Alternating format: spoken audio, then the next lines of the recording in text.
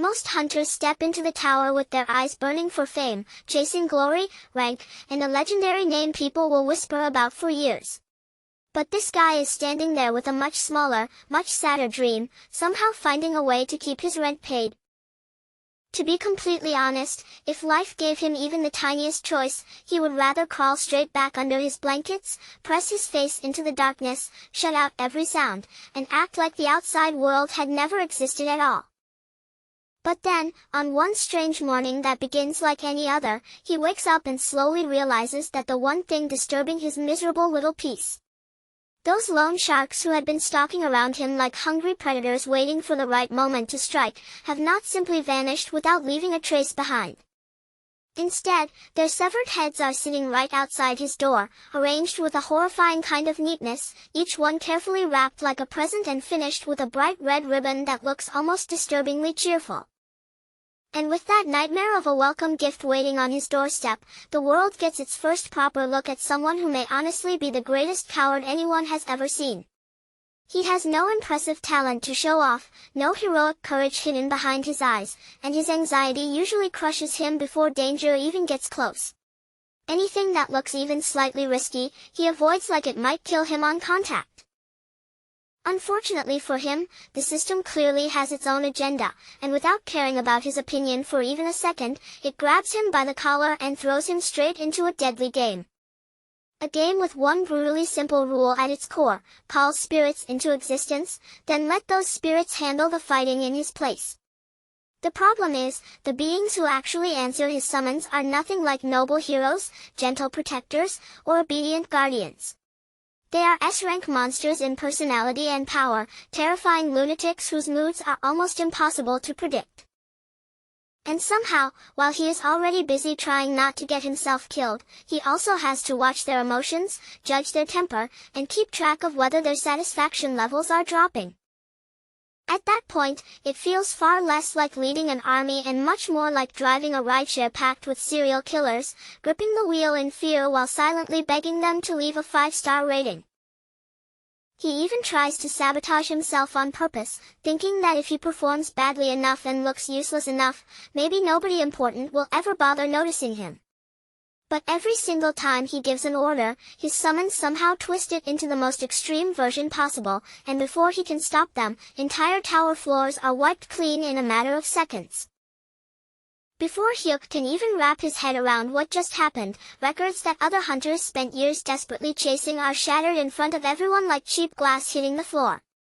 And now, instead of quietly staying invisible in the background like he wanted, he has somehow managed to attract the direct attention of the government itself.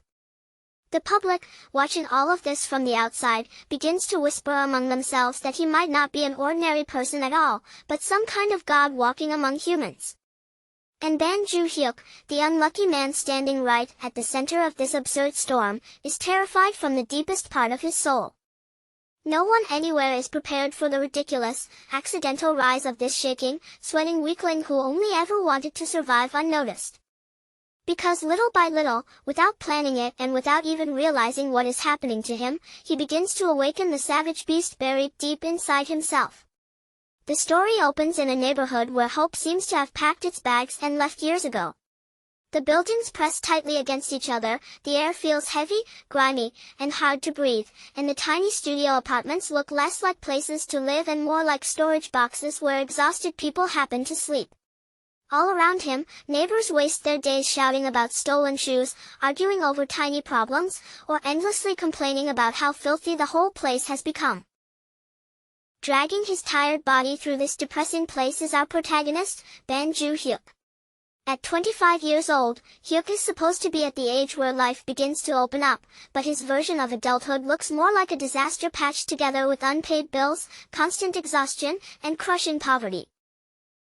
Just to stay alive, he is juggling 3 part-time jobs at the same time, rushing from shift to shift as a cashier, a waiter, and a day laborer, squeezing the last drops of energy out of a body that already looks completely worn down. And even after working himself half to death, his bank account still looks like a ruined wasteland with nothing left to save him.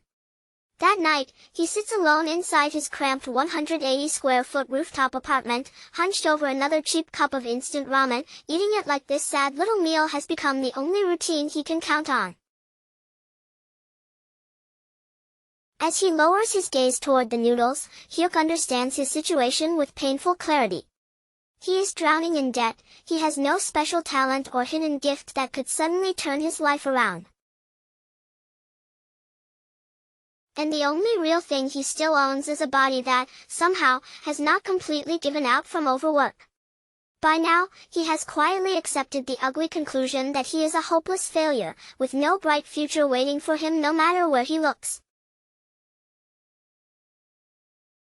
But because the universe apparently enjoys kicking him when he is already lying face down in the dirt, a glowing blue system notification suddenly flickers into existence in front of him. The message appears right before his eyes, bright, clean, and impossible to ignore, calmly announcing as if it is the most natural thing in the world that he has awakened. Hyuk almost chokes on the ramen still sitting in his mouth. His eyes snap wide open, his whole body freezes, and he stares at the floating message like it has personally arrived to destroy what little peace he had left. For one dizzy second, he wonders if hunger, stress, and exhaustion have finally broken something inside his brain. After all, awakening is supposed to be a miracle ticket. The kind of golden chance that lets someone crawl out of the gutter, escape a miserable life, and completely change their future overnight. But Hyuk is not naive enough to start cheering. He knows very well that the tower is not some safe little adventure park where people go to have fun. It is a brutal place where monsters can tear hunters apart. Where hidden traps can crush people without giving them a second to react, and where the unlucky ones might end up frozen solid before they even understand what just attacked them. Almost right away, at least inside his own head, he starts regretting the very idea of leaving behind his miserable part-time jobs for anything connected to the tower. His thoughts begin to spiral faster and faster, twisting into a frantic mess of panic that he cannot seem to stop or control. Inside his imagination, every possible way to die starts playing out one after another, each version more painful, more humiliating, and more terrifying than the one before it.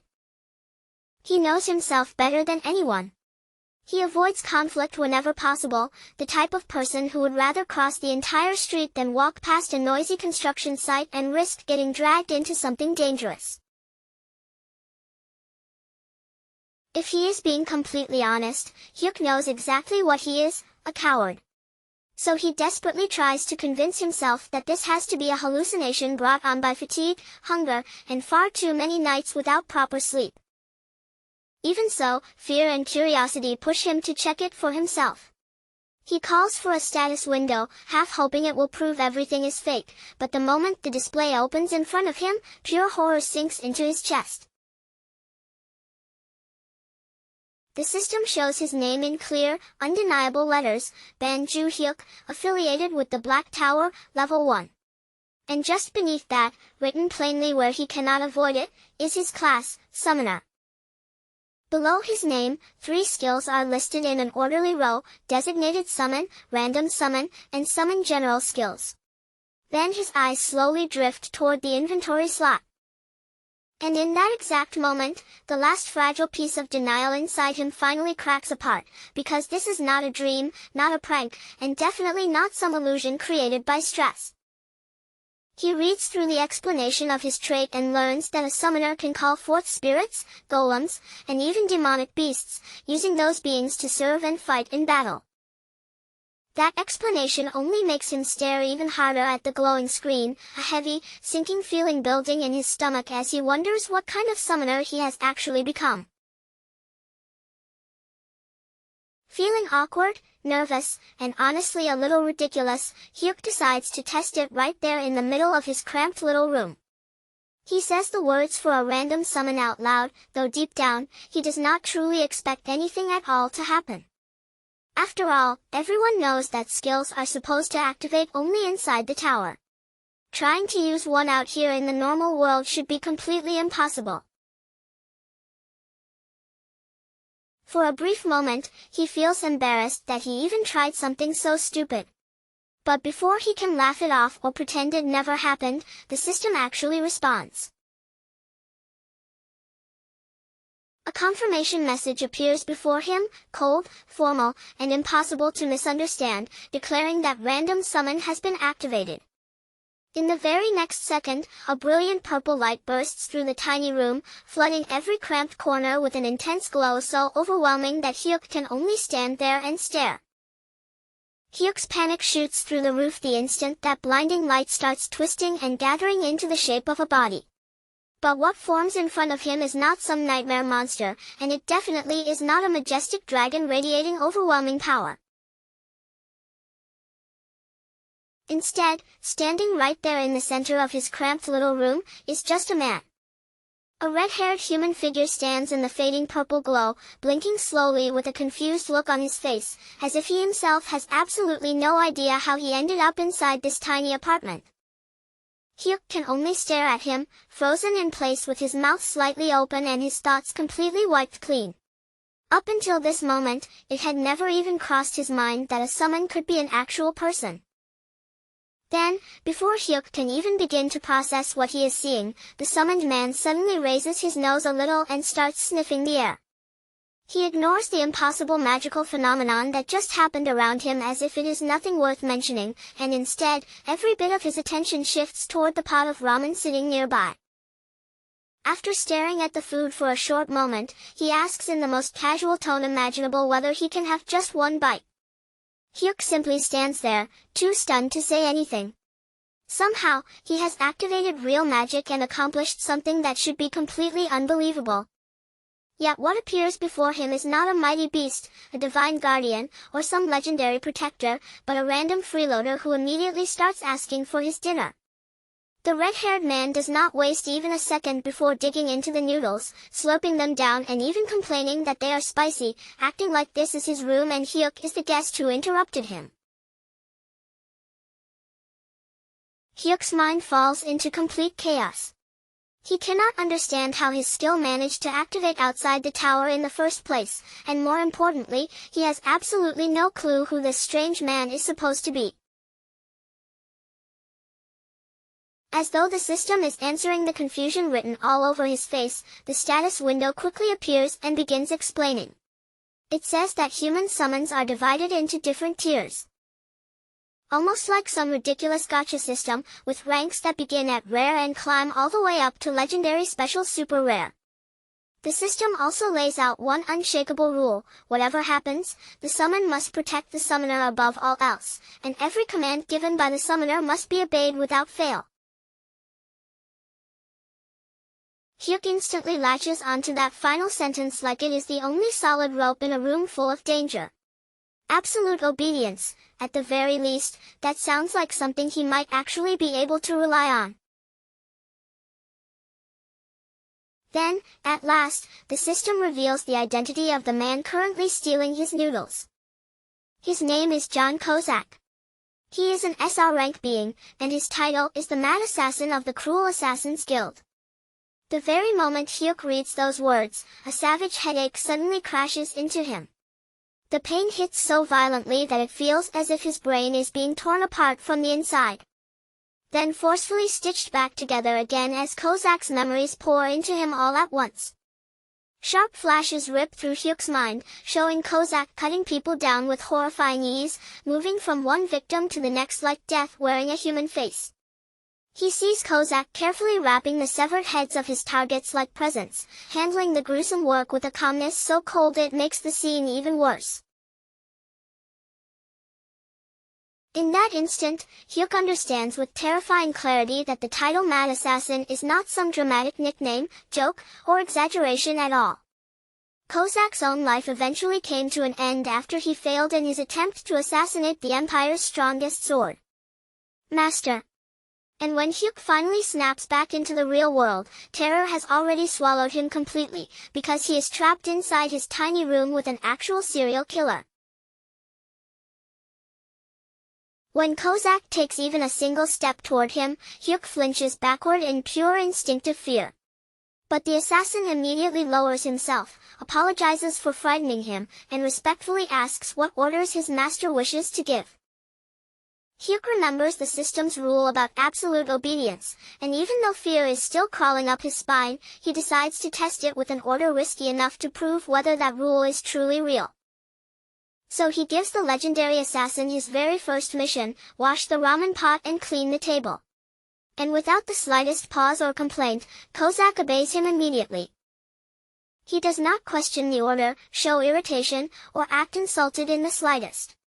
His movements are quick, controlled, and oddly neat, and the entire time, he remains perfectly polite. Hyuk watches everything in stunned silence, slowly beginning to think that this horrifying summon might actually be useful after all, though he still needs stronger proof before he can fully believe it. So, forcing himself to gather a little more courage, he decides to push the command system one step further. This time, Hyuk orders Kozak to bark like a dog. There is absolutely no dignity in that command, not even a trace of it, and yet the deadly assassin does not hesitate for even a second before lowering himself toward the floor. Then Kozak actually begins barking. Hyuk stares down at him, completely frozen, unable to believe that this terrifying killer is really obeying such an absurd order. The control is absolute, and after seeing that with his own eyes, Hyuk has no room left to doubt it. Just as Hyuk finally starts to calm his racing heart, a heavy pounding suddenly slams against the front door, and a rough voice from outside barks at Banju Hyuk to open up. Hyuk's whole body stiffens on the spot, and in that exact instant, he remembers what day it is. Today is the day he is supposed to pay the interest. He owes 10 million won to a loan shark, all because no proper bank was willing to lend money to someone in his situation. He had borrowed that money out of pure desperation, needing it for his father's hip surgery and for his younger brother's college tuition. It was a choice made when there were no good choices left, and even after he had already paid 5 million won in interest, the original debt had not gone down even a little. Now that same loan shark is standing right outside his door, and Hyuk can feel panic rising in his throat like he is about to choke on it. He turns toward Kozak and sees that the assassin is already holding a dagger, his body angled and ready to move, prepared to kill whoever is waiting on the other side of the door. Kozak calmly asks for permission to bring back the intruder's head, and Hyuk's panic immediately gets even worse as he frantically stops him before the situation becomes impossible to undo. Murder is not something society simply shrugs off, no matter how frightening the person at the door might be. So Hyuk quickly orders Kozak to hide in the bathroom, stay silent, and make absolutely no sound. With terrifying seriousness, Kozak asks whether breathing is still allowed, and Hyuk permits him that much at least. Only after that does Kozak quietly slip into the bathroom. Almost at the same moment, the loan shark forces his way inside. The thug storms into the tiny room and grabs Hyuk roughly by the back of the neck, demanding to know why his payment is late. Hyuk instantly starts apologizing over and over, desperately lying through his fear and claiming that he already sent the money. The loan shark clearly does not believe even a single word of it. With disgusting casualness, he tells Hyuk that if life is really that hard, he can always sell one of his kidneys. Then the shark's lackeys speak up from the hallway, bringing up Hyuk's younger brother as if he is nothing more than another object with a price tag, pointing out that younger organs would probably sell for even more. The instant Hyuk hears them threaten his brother, his entire body turns cold from the inside out. But even with terror squeezing tight around his chest, he understands exactly what he has to do if he wants to survive. Hyuk forces his trembling face into the weakest, most harmless smile he can possibly manage, nodding over and over as he promises in a small voice that he will definitely pay. The loan shark leans closer with one final threat, warning him to watch himself carefully unless he wants to vanish from the world without leaving even a trace behind, and only after letting that fear sink in does the thug finally turn around and leave. The second the thugs are gone and that suffocating silence settles back over the room, Kozak calmly steps out from the bathroom as if nothing strange has happened at all. He does not question Hyuk's fear or the situation outside. Instead, he praises Hyuk with complete sincerity, saying the order to hide had been perfectly given. All the strength in Hyuk's body drains away at once, and he collapses onto his bed like his bones have turned completely soft. In just one single day, he has awakened, summoned a terrifying assassin into his room, and then been threatened with death by the very loan sharks already ruining his life. His body and mind have both been pushed far beyond what he can handle. As he lies there staring blankly up at the ceiling, he wonders how someone as cowardly as him is supposed to survive climbing the tower, but even while that fear crushes him, he knows the truth: he desperately needs money. Kozak stands nearby in polite silence for a moment, waiting as though he is ready for another command, before calmly asking what he should do next. Hyuk is so exhausted that even thinking feels painful, so without raising his head or trying to make sense of anything anymore, he simply tells Kozak to do whatever he wants. At those words, Kozak's eyes brighten just a little, and he asks whether he is allowed to watch television, explaining with surprising excitement that it has been a very long time since he last had the chance. Hyuk gives him a tired agreement, barely even trying to understand how bizarre the situation has become. By this point, he is too confused, too drained, and too emotionally worn out to care what the assassin does, as long as nobody else dies in front of him. Kozak happily settles himself in front of the TV like a child discovering a rare treasure, then begins watching soap operas one after another, completely absorbed in the screen and the dramatic stories unfolding there. From his bed, Hyuk lies on his side and quietly watches the assassin enjoy the shows, still unsure how he is supposed to feel about this strange man casually sitting inside his tiny room. But little by little, as the night stretches on and the television fills the room with soft voices, Hyuk begins to feel that having another person nearby is not quite as unbearable or frightening as he first believed. For the first time in what feels like a very long while, his room is not completely swallowed by that lonely, suffocating silence, and that small change gives him a strange kind of comfort. With the television murmuring in the background and Kozak still absorbed in the drama, Hyuk's eyelids slowly grow heavy, and before long, he drifts off to sleep. When Hyuk finally opens his eyes the next morning, the very first thing he notices is how strangely still the room feels, almost as if all the noise and presence from last night have disappeared. The 6-hour limit placed on the summon has already run out while he was sleeping. A system notification confirms it in clear, plain words, stating that Kozak has been unsummoned. Hyuk rubs at his tired eyes and wonders for a moment whether everything that happened yesterday might have just been some feverish nightmare born from stress and exhaustion. Holding on to that faint hope, he starts getting ready for work. But then, cutting through the quiet of the room, he hears the sound of the television. It is still on from the night before, now playing the morning news, and the reporter's urgent voice announces a breaking story that instantly pulls Hyuk's attention toward the screen. According to the report, earlier that morning, the office of a private lending company called Smile Cash had been found completely destroyed. At the scene, 3 victims were discovered, and every single one of them had been beheaded. Hyuk goes rigid from head to toe. Smile Cash is the exact company tied to his loan shark, and as the report keeps going, every new detail becomes more horrifying than the last. The most disturbing part is that the victims' severed heads had been decorated with red ribbons, arranged almost like someone had turned them into twisted little gifts. In an instant, every bit of color drains from Hyuk's face. The image connects inside his mind far too perfectly, and a cold rush of horror passes through him as he realizes exactly what must have happened while he was asleep. He shouts out in panic, finally understanding that there was nothing comforting or harmless about last night at all. He had not brought some lonely, misunderstood companion into his miserable life. What he had actually summoned was a deranged killer who slipped out while Hyuk was sleeping and slaughtered the debt collectors who had threatened him.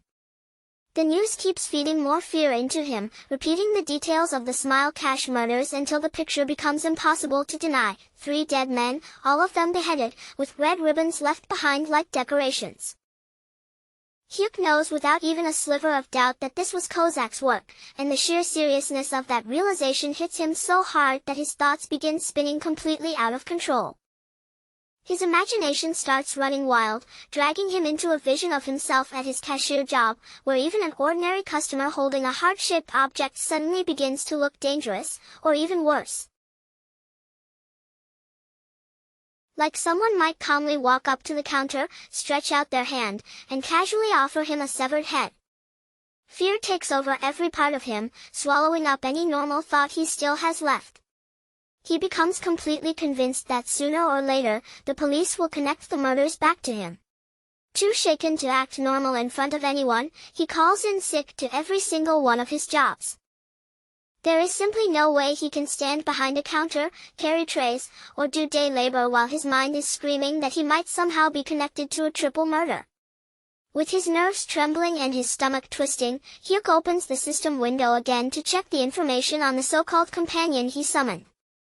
The status screen confirms exactly what he is already afraid of. John Kozak truly is the mad assassin, and he is not merely SR rank, he is an S rank entity. The information also lists his human manifestation limit as 6 hours, making it painfully clear why Kozak had vanished by the time morning came. Desperate for answers and needing to confront him directly, Hyuk tries to summon Kozak again. But instead of immediately bringing the assassin back into the room, the system suddenly shifts into something completely unexpected, almost like a customer service screen popping up after an online order. A message appears in front of Hyuk, asking him to rate his experience with John Kozak before he can use the skill again. Hyuk stares at the floating rating stars in total disbelief. This man had killed 3 people while he was asleep, and somehow, the system's next concern is a review. From Hyuk's point of view, this should be the easiest 1-star rating in history. Every part of him wants to give Kozak the lowest score possible. For all the chaos, terror, and bloodshed he caused, but then his conscience suddenly gets in the way. He remembers his mother working as a water purifier salesperson, and how much damage a bad rating could do to someone struggling in that kind of job. Even in a situation this insane, Hyuk cannot bring himself to be truly cruel, not even toward a murderer. After letting out a long, defeated sigh, he gives up on punishing him through the rating system and settles for a polite 3-star review instead. The instant Hyuk submits the rating, Kozak appears in the room once again, wearing a bright and cheerful smile. He warmly thanks Hyuk for the generous 3-star rating, then promises with unsettling enthusiasm that he will do even better next time. The innocent happiness on his face feels completely wrong for someone who has just committed a massacre. Hyuk does not waste even a second.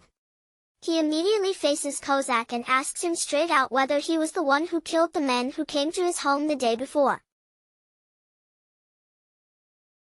Kozak answers without the slightest hesitation, openly confirming it while cheerfully explaining that he had taken care of them shortly before his summon time ran out. Nausea rises in Hyuk's throat as he fully accepts that the person standing in front of him is not just dangerous in theory, he is a real killer. Even so, Hyuk forces himself to keep questioning him, his voice tight and shaky with fear, and demands to know how Kozak was able to find their office in the first place. Kozak explains it with the same calm tone someone might use to describe locking a door, saying that when those men barged into the room earlier, he quietly placed a tracking mark on them without Hyuk noticing. In Kozak's mind, there is nothing mysterious or excessive about it at all. The instant he saw those men threatening Hyuk, he had already judged them as a danger that could come back again. Hyuk immediately snaps back in panic, his voice rising as he insists that he never ordered Kozak to kill anyone. But Kozak stays perfectly composed, almost too calm, and begins reciting the 3 rules of summoning. The first rule, Kozak says, is that the summoner's life must be protected above absolutely everything else. So even though Hyuk had clearly ordered him to hide and remain quiet, Kozak decided on his own that removing a threat to Hyuk's safety mattered more than following the command to stay silent in the bathroom. Hyuk can only stare at him in complete disbelief before blurting out that this entire way of thinking is absolutely insane. But Kozak accepts the insult with polite calm, almost as if Hyuk has praised him instead of calling him crazy. Without even a hint of shame, he admits that people have said that kind of thing to him quite often. That answer immediately sends Hyuk's imagination plunging straight into another nightmare. He can already picture himself walking down a crowded street, minding his own business, only to accidentally bump shoulders with some rude stranger passing by. And before Hyuk could even apologize or pretend nothing happened, Kozak might decide that tiny bit of rudeness counts as a real threat against his master. Just like that, Hyuk imagines more severed heads wrapped with red ribbons appearing right there in the street, turning an ordinary accident into another horrifying scene. Desperate to put at least one firm boundary around this madness, Hyuk demands a clear promise from him. Unless someone literally has a knife pressed against Hyuk's throat. Kozak is absolutely not allowed to kill anyone just because they look suspicious, act rude, or seem even vaguely dangerous. Kozak raises one hand in a sharp, loyal salute, like a soldier receiving orders, and agrees that he will use his best judgment. But that answer is so vague and wide open that it gives Hyuk no comfort at all. Trying to escape the conversation before his blood pressure explodes, Hyuk finally goes quiet, and Kozak smoothly shifts to another topic. He asks whether Hyuk has seriously thought about climbing the tower.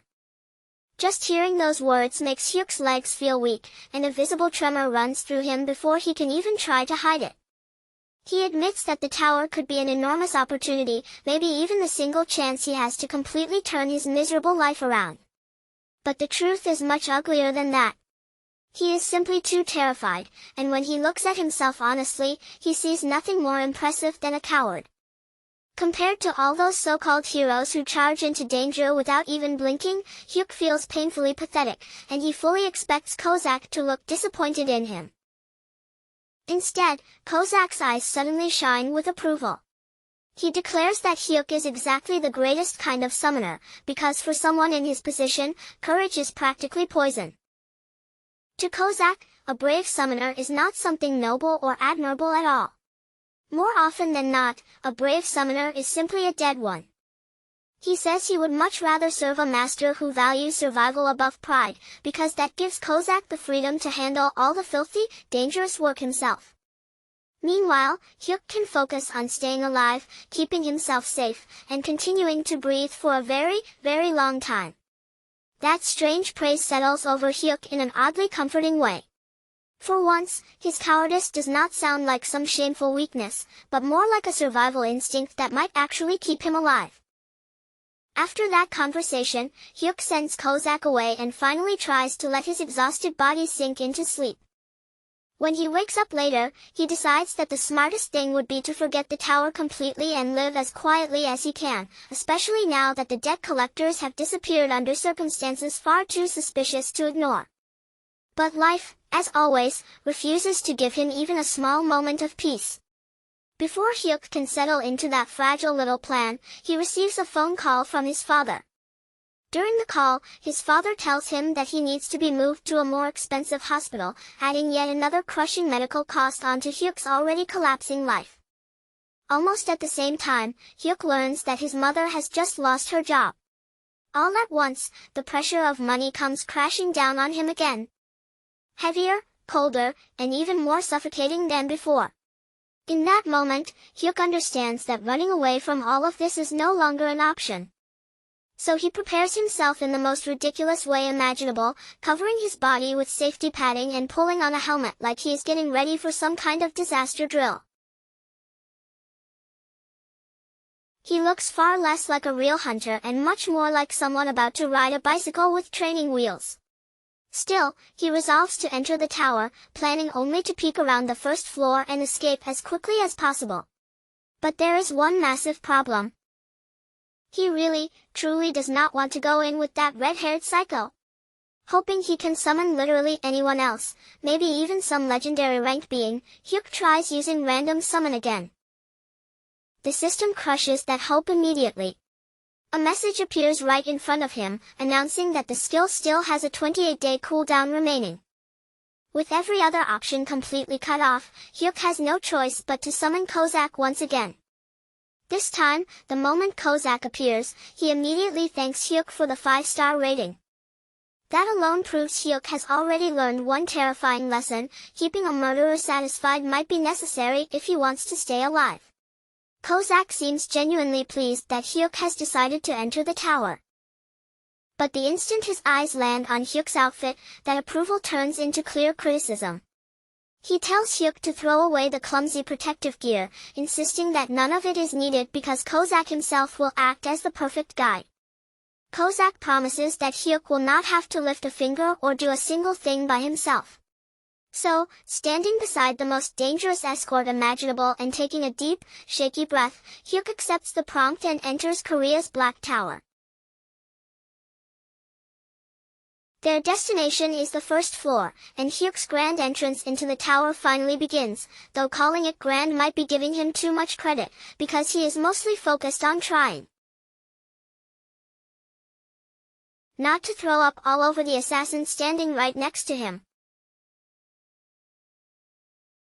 The teleportation slams into him like a brutal wave, twisting his balance and churning his stomach so violently that he ends up clinging to John Kozak like a helpless koala. When they finally arrive, the first floor stretches out in front of them as a barren wasteland. There is nothing warm, welcoming, or safe about the place, only an empty and unforgiving landscape that immediately makes Hyuk regret stepping foot there. Kozak, of course, remains perfectly calm beside him, as if this harsh scenery is nothing worth reacting to. He gently pats Hyuk as though soothing a frightened child and assures him that the nausea will fade with time, while Hyuk slowly staggers away from the safe zone with one hand pressed against his chest. Just then, a system notification appears before him, almost like it is trying to encourage him and give his trembling confidence the tiniest push forward. The message informs him that simply entering the dungeon has already pushed his physical abilities up to a mature level. Almost right away, the sick, twisting nausea in his stomach begins to settle, fading little by little as his body adjusts.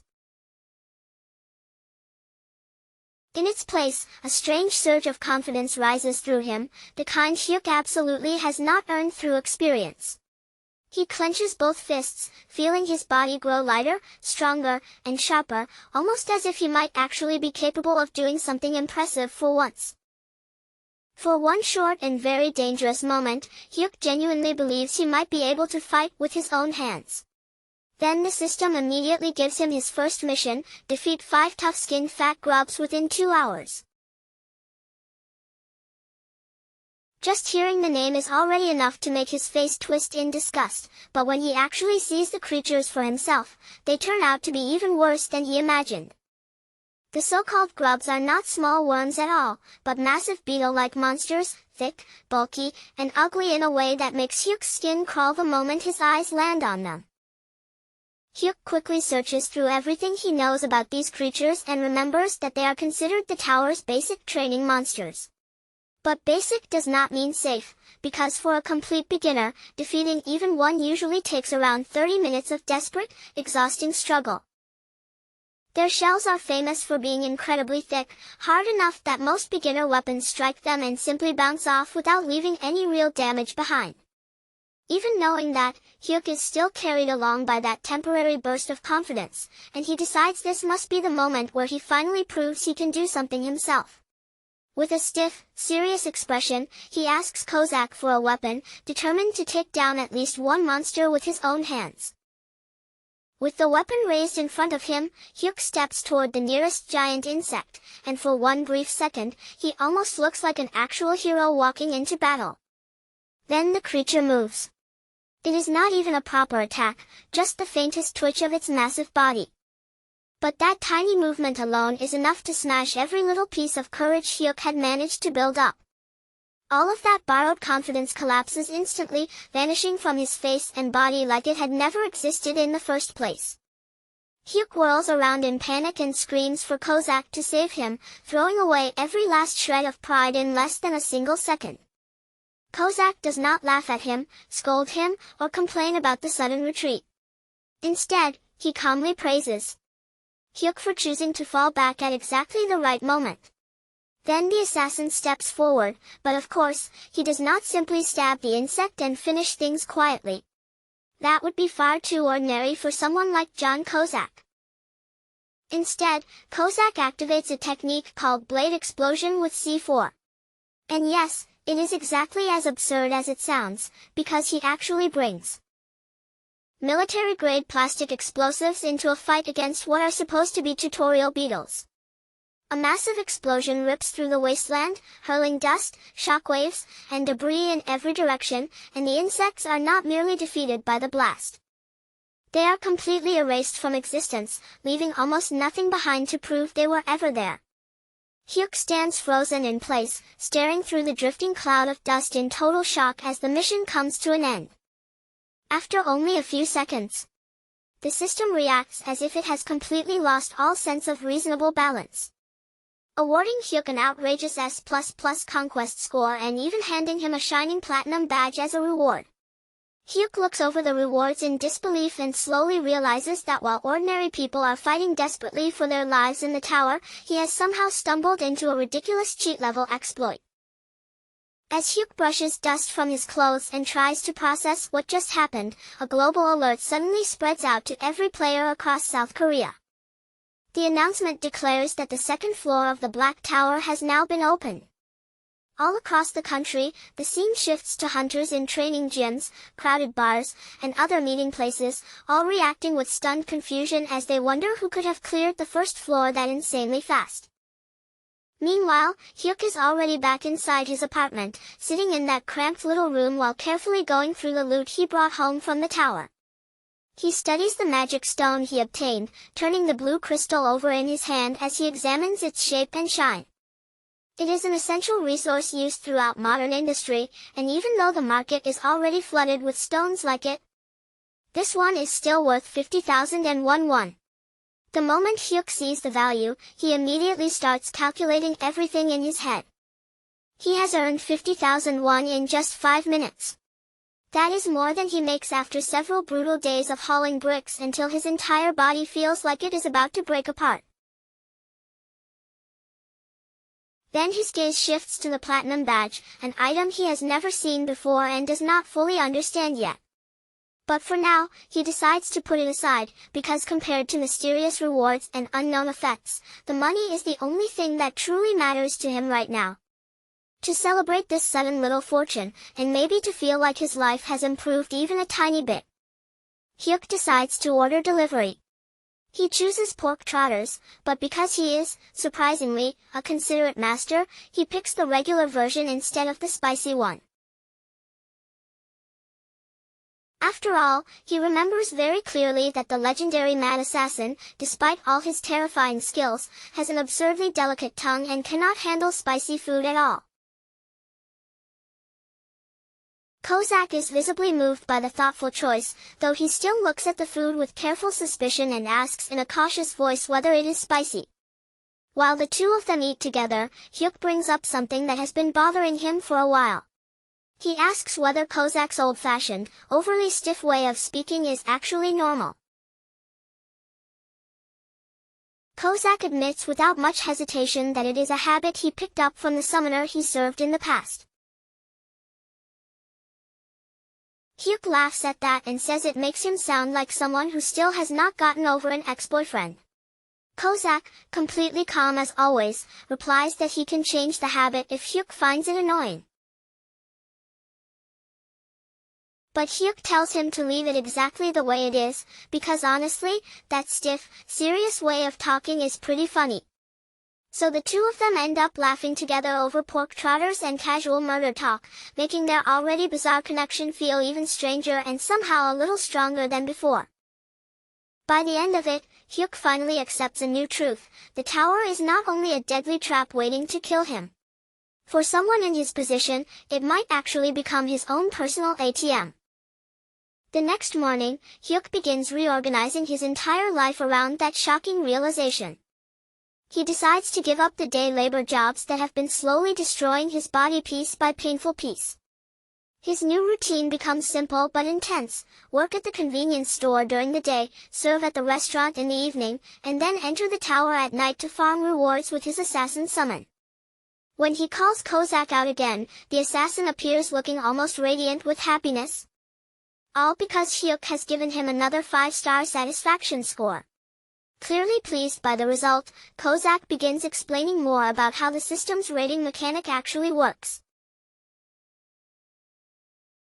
The higher the satisfaction score becomes, the stronger the bonuses and buffs granted through the summon system will be. And with enough satisfaction built up over time, a summon's manifestation limit can grow longer, and the system can even open a path toward rank advancement.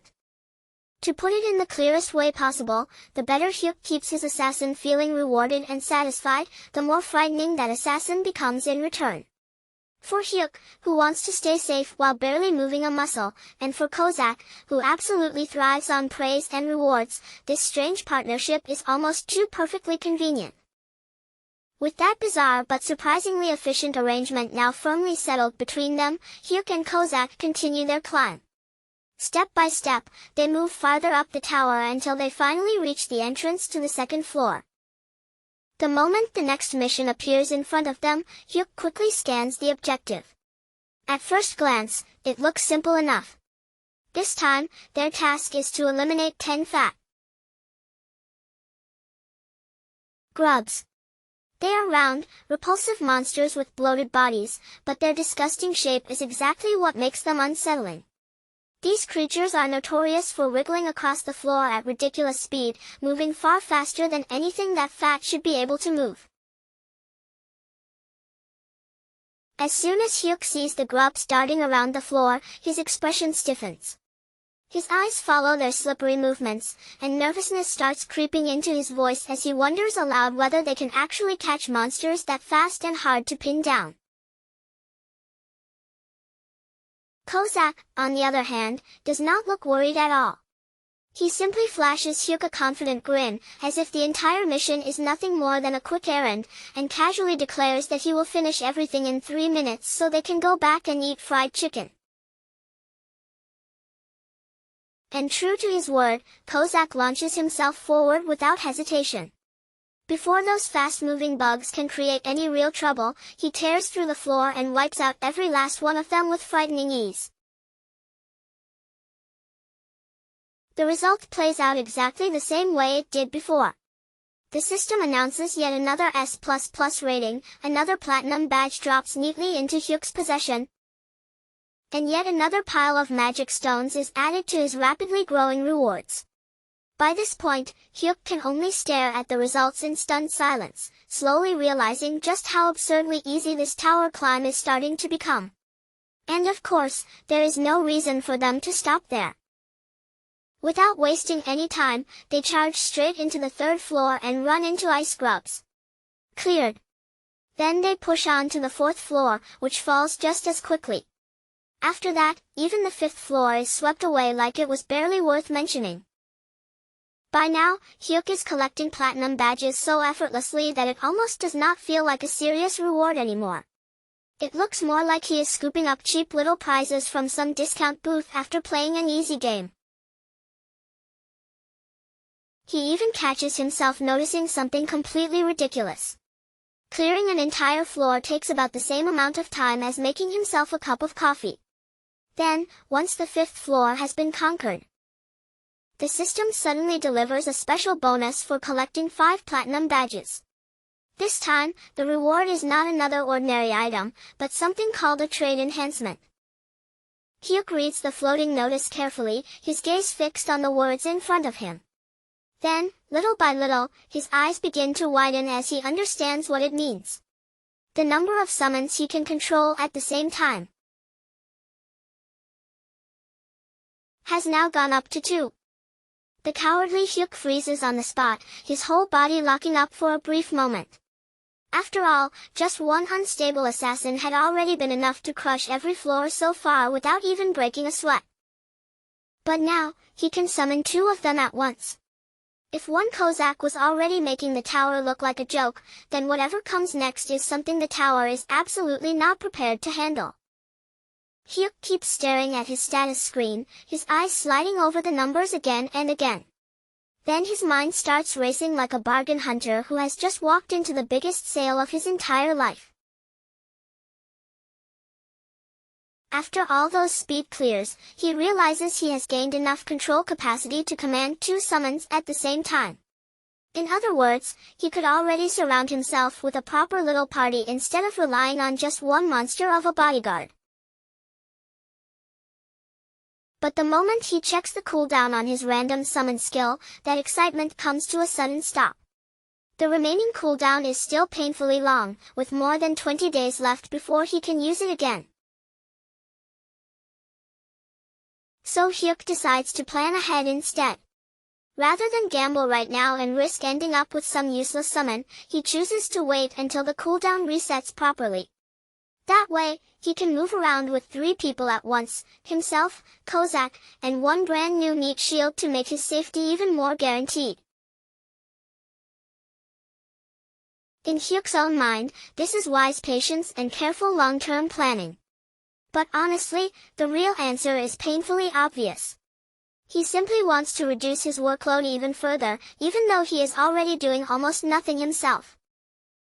Meanwhile, far away from Hyuk's lazy little strategy session, a completely different storm is breaking out. The Awakened Management Agency has been thrown into absolute chaos. Inside the government office, exhausted officials rush around in a panic, desperately trying to identify who on earth is clearing the Black Tower. With an unbelievable S++ rating attached to their name. Team leader Gwangul and section chief Lin Li Min are practically sweating through their clothes as the pressure closes in on them. Before this, Korea's best record inside that tower had not been impressive at all. Their previous peak was a miserable E rank. And now, with this impossible S++ result appearing out of nowhere, the director is spiraling into full-blown panic. He is terrified that another country might find this mysterious super rookie first, offer them far better treatment, or even worse, try to abduct them before Korea can secure them. With that fear pressing down harder by the second, they order a full nationwide search. Every possible lead has to be checked, because they need to find this unknown player before anyone else does. Of course, they have absolutely no idea that the person they are so desperately hunting is not training in some elite facility or being protected by a powerful guild. He is just sitting around at home in his underwear, slurping instant noodles like nothing important is happening at all. And while the outside world is losing its mind, back inside the tower, Hyuk and Kozak are already treating the 8th floor like it is nothing more than a casual stroll through the neighborhood. This time, the enemies waiting for them are red-horned frog warriors. The monsters barely get the chance to move, and Hyuk does not even have enough time to properly react to them. Because Kozak has already rushed in, cut through the entire group, and reduced them to neatly sliced pieces of meat before the fight can even begin. Just like that, another floor falls beneath them with almost insulting ease. The system follows up with yet another S++ rating, and one more platinum badge is added to Hyuk's growing collection. Hyuk starts grumbling under his breath, rubbing at his mood as he complains that the hardest part of his day is not even fighting monsters. It is the dizzy, unpleasant feeling that hits him every time he enters the tower. Kozak, standing calmly beside him, reminds him that things will only start becoming truly serious after the 10th floor. When Hyuk hears that warning, and for once feels strangely generous, he decides this is probably the right time to reward his loyal killer. He pulls out his wallet and holds it toward Kozak, telling him to go outside for a while, enjoy the real world, and buy himself something delicious to eat. Kozak refuses almost immediately. His loyalty does not shake for even a second, and he makes it perfectly clear that he has no intention of leaving his summoner's side, no matter how tempting the reward might be. Hyuk lets out a long, tired breath and gives up on the idea. If Kozak will not go outside for a celebration, then Hyuk decides there is an easier answer. The celebration can simply be delivered to them instead. So they order chicken. And the instant food becomes part of the conversation, Kozak's entire mood changes. He becomes visibly excited, almost trembling with anticipation.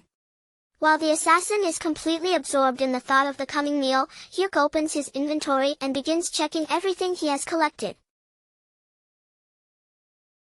Inside, he notices 5 healing potions that can only be used within the tower. Hyuk quietly makes a mental note to hand them over to Kozak later, since Kozak is the one constantly charging into danger. But the real treasure is not the potions. It is the stack of magic stones sitting inside his inventory. Hyuk quickly runs the numbers in his head and realizes that he is holding more than 3 kilograms of magic crystals. If he sells all of them, the total value would easily blow past 1 billion. In only 1 week, Hyuk has gone from having almost nothing to becoming a billionaire. And the most ridiculous part is that he pulled it off without doing any real work himself. By the 10th day, his routine has become completely fixed. Hyuk goes to work like usual, stands through his cashier shift with the same tired attitude as always, then returns home and casually heads into the tower to wipe out monsters. After another successful run, he once again gives Kozak a perfect 5-star rating. And that glowing review extends the assassin's active time by 1 more full hour. Kozak responds by making a heart shape with his arms, showing his gratitude in the strangest and most unexpected way possible. For half a second, the gesture almost looks cute, until you remember it is coming from someone who cuts off heads for a living. Then, at last, the two of them step onto the 10th floor. And the instant Hyuk arrives there, he feels it immediately. Something about this floor is different. Mana erupts through Hyuk's whole body in one violent rush, flooding every limb as if a storm has been unleashed just beneath his skin. It is not the gentle warmth of power settling into place, it feels wild, fierce, and impossible for him to fully control. That sudden burst of strength races all the way up to his head, making his thoughts burn hotter by the second. Before he can even calm himself down, his confidence starts swelling far too quickly, pushing him into a reckless mood. With that dangerous excitement boiling inside him, Hyuk suddenly makes up his mind that this time, he is going to take part in the fight himself. The instant Kozak hears those words, his expression hardens, and alarm flashes clearly across his face. To Kozak, even the tiniest wound on Hyuk's body would be completely unforgivable. If Hyuk were to receive even a single scratch under his watch, Kozak would see it as a failure so grave that he would have no choice but to punish himself. But Hyuk does not even bother noticing Kozak's concern. His pride has already rushed ahead of his judgment, and from where he stands, the enemy looks like nothing more than a giant bug crawling straight into his path. Then, at last, the monster reveals itself in front of them, looming into view. For one short moment, it almost seems as if Hyuk might actually step forward and show a glimpse of real ability. Or perhaps that impression only exists because Kozak moves with such terrifying speed that the eye can barely keep track of him. Whatever the truth is, the creature does not even get a proper chance to launch its attack. In the very next instant, its body is split cleanly in two, falling apart as though the fight had ended before it was ever allowed to begin. Immediately afterward, the system's voice rings out, announcing that the 10th floor has officially been cleared. At the same time, an enormous stack of rewards appears and is delivered straight into Hyuk's possession. And because Hyuk has now gathered a full total of 10 platinum badges, the system suddenly offers him something he had not expected at all, a special option. This new reward gives him the rare chance to copy one skill from among the abilities possessed by his own summons. The list in front of him is packed with powerful attack skills, including lethal options like Blade Explosion and Poison Dagger. For almost any normal player, there would be no real debate, they would immediately choose the skill with the greatest destructive power. But Hyuk does not pause, hesitate, or second-guess himself even for a moment. The skill he selects is Shadow Step.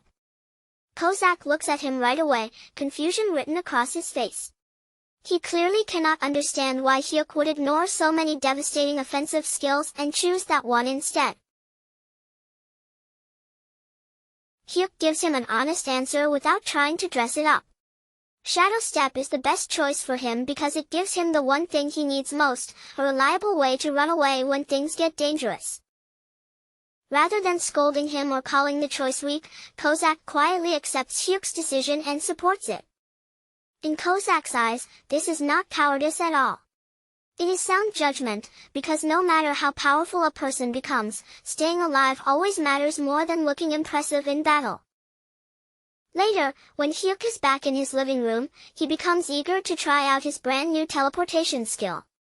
He starts jumping, shifting, and darting around the cramped space like an impatient animal, trying again and again to activate Shadow Step, but nothing responds.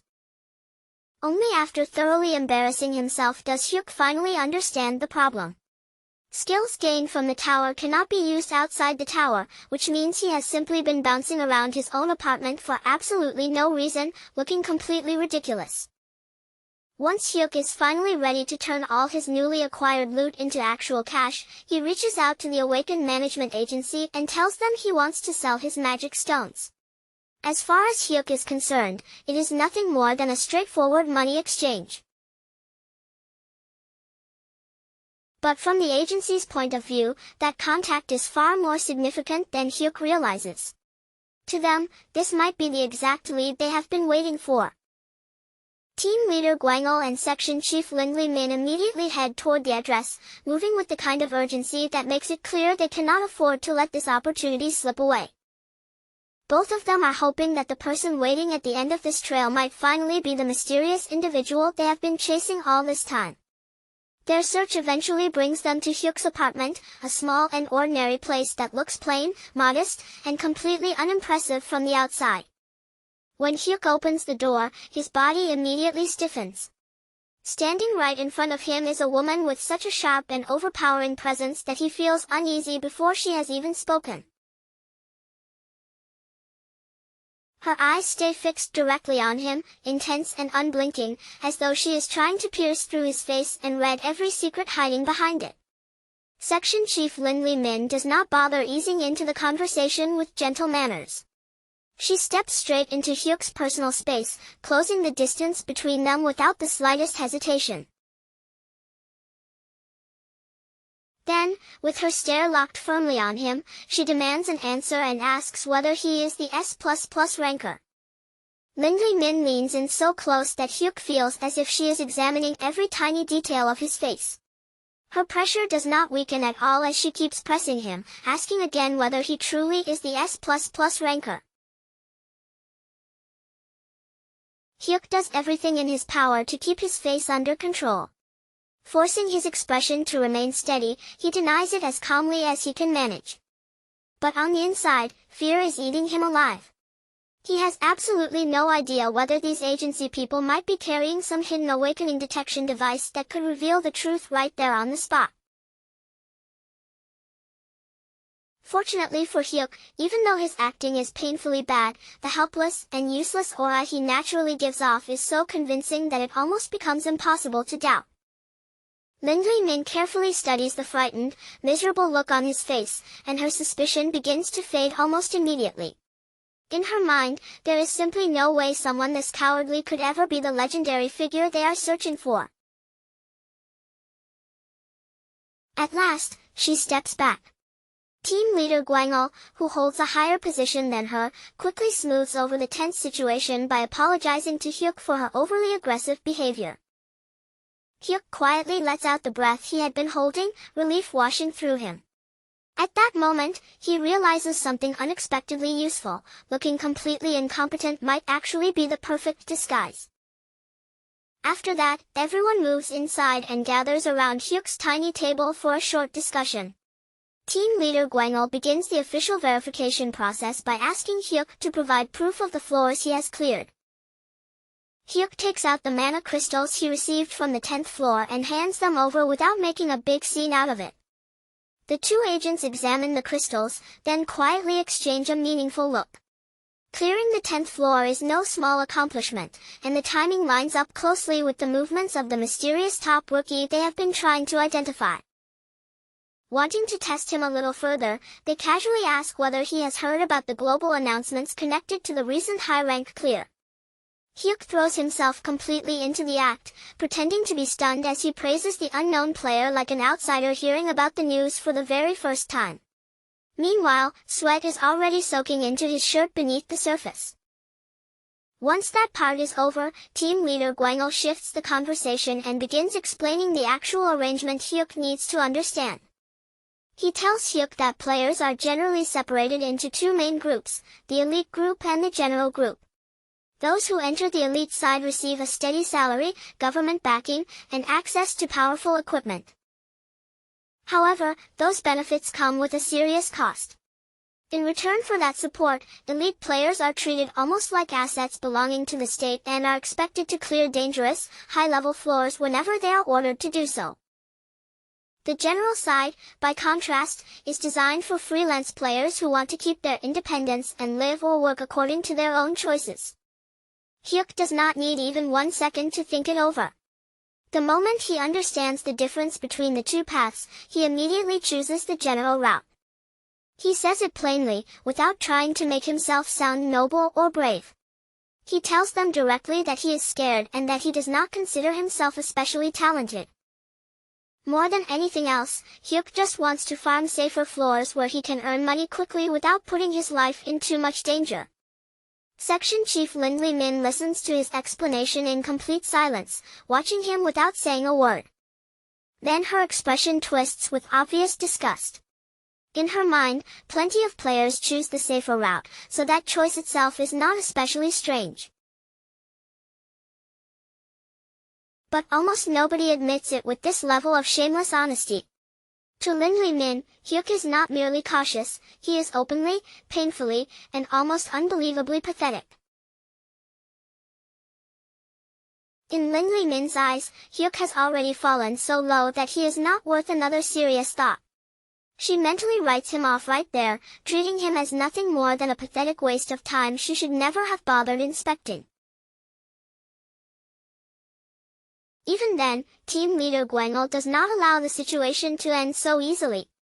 Unlike Lindley Min, he keeps a cautious eye on Hyuk, and for one final confirmation, he asks him to enter the tower while they watch from right there in the room. Hyuk agrees on the outside, giving a calm little nod as though the request does not bother him at all. But beneath that forced composure, he immediately understands what these two are really trying to check. They are not asking him to enter the tower for no reason. Their real goal is to measure how long it takes him to clear the floor, and if his clear time is too fast, then his identity will be exposed beyond any possible denial. So Hyuk quickly pieces together a counterplan in his head. If they are going to judge him by his performance, then all he has to do is make that performance look as slow, clumsy, and unimpressive as possible. Before stepping into the tower, he even tells them to relax and make themselves comfortable. As far as he is concerned, he is about to take his time inside, stretching the run into a slow, lazy 2-hour stroll. Then, the very moment Hyuk vanishes from the room and enters the tower, the two agents do not waste even a breath before they start making guesses about just how badly he is about to humiliate himself. Lindley Min says it with complete confidence, predicting that Hyuk will not even manage to get through the 11th floor. After all, the mission on that floor involves centipedes. And in her mind, someone as timid, spineless, and visibly cowardly as Hyuk is guaranteed to panic the moment those creepy monsters appear. Meanwhile, inside the tower, Hyuk turns toward his assassin and starts giving instructions with extreme care, making sure every part of the plan is understood. The mission is to eliminate 100 long-tail centipedes, and Kozak, ever loyal and eager to prove himself, immediately offers to wipe out the entire swarm in just 5 minutes. Hyuk shuts that suggestion down instantly, refusing it before Kozak can even get carried away. He orders Kozak to slow down, hold back, and keep the entire run under strict control. Hyuk explains that if they want to shake the government off their trail, the clear has to look messy, weak, and completely unremarkable. Kozak responds with a solid thumbs up, accepting his master's command immediately and without the slightest hesitation. Of course, judging by the look on his face, Kozak probably believes Hyuk is carrying out some incredibly deep strategy that only a true genius could fully understand. With the plan settled, they begin the stage, and Kozak follows the order exactly. Instead of cutting down the monsters all at once, he kills the centipedes one by one at an almost painfully slow and controlled pace. But just when it seems like everything is moving according to Hyuk's carefully ridiculous plan, the situation suddenly collapses without warning. A massive centipede bursts up from the ground directly beneath Hyuk, tearing through the floor so close to him that he barely has a moment to react. And our so-called brave hero freezes on the spot. His entire body stiffens in terror, and his legs refuse to move even a single step away. The instant Kozak sees his summoner in danger, every careful instruction Hyuk gave him is completely buried beneath one overwhelming priority: protecting his master. Kozak declares that he can no longer obey the slow approach, not when his master's life is being threatened right in front of him. In the very next moment, Kozak shoots across the battlefield like a streak of darkness, moving too fast for anyone to properly follow. Before Hyuk can even understand what is happening, every nearby centipede is cut down at once. The monsters are wiped out so quickly that the entire floor is practically cleared in a single flash. Then the system message appears before Hyuk like a disaster dropping straight from the sky. The 11th floor has been cleared. And the displayed rank is S++++. Hyuk can only stare at the notice in silent horror, his expression frozen as the meaning sinks in. Right then, he realizes that his plan to look average has not merely failed. It has exploded in the most dramatic, obvious, and suspicious way imaginable. Exactly 5 minutes after he left, Hyuk reappears back in his living room. The two agents are already looking down at their phones, their attention fixed on the screens in their hands. Both of those screens have just received the global announcement about the newest high-ranked clear. Slowly, the two agents lift their heads and look at Hyuk. Hyuk looks back at them in return. Nobody has to say anything, because the timing alone explains everything, and this time there is absolutely nowhere for him to hide. The moment Hyuk realizes that his cover has completely shattered in front of them, his entire attitude seems to change in an instant. Without the slightest hesitation, he summons Kozak. Kozak appears behind him, radiating a cold and threatening pressure that seems to darken the room. Hyuk faces the two visibly shaken government agents and tells them that he honestly never wanted things to reach this point, but now they have to be silenced. For one terrifying second, it looks as if this cowardly man is about to fully step into his villain era. But in truth, Banju Hyuk is not acting on reality at all, he is trapped inside a nightmare born entirely from his own panic. Inside that horrifying fantasy unfolding in his head, Hyuk watches with pure terror as his assassin begins to move forward. John Kozak takes the earlier command to silence the agents far too literally, interpreting it in the most dangerous way possible. And in Hyuk's imagined catastrophe, Kozak kills the government agents right there in the living room, turning his tiny apartment into the scene of an unthinkable disaster. Hyuk is driven right to the edge of screaming, his mind nearly breaking apart from the horrifying image playing out before him. But then, all at once, reality comes crashing back into place. The agents are completely unharmed. They are still breathing, still sitting there in front of him, and very much alive. None of it actually happened. The entire scene was only Hyuk's wild paranoia spiraling out of control inside his own frightened mind. The only thing truly being destroyed in that room is Hyuk's pride, and it is crumbling piece by piece right in front of everyone. Sweat streams down Hyuk's face and neck, making his panic impossible to hide. Section Chief Lingli Min frowns at him and asks if he is alright, as though he might be in the middle of some kind of breakdown.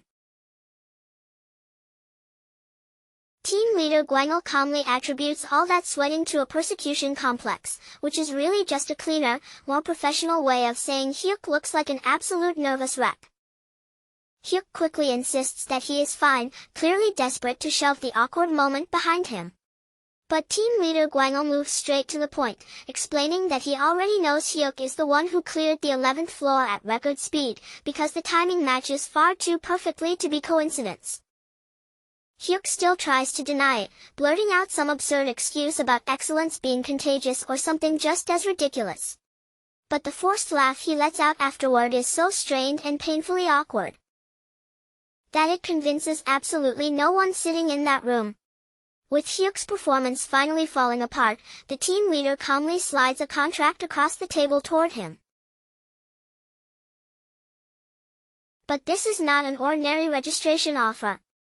It is the highest level elite contract, packed with promises that sound almost unreal: an annual salary of 12 billion won, provided housing, full VVIP treatment, and benefits far beyond anything a normal player could ever imagine. And that is not even the end of it. The contract also includes complete security protection and even legal immunity, handing Hyuk a level of safety, privilege, and special treatment that ordinary people would never even get close to experiencing. Put simply, if Hyuk signs that paper, he would basically be allowed to live like royalty. Money, protection, influence, and VIP treatment would follow him everywhere, turning his everyday life into something most people could only fantasize about. For any normal person with even a tiny bit of common sense, this is the kind of offer they would grab immediately. They would sign it on the spot before the agency had even the slightest chance to change its mind. But Hyuk only lowers his gaze to the contract in front of him and refuses it. His reason is painfully clear: no matter how tempting the reward is, he hates being noticed even more. Just the thought of drawing attention makes an old memory rise up in his mind, like that time he once walked into a clothing store and the owner casually asked him what kind of style he preferred. It had been a perfectly harmless question, something any normal customer could answer without thinking. But for Hyuk, that tiny bit of interaction nearly sent him running toward the exit, because even a simple conversation with a shop owner felt like crushing social pressure. Hyuk is not merely shy, quiet, or careful around people. He is the worst possible kind of avoidant person, the kind who would rather dodge the entire outside world than stand under the spotlight for even 1 second. So he tells them he only wants a normal contract instead. After all, joining the elite route would mean being ordered to clear dangerous upper floors, and that alone is enough to make him reject it. Hyuk has absolutely no desire to carry that kind of burden on his back. He does not want to become a heroic figure, a national treasure, or anyone important. All he wants is a quiet, comfortable life where nobody bothers him. Meanwhile, back at the awakened management agency, the director is left sitting there in complete confusion, looking utterly baffled, as though the report in front of him makes no sense no matter how many times he hears it.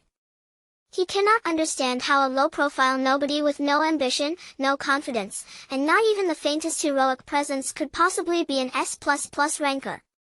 But Lin Min confirms it plainly: the timing leaves absolutely no room for doubt. After hearing that confirmation, the director decides that Hyuk's strange personality does not matter to him at all. Whether Hyuk is weird, timid, or impossible to understand, talent is still talent. And someone with ability on that level is far too valuable for the agency to simply let walk away. So the director gives a firm order: no matter what methods they have to use, they must pull Hyuk into the elite team. And with that one simple command, without even realizing it, he sets the stage for even more chaos to come crashing into Hyuk's life later on. Back in what should have been the safe comfort of his own apartment, Hyuk is absolutely furious. He scolds Kozak for moving far too quickly earlier, because that reckless speed is exactly what drew the agency's suspicion toward them. Kozak immediately lowers himself and apologizes without making any excuses. But this time, Hyuk decides that a simple apology is not going to be enough. He has to make the punishment clear, so he yells that if Kozak ignores his orders again, there will be no reward waiting for him at all. No television, no snacks, nothing but pure misery. And with that brutal warning still hanging in the air, the two of them head into the 12th floor to begin hunting ice weasels. Before the stage even properly begins, Hyuk gives Kozak an extremely clear instruction: move slowly. His goal is to fail the time limit, or at the very least, look average enough that the government finally stops paying attention to him. Kozak accepts the order obediently at first, seeming ready to follow his master's wishes. But then he notices something that makes his expression turn serious almost immediately. The 12th floor is freezing. The cold air cuts against their skin, and Kozak's eyes catch the sight of Hyuk shivering right in front of him. To Kozak, that tiny shiver is not some minor discomfort. In his mind, a cold is a terrifying illness, the kind of deadly threat that could put his precious summoner's life in immediate danger. At that very moment, every trace of reason disappears from Kozak's mind. To get Hyuk back into a warm room as quickly as possible, Kozak completely forgets the plan they had just made and annihilates the ice weasels in a single instant. The result is another S++ rank and yet another platinum badge. Hyuk's desperate attempt to look unimpressive is now collapsing in the most suspicious and disastrous way possible. Team leader Gwangho calls him almost right away, clearly suspicious after seeing how absurdly fast the 12th floor was cleared. Hyuk hangs up the phone without wanting to deal with the conversation, then turns all of the anger building inside him directly toward Kozak. He points straight at the television and declares that the assassin is now banned from watching his beloved soap operas. Hyuk makes it painfully clear that anyone who refuses to obey orders does not deserve rewards, but even that punishment is not enough to end the cycle of suffering. On the 13th floor, they find themselves standing inside a corridor packed with dangerous traps. Hyuk immediately starts imagining every terrible thing that could go wrong, his nerves tightening with each step. But Kozak sees those traps as an unacceptable threat to his master's safety. So before Hyuk can even fully panic, Kozak destroys the entire mechanism almost instantly. Once again, the result is an S++ rank. Then, on the 14th floor, their path is blocked by giant eyeball machines looming ominously in front of them. Kozak immediately decides that the machine's sound-based attacks are far too dangerous for Hyuk's fragile ears. Before they can even make a proper noise, he wipes them out completely. Another S++ rank appears before them. By this point, Hyuk finally stops trying to fight against the flow of events. He realizes that no matter how much he struggles, schemes, or begs for things to slow down, whatever is going to happen will simply happen anyway. So Hyuk sits down and begins checking the numbers, and only then does he realize that his total failure to look average has at least one very obvious advantage. In just 14 days, he has earned nearly 8 million won from cash rewards alone. But the truly shocking part is the magic stones, because he now has 5 kilograms of them sitting in his possession. If he sells everything, then he is basically earning around 1 million won every single day. Once that reality sinks in, Hyuk understands that a life with a monthly income of 30 million won is actually within reach, so the very next day, he quits his part-time job without hesitation. Afterward, Hyuk summons Kozak and finds the assassin kneeling before him with his head lowered, deeply grateful that Hyuk still gave him a 5-star rating despite all the times he disobeyed orders. Hyuk finally decides to stop resisting what has clearly become unavoidable. Looking at Kozak, he tells him that there is no real reason to keep holding back anymore. Since the management office already knows enough to suspect him, they might as well stop pretending from this point on and just speedrun everything properly. With that decision made, they enter the 15th floor, where the mission placed before them is to kill 20 goblin workers. Hyuk still feels uneasy, because goblins are smarter than ordinary monsters and might try to escape so they can call for backup. Because of that, he warns Kozak to stay alert and not let his guard down. Kozak calmly tells Hyuk to remain exactly where he is, then prepares himself and activates a skill called Step. The moment he moves, Kozak's body turns into a blur of silent speed, crossing the area so quietly and smoothly that the goblins barely sense anything approaching them. Before the goblins can even understand that an attack has begun, they are already dead. They are cut down so quickly that fear does not even have time to properly appear on their faces. The mission is cleared almost immediately, and once again, another S++ rank appears in front of Hyuk. Just like all the times before, a fresh pile of rewards comes pouring in, adding even more loot to Hyuk's growing collection. Among those rewards are a tower-only healing potion and an owner emblem. Later, back in his room, Hyuk opens his inventory and starts carefully checking through everything he has gained. By this point, Hyuk has somehow stacked up a total of 15 platinum badges, each one earned through another absurdly fast clear that was never supposed to look impressive in the first place. The system recognizes the new milestone immediately, and just like clockwork, another reward notification appears in front of him, hanging there as if it has been waiting for this exact moment. Hyuk's mind naturally drifts back to the rewards he received before. When he reached 5 platinum badges, the system opened up a second summon slot for him. Then, once he hit 10 badges, it gave him the chance to copy one of his summoned skills. Now, staring at this brand new message, Hyuk cannot help wondering what kind of absurd, overpowered reward the system is planning to hand him next. Deep down, he is really hoping it is something that lets him do even less work.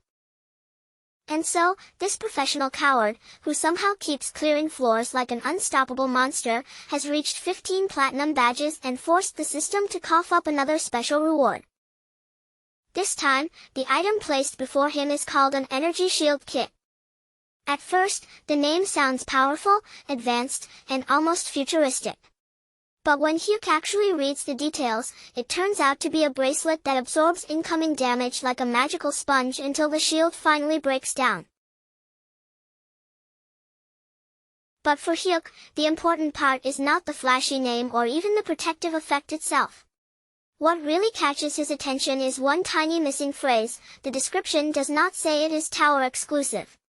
The moment he notices that, his eyes practically light up with the smell of money. If this bracelet can really be used outside the tower, then Hyuk is not just holding a piece of equipment.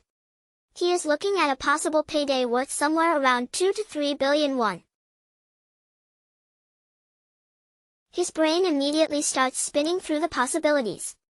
Should he sell it and retire into a comfortable life, or keep it to improve his chances of staying alive? Unable to settle the question alone, he turns to his personal expert in murder and asks Kozak whether they can clear the 16th floor right away. Kozak, still acting as Hyuk's most loyal supporter, answers that clearing the floor itself is absolutely possible. However, if they rush through it, he cannot guarantee an S-rank result. That is all Hyuk needs to hear. Risking his life just to end up with a worse grade sounds completely foolish to him, so he decides the smarter path is to sell the bracelet and live comfortably instead. Meanwhile, back at the Awakened Management Agency, the atmosphere has grown painfully tense. 15 full days have already passed since the mysterious super rookie last cleared a floor, and the director is slowly starting to lose his composure. In his growing panic, the director convinces himself that the player must have either given up completely or died somewhere inside the tower. He mourns the possible loss of that ridiculous talent as if fate itself has made some unforgivable mistake. Team leader Gwangil tries to calm him down, then checks the logs for any fresh activity. A moment later, his expression changes, and he suddenly reports that the player is on the way to use the player shop. The director's grief flips instantly into full-blown panic. He realizes their precious VIP is still wandering around in beginner-level clothes and probably does not have anything even close to proper equipment. Without wasting even a second, he orders the entire shop to be locked down. He wants the shelves filled with top-tier items for Hyuk, but he also adds one very specific instruction. Every item must be discounted by 90%.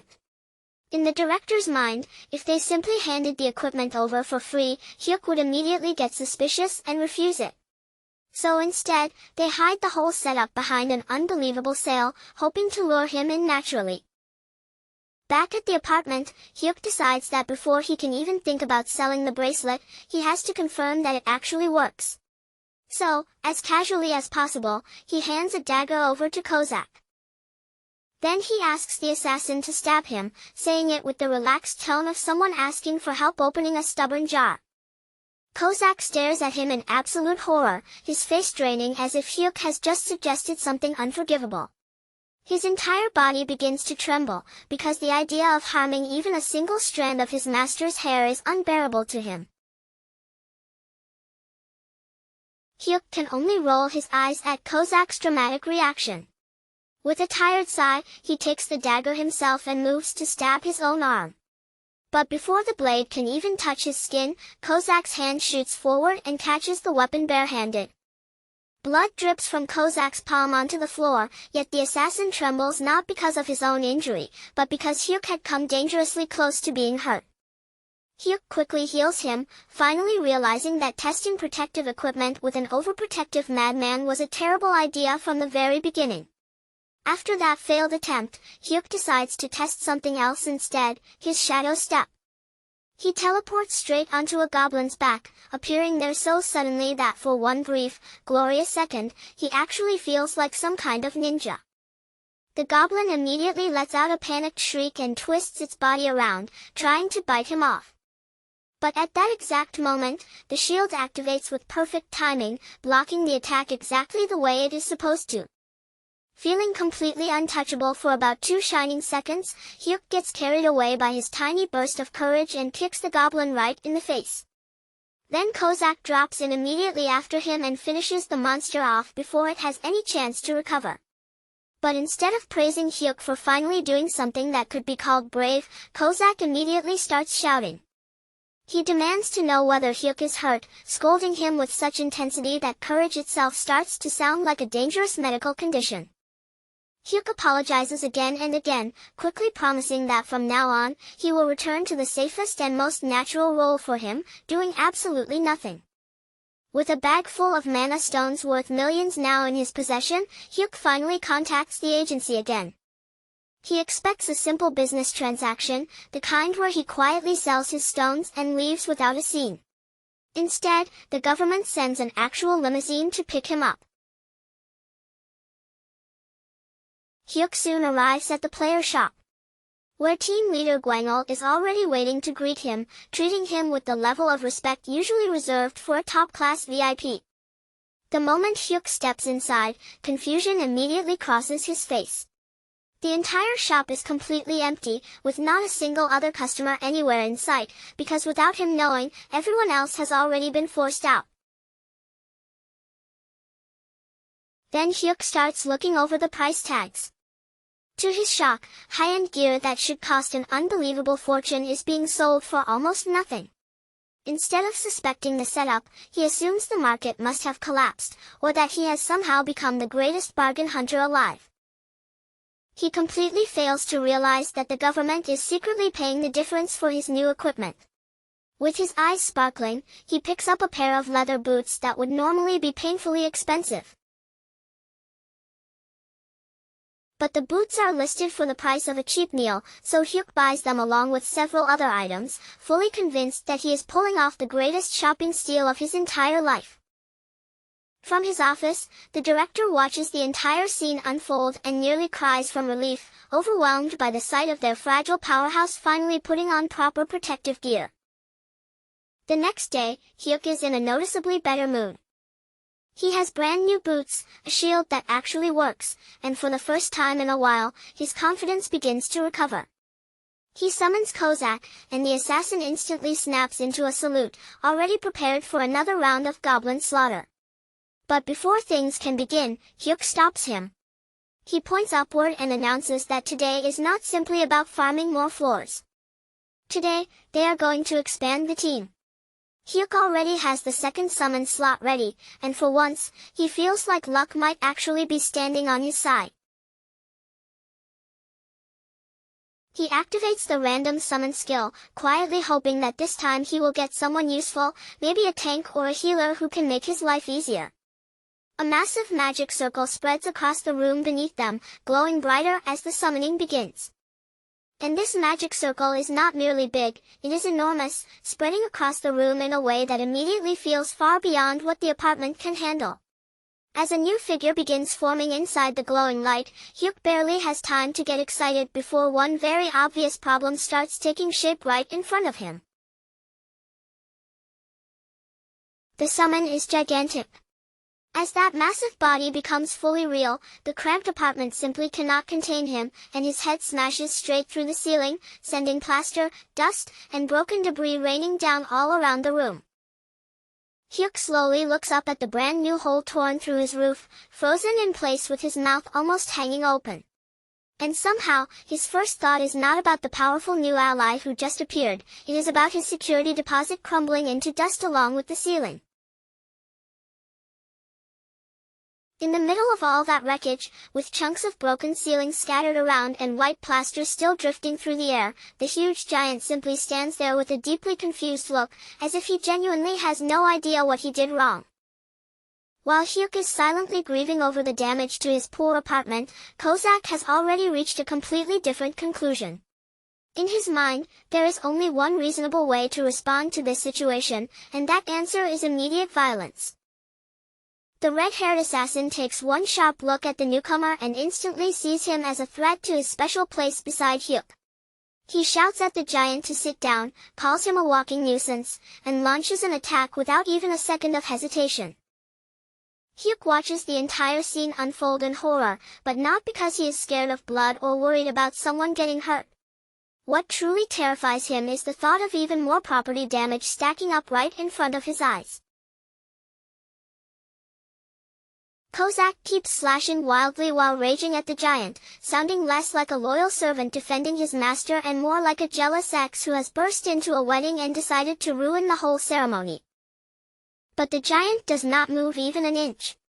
He just stands there, completely unaffected by Kozak's attacks, then calmly looks down at the assassin trying so desperately to kill him and says it only tickles. One of Kozak's eyes twitches the moment he hears that answer. His voice drops into something far more dangerous as he threatens to cut the giant's throat and decorate it. That threat makes it painfully clear that Kozak's strange obsession with wrapping and decorating things is still very much alive. Hyuk finally cannot stand it anymore, so he steps in and orders both of them to stop before the entire building comes crashing down. Kozak freezes the instant Hyuk gives the command, because an order from his master is something he cannot bring himself to disobey. Even so, the fury coming off him is still sharp enough to feel like heat rising from a blade. Hyuk then asks for a proper report on the new summon, trying to get at least some useful information out of the chaos. Kozak spits on the floor in disgust and says there is no reason to even learn the man's name, because he is nothing more than a meat shield. According to Kozak, this giant is known in the underworld as a total fool, the kind of idiot who probably does not even remember the 3 laws of summoning. To prove his point, Kozak immediately tests him on Article 1, and the giant only blinks slowly, taking far too long to process the question before admitting that he does not know. In fact, he has forgotten it completely. Kozak turns back toward Hyuk with a smug expression that practically screams that he was right all along, then casually suggests they kill the giant now and simply try the gacha again after 100 days. Hyuk completely ignores that casual suggestion of murder and instead focuses his attention on checking the system window in front of him. The new summon is displayed as rare rank, which is the lowest possible tier, and his class is listed as Savage Warrior.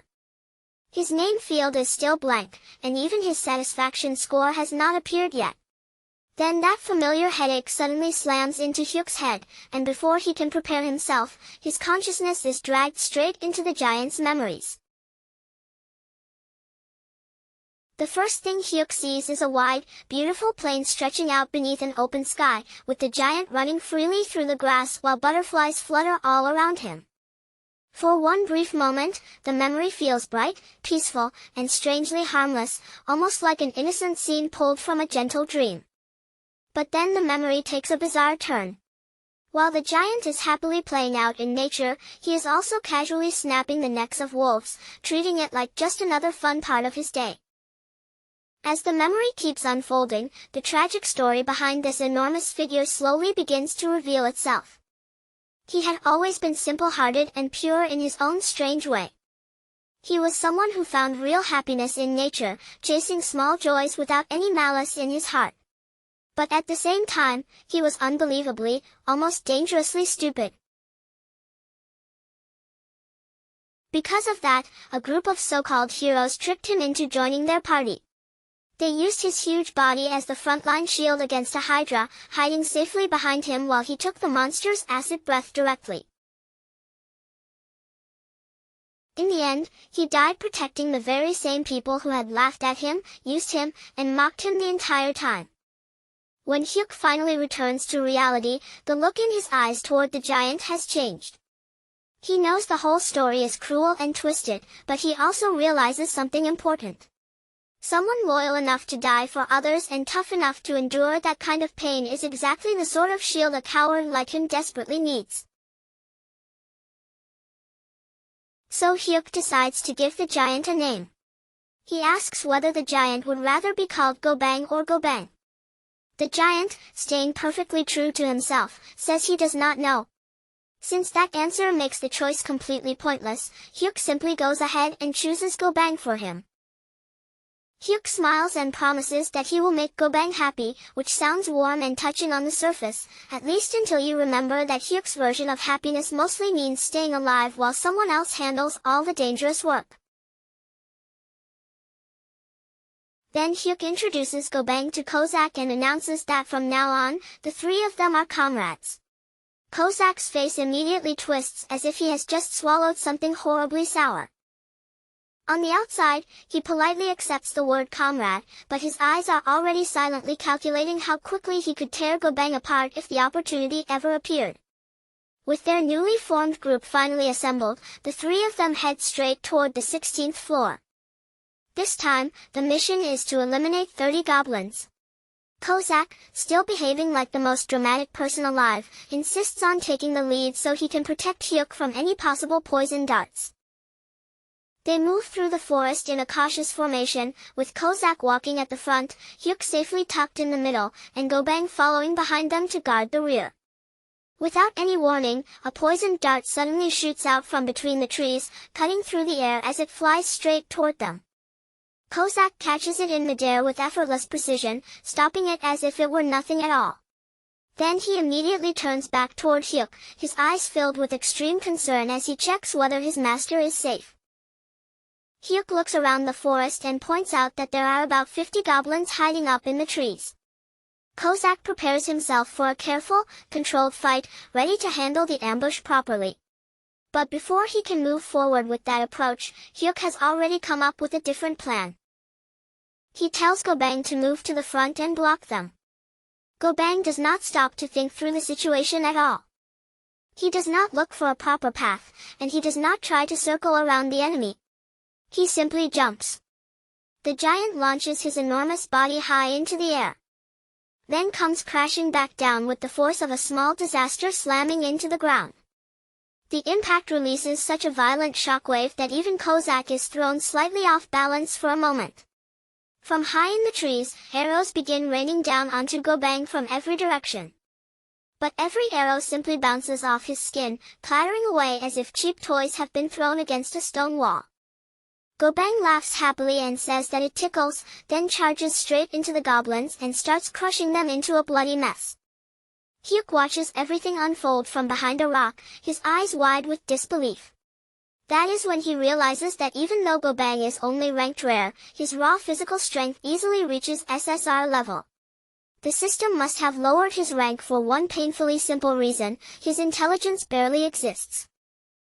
After surviving all that vicious slaughter inside the tower, the group finally makes it back to the apartment, and somehow, their idea of a victory celebration is the most ridiculous feast imaginable, a mountain of fried chicken piled across the table. And sitting in front of it all, Gobang looks like he has just discovered heaven itself. Gobang does not even make the smallest attempt to eat like a normal person.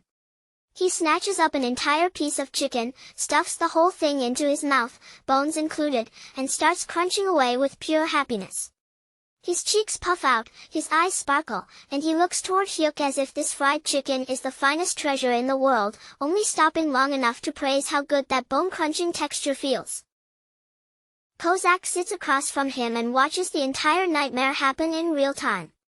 The longer he stares, the more his face twists in open disgust, especially when Gobang chews through the bones like they are nothing but crispy snacks. Barely holding back his reaction, Kozak finally asks if the chicken is supposed to taste spicy. But of course, the spice is not even close to the real problem here. What truly makes Kozak's stomach turn is the horrifying way Gobang eats at the table, like the very concept of manners never existed in his world. Hyuk notices the tension starting to build between them, so he quickly tries to soften the atmosphere and create at least the tiniest sense of teamwork. Hyuk tells Kozak to calm down and not make such a big deal out of it, reminding him that Gobang is already part of their family now. In Hyuk's head, that simple fact should be enough for them to get along, or, at the very least, to stop staring daggers at each other over a pile of fried chicken. Kozak refuses to accept that explanation for even a single heartbeat. The instant Hyuk says the word family, Kozak pushes back without hesitation, his expression hardening as if the very idea is too outrageous for him to tolerate. He demands to know why he has to share the proud title of family with some giant bone-eating vacuum sitting right across from him. And while that absurd argument over family and fried chicken still hangs awkwardly in the air, the next day comes around, and the group heads straight up to the 17th floor. After leveling up, Hyuk can clearly feel the change spreading through his own body, and that fresh burst of strength immediately starts inflating his confidence. He slowly clenches his fist, focusing on the mana moving inside him, feeling it surge and circulate like a powerful current that has finally begun to awaken. That wild energy flowing through him makes Hyuk wonder if the power he has been sensing all this time is finally starting to wake up for real. And for one brief, dangerously stupid moment, he even begins thinking that maybe this time, he should personally step forward and join the battle himself. Kozak crushes that little fantasy almost immediately. Without showing even a drop of patience, he tells Hyuk to stay in the back where he belongs, because getting drunk on overconfidence is exactly how weak people end up dead. Before long, the group runs into an entire battalion of goblin warriors waiting ahead of them. But these are not the weak, half-naked goblins from the earlier floors. This unit is properly equipped, wearing armor, carrying weapons, raising shields, and holding their formation with disciplined pressure. For an ordinary player, an enemy group like this would be an absolute nightmare. They would have to approach carefully, lure the goblins out one by one, and slowly break down the formation before even daring to think about fighting them directly. Hyuk stands still and takes in the sight of the goblin army lined up before him, his eyes moving across their shields, their weapons, their armor, and the sheer number of enemies blocking the path forward. Then his gaze drops toward his own clenched fist, the very same fist that had made him feel so falsely brave just a few moments ago.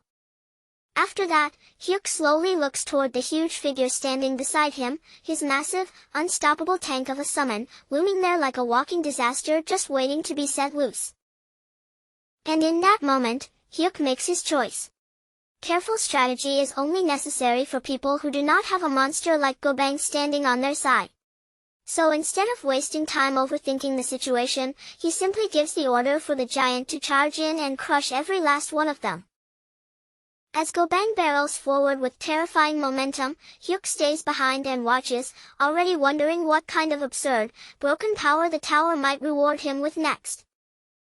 Because at this rate, Hyuk starts feeling like he might actually conquer the entire tower without even breaking a sweat, simply letting his summons handle all the dangerous work while he remains safely in the back, collecting reward after reward. Gobang crashes straight into the goblin battalion like a runaway train smashing through a barricade. The formation that had looked so intimidating just moments earlier is blown apart in an instant, collapsing into pure chaos. He swings, slams, and plows through them with nothing but overwhelming brute force, sending goblin warriors flying as if they are tiny insects caught in the path of a rampaging beast. From a very comfortable, and more importantly, very safe, distance behind the front line, Hyuk watches the entire rampage unfold, completely absorbed by the sight of Gobang tearing through the enemy formation. That is when Hyuk reaches an extremely convenient conclusion. Strategy and tactics might sound impressive to other people, but to him, those are just tools weak fighters rely on. When someone has a living tank on their side, it is basically the same as bringing a bomb into a knife fight. In Hyuk's mind, the goblins look like people on bicycles desperately trying to stop a war machine charging at full speed. No matter how organized or disciplined they seem, this cannot even be called a proper battle anymore. It is nothing more than a one-sided massacre. Thanks to that giant fool's unstoppable rampage, Hyuk clears the 17th floor without running into much trouble at all and earns yet another S++ rank. As if that were not enough, another platinum badge falls right into his hands. By this point, Hyuk is practically drowning in rewards. And the more badges, prizes, and benefits he gathers, the faster his ego swells, growing even quicker than the fortune piling up around him. Without wasting any time, they move directly to the 18th floor. This time, the mission sounds simple enough: eliminate 30 goblin assassins. Hyuk raises his voice and orders everyone to move out with all the confidence of a commander who knows very well he will not be doing the actual fighting. Gobang immediately surges forward, gripping his weapon tightly and ready to smash apart anything unlucky enough to appear in front of him. But this floor comes with one extremely annoying problem.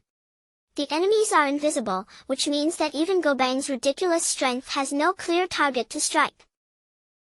The giant swings his club through empty space again and again, but every heavy blow cuts through nothing but air. He looks completely lost, standing there like a confused dog barking at something it cannot see or understand. Gobang growls and grumbles in frustration, complaining that the enemies are cowards for hiding instead of coming out where he can properly crush them. Meanwhile, Kozak has been sulking in the background, clearly irritated after going an entire 5 minutes without killing anything himself. The moment he sees Gobang struggling, his eyes sharpen, and he realizes that this is finally his chance to step forward. Kozak moves ahead with a cold, cutting look in his eyes and declares that he is about to cleanse Hyuk's eyes after making him witness Gobang's pathetic display. Then Kozak turns his mockery toward the hidden goblins themselves, claiming that their stealth is nothing compared to his own. With full dramatic confidence, the red-haired assassin activates Shadow Step. In the very next instant, Kozak vanishes into motion, his body slipping across the battlefield so quickly that he seems to disappear completely. Then, one after another, he begins cutting down the invisible goblins hiding around them.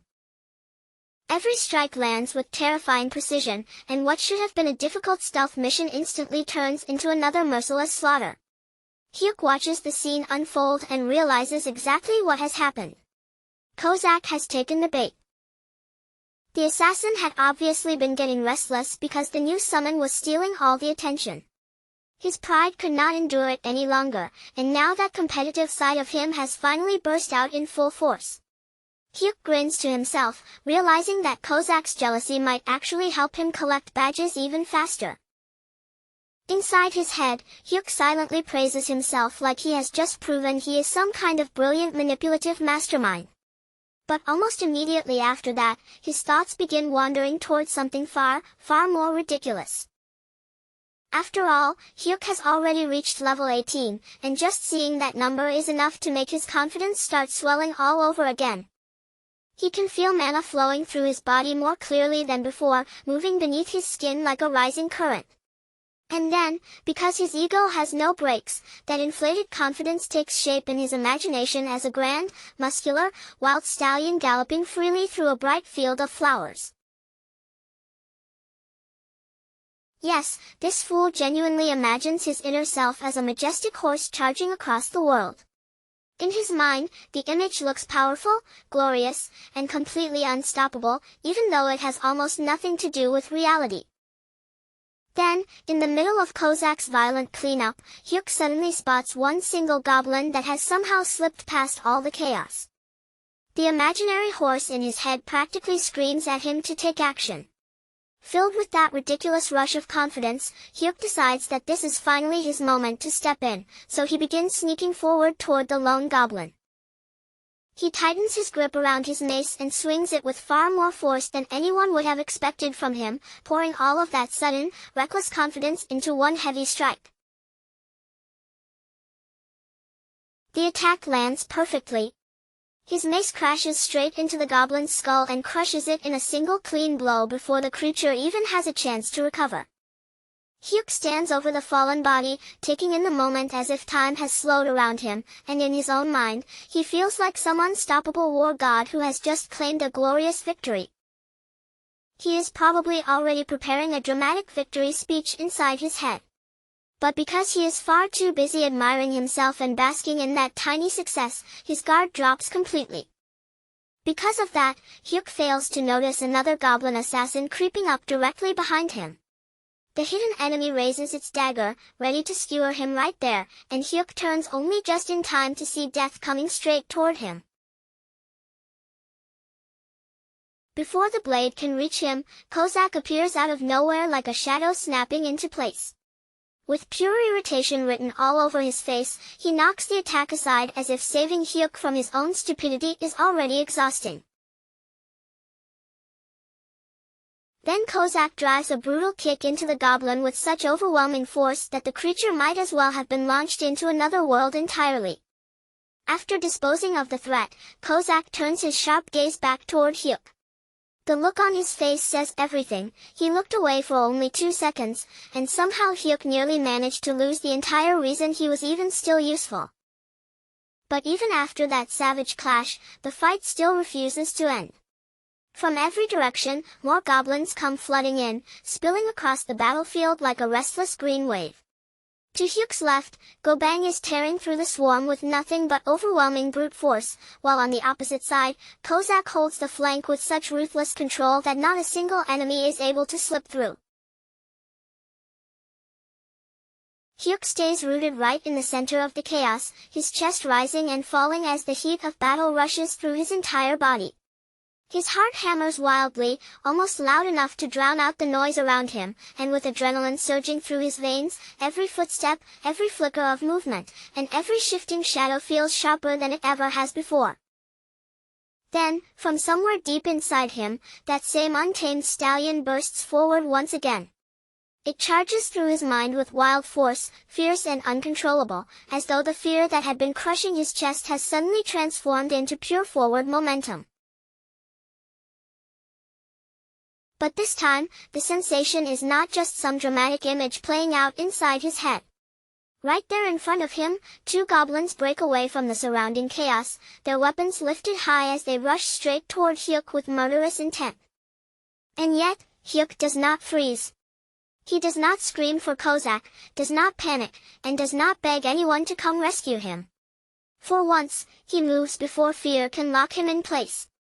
He activates Shadow Step, and in the next instant, his body disappears completely from the spot where he had been standing.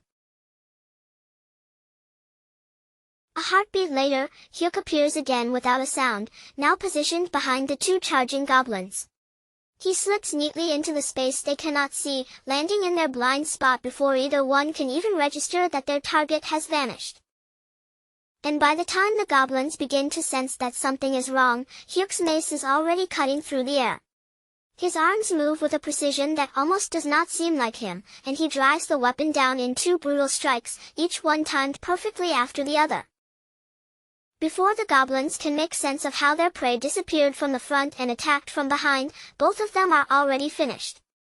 The blows land cleanly, dropping them on the spot, and neither creature gets even the slightest chance to turn around and fight back. Kozak, who had been just a moment away from rushing in to shield Hyuk all over again, suddenly stops in place. He stands there frozen, staring with open disbelief as the master he always saw as cowardly executes a flawless double kill with Shadow Step, as if the technique had always belonged to him. The assassin's eyes slowly widen as the full meaning of what he just witnessed begins to settle in. That movement had taken Kozak months of vicious, unforgiving training to master, and yet Hyuk had used it right in the middle of combat as naturally and smoothly as drawing a breath. And in that moment, a terrifying realization strikes Kozak straight through the chest. This trembling, panic-prone boy he had been protecting might actually have genuine talent buried somewhere deep inside him. Some time later, outside the tower, the entire world is already being rattled by the news. The media has fallen into complete chaos, with anchors across every channel reporting breathlessly that a strange new power is climbing the tower at an unbelievable speed. According to those reports, a mysterious rookie has cleared 18 floors in just 20 days, and every single result has been a perfect S+. The anchors call it an unprecedented record, the kind of achievement so absurd that it does not merely make headlines, it carves itself directly into history. Naturally, the same question begins spreading everywhere. Who in the world is this top-level player who suddenly appeared out of nowhere? But while the outside world burns with curiosity and speculation, the truth remains hidden far beyond the reach of reporters and cameras, buried deep inside the tower itself. Eventually, Kozak hears about the reports as well. But instead of looking proud, thrilled, or even slightly relieved, his expression turns hard. His face grows dark and serious, almost grim, as though this news is the exact opposite of something worth celebrating. Without wasting time, Kozak makes Hyuk sit down, dragging the atmosphere into something much heavier than usual. This is not one of his casual warnings or ordinary scoldings anymore. From the look on his face, Kozak clearly believes they need to have a serious conversation. He tells Hyuk bluntly that his growth is happening far too quickly. It is moving at a speed that makes no sense, much faster than it should, and that kind of rapid progress is not something they can simply laugh off or ignore. At first, Hyuk hears those words and naturally assumes they are some kind of compliment, his face almost lighting up with awkward pride. But Kozak immediately shakes his head, cutting that thought off before it can grow, making it painfully clear that this is not praise. Kozak explains that Hyuk's shadow step was perfect, so perfect, in fact, that it was almost disturbing. The way he says it makes the air around them feel tighter, and his strained expression looks as if his mind might collapse under the weight of what he has just realized. Then Kozak finally reveals the real danger he is worried about. When a coward suddenly gains power, confidence starts growing right beside that strength. And once that dangerous confidence begins to take root, that very same coward starts imagining absurd things. He begins thinking that maybe he can stand tall, maybe he can protect other people, and maybe he can become some shining heroic figure after all. But heroes are always the first ones to die. Kozak nearly begs his master to remember the promise they made from the very beginning, that survival and safety must always come before pride. More than anything, he does not want Hyuk transforming into some reckless brave warrior. What Kozak wants from him is much simpler, and in his mind, much safer. He wants Hyuk to remain a proper coward, someone who knows when to run and, most importantly, knows how to stay alive. Hyuk nods along and promises that from now on, he will never do anything reckless again. But even after hearing that promise, Kozak suddenly grabs at his own chest. His face twists with unease as he mutters under his breath that something still feels horribly wrong. When Kozak looks at Hyuk now, he does not see a dependable player rising through the ranks. What he sees is a disaster walking around on two legs, and he is completely convinced that this sudden explosion of talent is going to drag both of them straight toward death. Back at the apartment, peace is nowhere in sight. Kozak is already shouting at the top of his lungs, threatening to boil Gobang alive in a pot, sounding less like someone scolding a summon and more like someone preparing an extremely angry dinner. At that exact same time, the massive tank loses his balance with almost casual clumsiness. His huge body tips backward, and with all that weight behind him, he crashes straight into the refrigerator, crushing it as if it were nothing more than a flimsy metal box. Hyuk lets out a horrified scream, but not because his summons are fighting, and not because anyone is actually in danger. No, the thing that truly breaks his soul is watching his poor household appliances get destroyed right in front of his eyes. He yells at them to stop ripping his home apart, his voice cracking from sheer frustration and despair. But by the time the words leave his mouth, the damage has already been done, and there is absolutely no way to undo it. The refrigerator door is bent completely out of shape, hanging there like it somehow survived a dungeon raid and barely made it back alive. And worse than that, a precious jar of kimchi has shattered across the floor, its contents spread everywhere like an irreplaceable tragedy. With his nerves completely burned out, Hyuk decides he needs to clear his head somewhere far safer. So he goes to visit the only people in his life who are not trying to kill him, train him to death, or destroy every piece of furniture he owns, his parents. Before long, Hyuk arrives at the family home, stepping back into that familiar place where everything feels much quieter than the madness he has just escaped. His mother welcomes him with her usual warmth, greeting him gently as she lets him inside. But even with her soft smile, the house does not feel light. Beneath that familiar kindness, the atmosphere is heavy, tired, and worn down. His father is lying in bed, unable to move around properly because of the injury in his hip. Even just seeing the way he rests there makes it clear that his body is not recovering as easily as he wants everyone else to believe. Hyuk asks how he is doing, but his father immediately puts on a tough front. He grumbles that bones heal just fine and claims he simply enjoys lying around anyway. The lie is so obvious that Hyuk sees through it instantly, but instead of calling him out, he quietly plays along and carefully helps his father sit up for dinner. Soon, the family gathers around a warm pot of stew, the steam rising gently between them, but even with food on the table, their money troubles hang over the room like a weight everyone is trying very hard not to look at. His mother does her best to keep the mood from sinking any further. She forces a smile and says she will find work again soon, speaking as though sheer determination can somehow smooth over all the worry pressing down on them. But Hyuk can clearly see the exhaustion resting on her face, no matter how hard she tries to cover it. After watching his parents for a moment, he decides to test the waters and asks as casually as he can what they would think if he had awakened as a player. The reaction is immediate. Before Hyuk can soften the question or explain anything, his father explodes. He demands to know whether Hyuk thinks something like that is funny, warning him sharply that the tower is not some playground where people go to fool around. He even admits that, yes, he may be the kind of man who makes his own wife deal with cockroaches, but even then, he would rather live poor for the rest of his life than watch his son die inside a dungeon. Even Hyuk's younger brother, Ma-hak, who has just walked in while carrying tofu, bursts out laughing and says it is the funniest thing Hyuk has ever said. Hyuk quickly tries to back away from the topic and let it disappear, but then his mother catches him completely off guard. She asks him whether he is not supposed to be at work that day.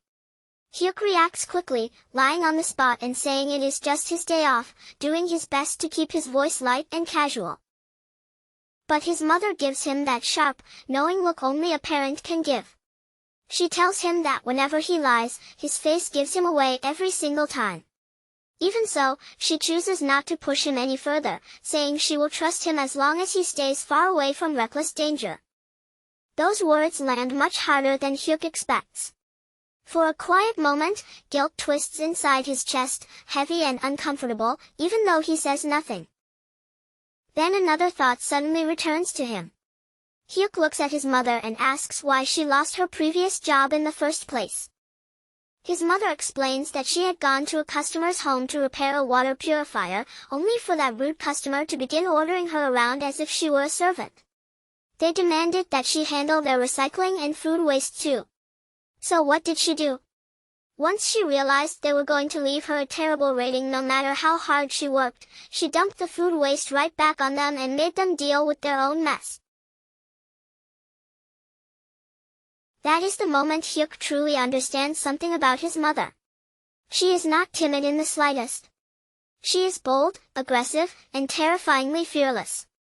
And from that realization comes an even harsher truth about their family bloodline. His father's greatest achievement in life may have been somehow finding the courage to ask this frightening woman out on a date. His father, in the purest possible sense, is the definition of a weak man, the kind who completely loses his heart to powerful women. And unfortunately for the family, both Hyuk and his younger brother inherited that exact same tendency from him. They are pitiful in their own way, easily shaken by pressure and yet somehow naturally drawn toward dangerous people and impossible situations. And before Hyuk finally leaves the house. Before Hyuk leaves, he quietly presses some spending money into his younger brother's hand and tells him to make sure it gets to their parents. He tries to act like it is no big deal, keeping his voice casual, but the small gesture clearly carries much more weight than he wants to admit.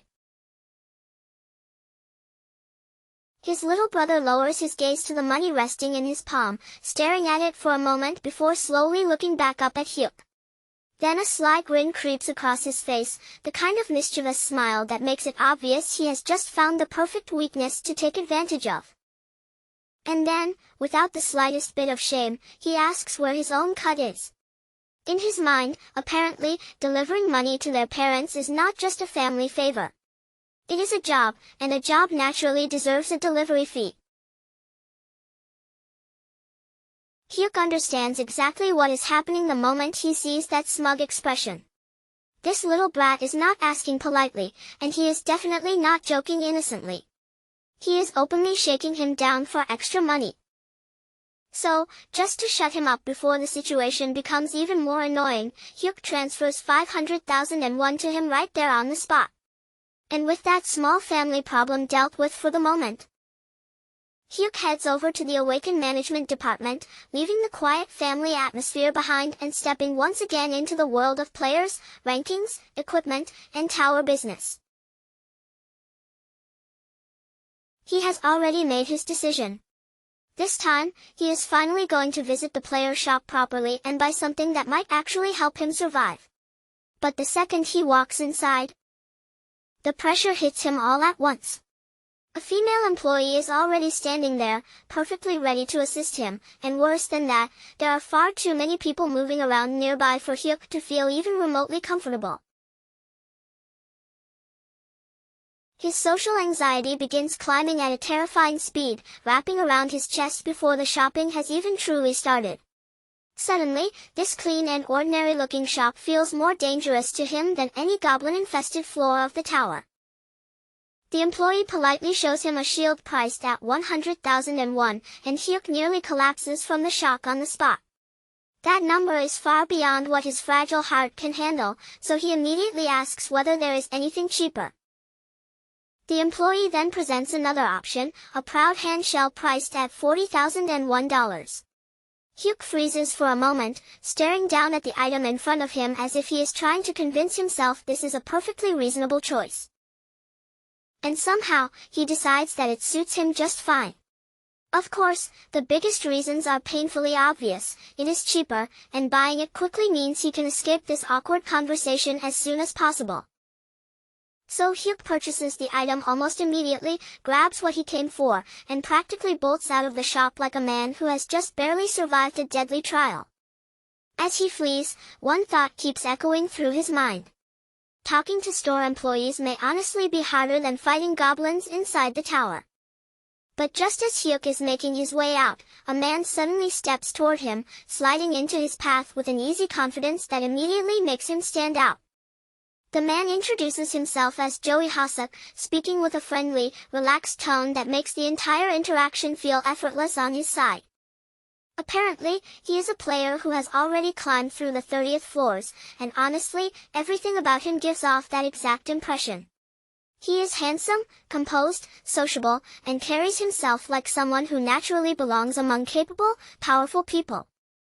Joey tells Hyuk that if he ever runs into trouble, he can help him out. Then, just as casually as he approached, he walks away. Hyuk watches his back disappear into the distance, feeling a sharp little sting of jealousy rise in his chest. He cannot help but admire how easily Joey talks to other people. In Hyuk's mind, someone with that much social confidence probably even has a girlfriend waiting for him somewhere, because of course a man like that would. Later, once Hyuk is back at the apartment, he checks over his current stats, carefully looking through his progress and taking in just how far he has managed to come. He is now level 19. Feeling just a little proud of himself, Hyuk summons Kozak so he can show off the new gear he bought from the player shop. Kozak's reaction is nothing but pure disbelief. He stares at the shield, then immediately questions whether Hyuk seriously needs something like that when he already has a personal bodyguard standing right beside him. But Hyuk does not back down even a little. He insists that survival must always come first, and if there is extra protection available, then he is absolutely going to use it without hesitation. Then Hyuk makes Kozak promise that if anything ever goes wrong, Kozak has to throw the meat shield, meaning gobang, directly into danger so Hyuk can safely run away. Kozak agrees without even needing to think about it. He says he would gladly sacrifice that bastard long before he ever considered sacrificing himself. But right in the middle of their conversation, Kozak suddenly stops. His nose twitches faintly as he picks up on a familiar scent drifting through the air. Dumplings. Hyuk has brought food as a bribe, and Kozak immediately starts eating them. But even while he is still chewing, he suddenly goes completely still, his expression sharpening in an instant. Then Kozak looks toward Hyuk and asks whether he has made an enemy of someone, his voice dropping into a tone far more serious than before. Hyuk is completely confused by the sudden question, staring back at him with no idea what he is talking about. But Kozak's face makes it clear that he is not teasing, and this is not some casual comment. Kozak tells Hyuk that an overwhelming killing intent is coming from outside the door. It is so heavy and direct that even the air around them seems to grow tense. In the very next moment, the door is kicked open with violent force. The lock breaks apart as the door slams inward, shattering the fragile quiet of the apartment. A man steps inside, and in his hand is a pistol, already raised and pointed with unmistakable intent. The intruder smirks the moment his eyes land on Hyuk. He recognizes him from the player shop, wearing the expression of someone who has finally found the target he has been chasing. He calls Hyuk a loser and complains about how much trouble it took to track him down, his voice thick with irritation, arrogance, and the confidence of someone who believes he is already in control. Then he raises the gun directly toward Hyuk's head, the black barrel locking onto him and cutting off any obvious chance of escape.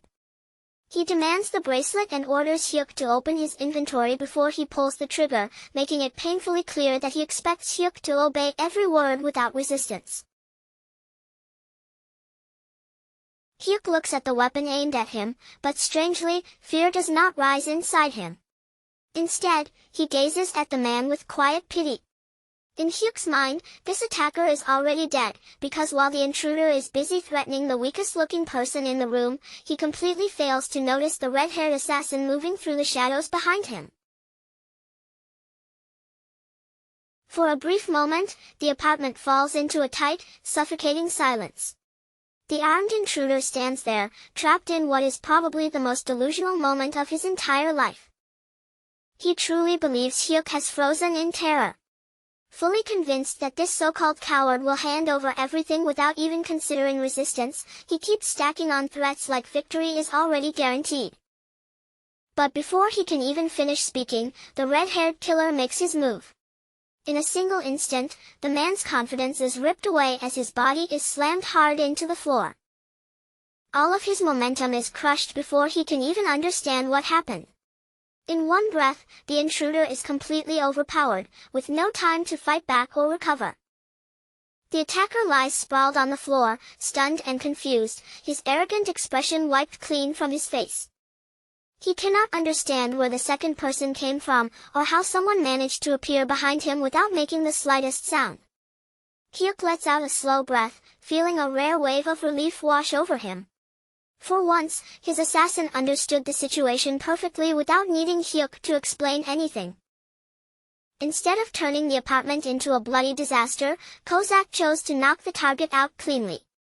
Thanks to that, Hyuk is spared from yet another horrifying mess he would have to explain or clean up afterward.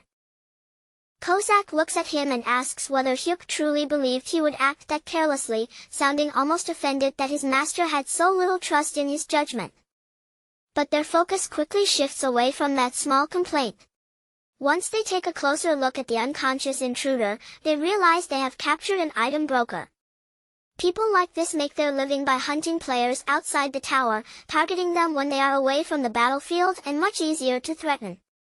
After all, once players return to the real world, they are no longer surrounded by monsters, combat skills, and dungeon battlefields. In everyday life, many of them become ordinary civilians again, vulnerable in ways they might not expect. Hyuk understands the danger immediately. If his personal bodyguard had not been there with him, he would have been killed right inside his own apartment and stripped of everything valuable before anyone could stop it. Kozak immediately slips back into the mindset of an assassin, calmly considering where they could dispose of the body somewhere far from the apartment, in a place no one would ever stumble across it. But Hyuk cuts that idea off instantly, making it clear they are not doing anything insane.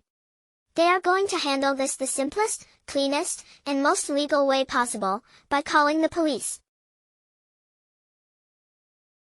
Meanwhile, over at the management office, the director is still sinking in his own private despair. He cannot stop agonizing over the fact that Hyuk bought only a mace and a shield, instead of allowing the department to properly equip him with the kind of elite gear a valuable rookie like him should obviously be wearing. By this point, the department has already classified Hyuk as a melee-type player. But even after confirming that he bought defensive equipment, they still cannot truly relax, because the bigger question remains painfully obvious. Can someone like Hyuk actually survive out there? Then, just when the director is already stressed to his limit, an urgent call suddenly comes through. The report is about the break-in at Hyuk's apartment, and the mood in the room shifts immediately. The moment the director hears what happened, the last thread of calm he had left snaps completely. His expression twists, his temper explodes, and he launches straight into full-blown administrative fury. He charges through the building in a panic, his mind already racing through every possible worst-case scenario. If something happens to their precious star rookie, he knows he will spend the rest of his career regretting the fact that he did not force Hyuk to sign that elite contract from the very beginning. By the time the government official finally reaches the scene, the police are already dragging the gunman away. Even then, the criminal is still desperately trying to twist the story, shouting that he is the real victim and claiming he was actually the one who got kidnapped. But Hyuk has absolutely no patience left for that ridiculous nonsense. After all, this man had pointed a gun at his head inside his own home, and Hyuk is in no mood to listen to him pretend otherwise. What worries Hyuk more, though, is the possibility that he might somehow get taken to the station too. In his anxious mind, his entire loser act is about to backfire so badly that, by some horrible accident, he ends up in jail himself. Then the exhausted director steps forward, looking almost like a guardian figure, or maybe more accurately, like a furious manager who has completely run out of patience for every single person involved. The robber recognizes him immediately, and the instant he does, his attitude changes. He starts begging for help like a shameless coward, clinging to the one authority figure in the room as if that will somehow save him. The director's answer is a clean punch straight to the face. Then, without giving the man even a moment to recover or explain himself, he cancels his player registration right there on the spot. He refuses to entertain a single excuse from a level 34 criminal. Especially not from someone who tried to rob and threaten another player outside the tower, right in the real world. The director orders the police to take him away immediately, already understanding exactly what will happen once the higher authorities get involved with a repeat offender like this.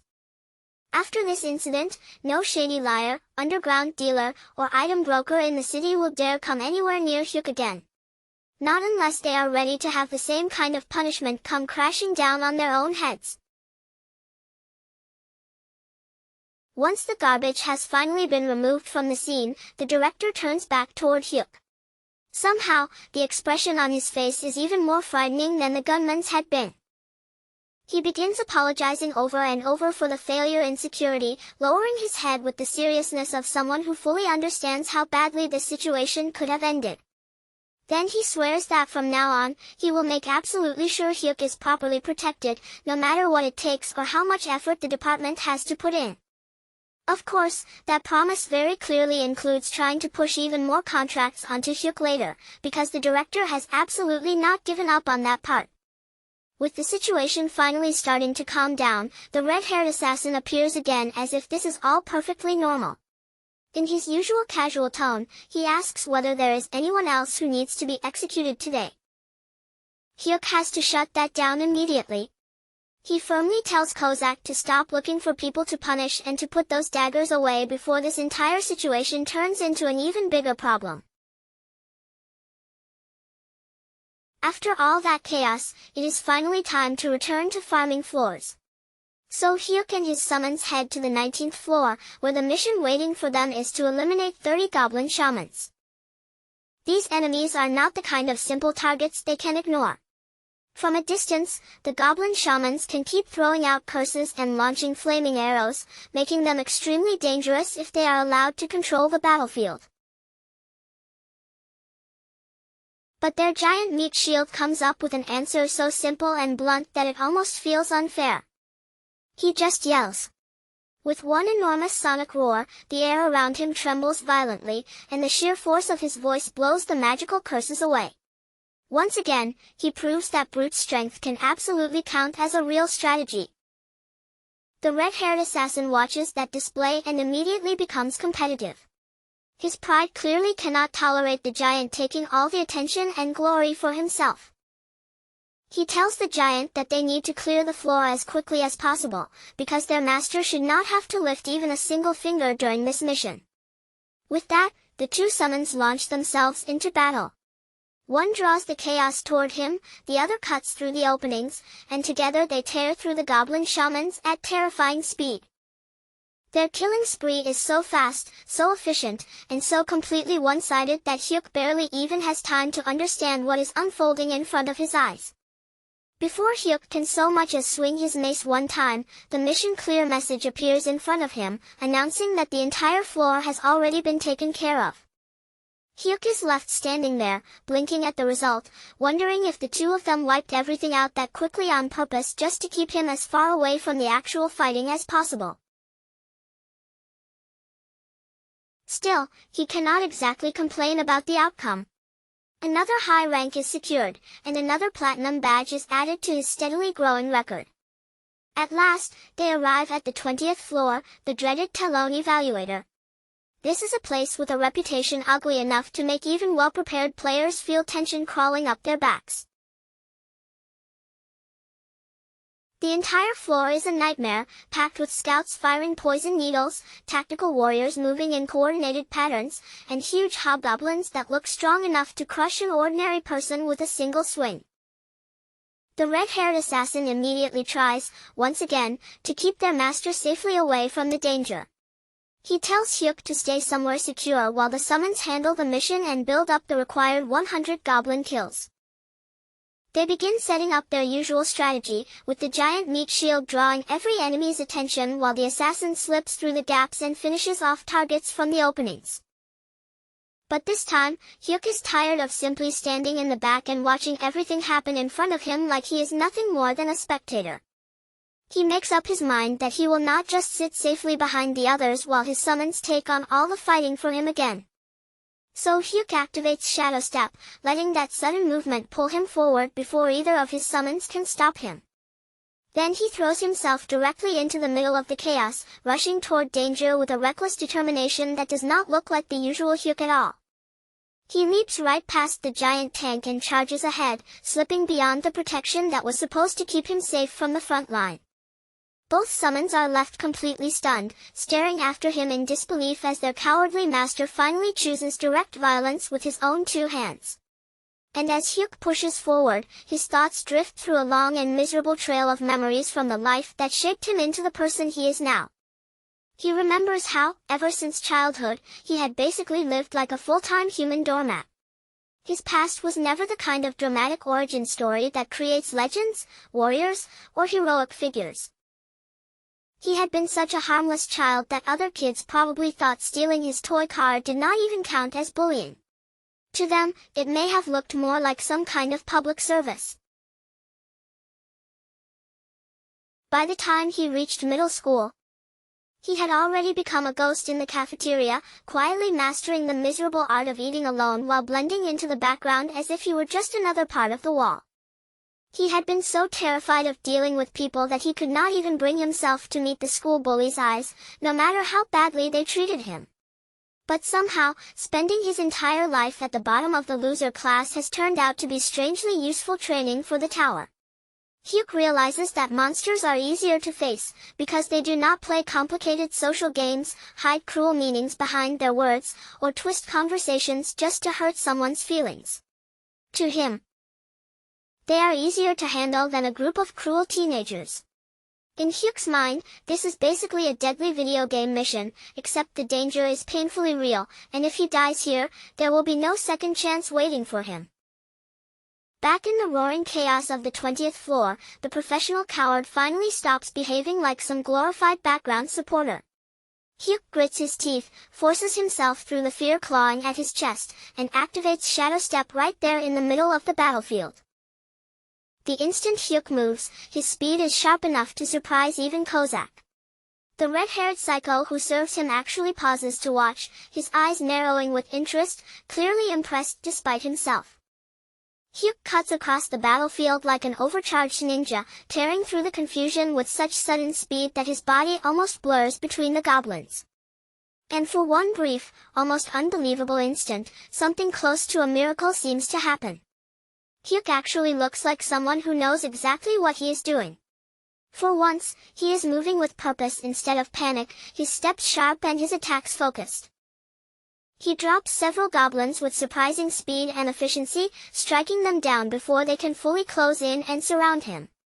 But of course, that shining little moment of glory does not last very long.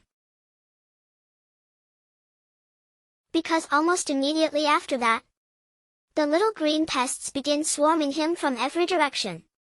They clamber onto his back and shoulders like a pack of filthy, frantic children trying to drag him down by force.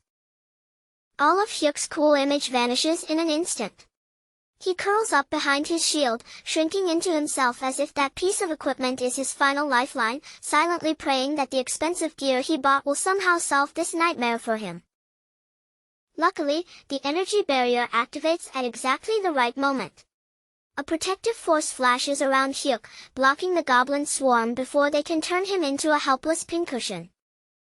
Hyuk understands the lesson almost immediately. Maybe, just maybe, he got a little too confident for a man whose greatest life skill has always been running away from trouble. The moment the summons see their master getting buried under enemies, they finally step in properly and begin doing the job they were supposed to handle from the start. Kozak is visibly offended that those filthy creatures dared to put their hands on his master.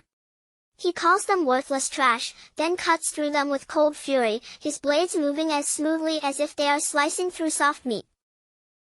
Not wanting to lose the spotlight to the assassin, the giant meat shield charges forward as well, throwing his massive body straight into the center of the fight.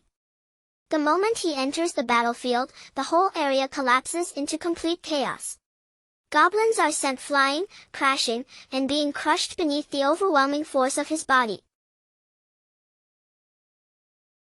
Then, almost before Hyuk can fully understand what is happening around him, the system announcement appears in front of his eyes. All 100 goblins, along with the hobgoblin, boss included, have been completely wiped out from the floor without leaving anything behind.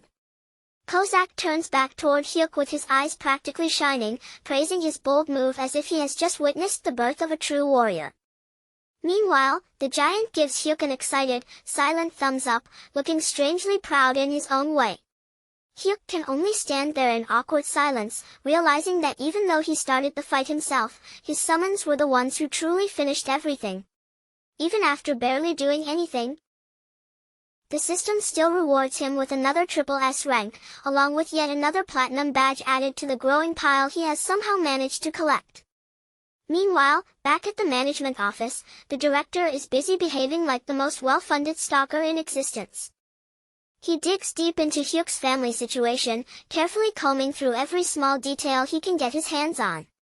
And while searching through that information, he uncovers a truth that is honestly more frightening than anything waiting inside the tower. The real head of Hyuk's household is not the father, and it is definitely not either of the sons. The true authority in that family is clearly the mother. Apparently, this woman's presence is so overwhelming that the men in the house probably cannot even breathe too loudly whenever she is nearby. Once the director realizes he has found the perfect pressure point, his mind immediately begins turning toward a new plan. He decides to aggressively support Hyuk's mother. In his eyes, if the government showers the matriarch with enough favor, benefits, and authority, then Hyuk will naturally end up tied to them through gratitude. It is a surprisingly effective strategy, even if the way he reaches that conclusion feels more than a little disturbing. Back in the real world, Hyuk decides that surviving another dangerous floor deserves a proper celebration, and his chosen reward is a massive flood of carbohydrates. He orders 12 huge bowls of black bean noodles, an amount so absurd that the delivery man looks at him with deep, quiet sympathy. The poor man clearly assumes Hyuk is preparing for some miserable one-person feast, the kind of lonely meal that says more than words ever could. And to make the scene even worse, the delivery worker tosses in exactly one fried dumpling as a free extra, as if that tiny gesture is meant to comfort him. Hyuk looks at the lonely dumpling and is visibly offended the moment he sees it. After spending such a ridiculous amount of money on noodles, all he gets as a bonus is one tiny dumpling and not even a single coupon. In his head, he immediately starts grumbling about how difficult it has become to order with coupons these days, proving that even after earning millions, Hyuk is still painfully cheap at his core. He quickly sends the delivery man away before the atmosphere can become any more awkward, then turns toward his hidden housemates and tells them they can finally come out now. The second the door closes, the apartment bursts into chaos. The giant meat shield is practically trembling with excitement, making the floor shake beneath him from the smell of the rich black bean sauce alone. Kozak is not much better, staring at the takeout as if the noodles are some sacred treasure placed before him. Hyuk watches the barbarian begin devouring the food and honestly starts worrying that the giant might eat the ceramic plate along with the noodles. While greed and hunger take over the room, Hyuk ignores the madness around him and decides to check his rewards. He opens his inventory and sees that he has now collected 20 platinum badges, which is finally enough to unlock a special prize. A platinum random box appears before him, floating in the air with the kind of mysterious presence that makes Hyuk's heart tighten immediately. Hyuk stares at it, wondering whether his luck is finally about to turn around, or whether the system is preparing to throw another bizarre surprise at him. The professional coward fixes his eyes on the floating platinum box with the desperate focus of a gambler staring down a slot machine. The system begins slowly scrolling through the possible rewards, each option appearing one after another before Hyuk's eyes. And honestly, the lineup is enough to make any grown man tear up from pure happiness. There are mana stones, rare herbs, 50 different kinds of metal, potions, elixirs, and all kinds of weapons waiting inside the reward pool. Some of the options are even special items, like the rune of level up, which allows someone to gain levels without having to climb through floors in the normal way. And then there are tower jump tickets, rare items that can let a player skip entire floors as if they are stepping over danger itself. Hyuk immediately leans into the reward list with the sharp, greedy concentration of someone trying to squeeze every last bit of value out of a prize box. His eyes move over each option carefully, weighing what could make him stronger, richer, or ideally, safer without making him work too hard. The tower jump ticket gets rejected in his mind almost right away. To Hyuk, skipping a floor is basically the same as throwing away every reward he could have earned by clearing it himself, and there is no point in becoming high level if he ends up poor in the process. Then his gaze locks onto the real treasure hidden among the options, the grade confirmation summon ticket. The moment he understands that it could give him an SS rank summon, basically a god-tier servant under his command, his imagination immediately starts sprinting ahead on its own. If he managed to pull something that powerful, he could officially retire from fighting forever. He pictures himself sitting back comfortably in a chair, sipping juice without a care in the world while some absurdly overpowered servant handles absolutely everything for him. Just imagining that perfect life of effortless laziness is almost enough to make him drool. With his hopes swelling higher and higher, Hyuk silently prays for a miracle and finally opens the box. The rewards begin spilling out in a chaotic mix, appearing one after another before his eyes. The first thing Hyuk receives is 10 full kilograms of mana stones. The moment he sees them, Hyuk's eyes practically transform into shining money signs, glowing with pure, shameless greed. He quickly realizes those sparkling stones alone are worth around 5 million won. Even better, they are easy to sell whenever he wants, which makes them feel less like rocks and more like a pile of cash in disguise. The second reward is a skill book with the absurd name Cow's Lightning Staff. Hyuk stares at the title for a moment and immediately thinks it sounds like something ripped straight out of a terrible romance novel that has absolutely no shame about how ridiculous it is. Still, he registers the skill anyway. No matter how stupid the name sounds, Hyuk is desperate to finally have a real attack skill of his own, something that lets him do more than hide behind his summons. But the third reward is the one that truly makes everything stop. What appears before him is a rune of summon grade up. This is a complete jackpot. It is the kind of item that can raise a summon's rank depending on how much hidden potential that summon has inside them. Hyuk immediately runs into a problem, and somehow, the dilemma feels strangely personal. Should he give it to Kozak, the red-haired assassin who has been with him the longest, or to Gobang, the giant meat shield who keeps throwing himself into danger?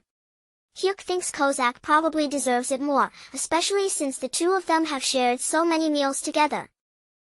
Even though, if they are being completely honest, Gobang has very obviously eaten more of the food overall. In the end, Hyuk decides not to use the rune immediately. Instead, he chooses to hold on to it and save it for a later moment when the choice feels more certain. After all, when he takes a step back and looks at their current strength, it is already more than enough to carry them through the floors waiting directly ahead of them.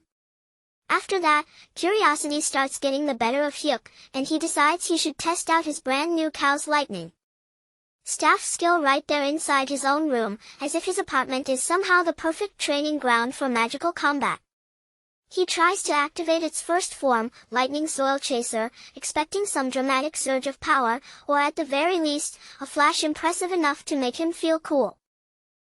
But absolutely nothing happens. There is no spark, no sound, no rumble, and not even the tiniest bit of dramatic atmosphere, because of course, magic does not function in the real world.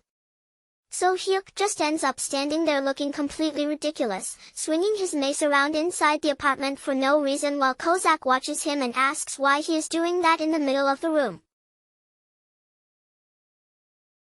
When Hyuk proudly announces that he has finally learned an attack skill, Kozak's face twists with horror, as if he has just witnessed a toddler pick up a running chainsaw and smile like he knows how to use it.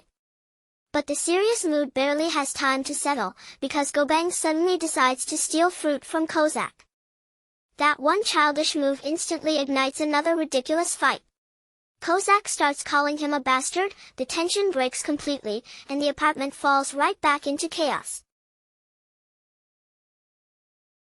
Once the oversized children finally calm down and stop turning the room into a disaster zone, Kozak's expression grows serious again, and he turns back to give Hyuk a proper lecture.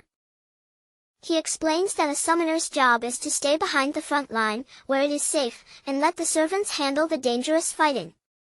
He even reminds Hyuk that his former master died for exactly that reason, because he stepped forward and tried to act like a hero when what he should have done was stay alive. But Hyuk is already too caught up in the confidence growing inside him to fully accept that warning.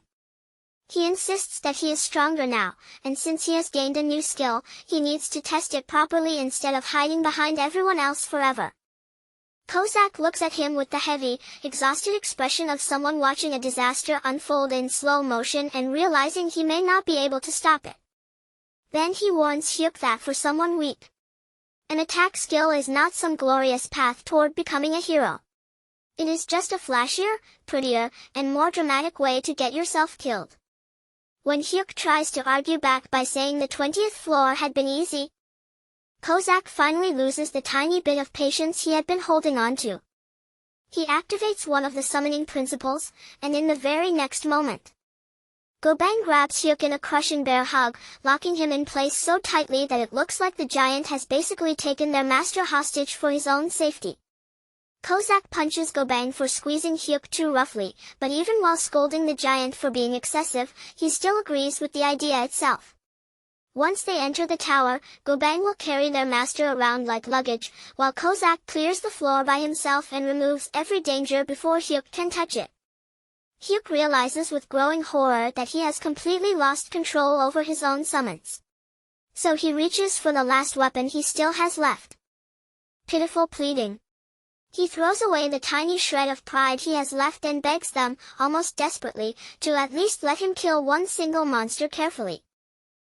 Kozak lets out a tired, defeated sigh, clearly worn down by how pathetic the entire scene has become.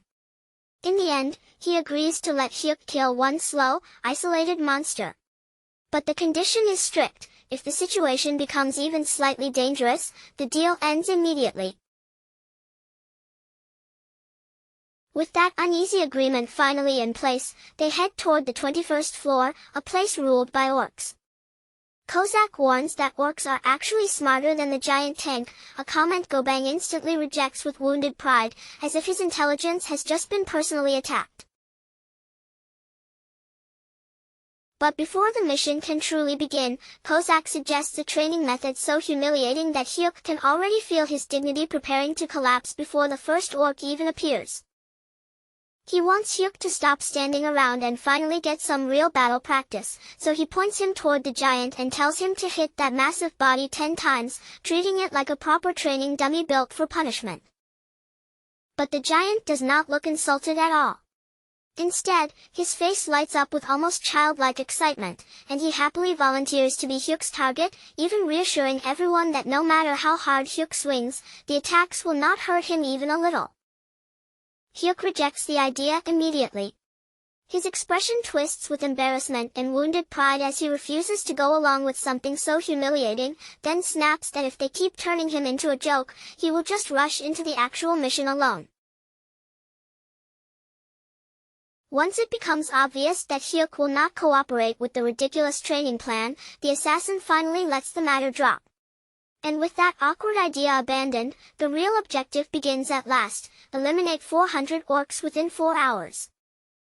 The instant the mission target appears, the summons move before Hyuk can even catch his breath, shooting forward without hesitation like beasts that have just been released from their chains. They slam straight into the orc horde and tear through the enemies at a horrifying pace, cutting them down so quickly that the entire battlefield becomes a blur Hyuk can barely follow with his eyes. As Hyuk watches the number of orcs shrink right in front of him, a terrible realization hits him. At this rate, the whole floor might be cleared before he even gets the chance to draw his own weapon and prove he belongs there. That ugly panic begins creeping up his back, and the fear of being useless starts to show plainly on his face, tightening his expression as he stares at the battlefield slipping away from him. The assassin catches on almost immediately. Noticing Hyuk's growing desperation, he makes a very intentional decision in the middle of the slaughter. With what can only be described as an act of generous mercy, he leaves one orc alive. The poor creature stands there blinking in confusion, as if it has been carefully saved and personally set aside for Hyuk to finish.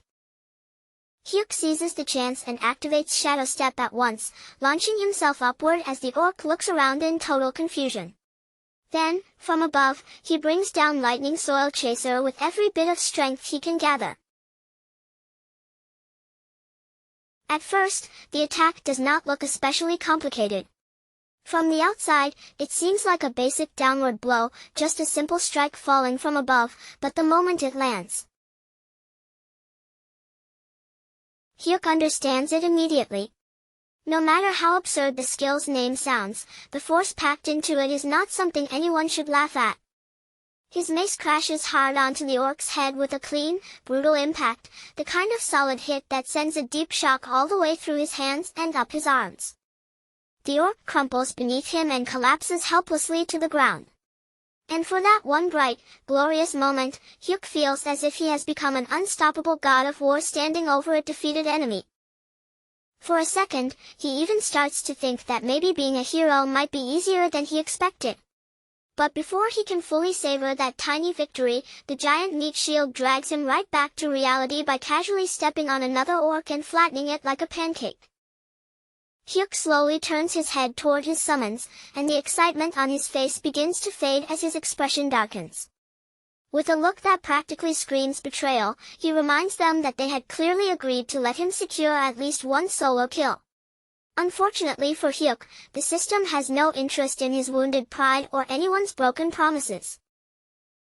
Instead, it immediately rewards him for clearing the 21st floor, showering him with mana stones, healing potions, and once again, another shining S++ platinum badge. Over the next several days, Hyuk gradually settles into an unexpectedly smooth rhythm, moving from one monster cleanup to the next as if this bizarre routine has somehow become part of his normal life. He clears the 22nd and 23rd floors with the same flawless rating, barely needing to struggle at all while his team destroys everything that dares stand in their path. By the time they reach the volcanic zone on the 24th floor, surrounded by suffocating heat, drifting smoke, and scorched ground, Hyuk is barely even sweating. No matter how hostile the terrain becomes, his team remains completely unstoppable.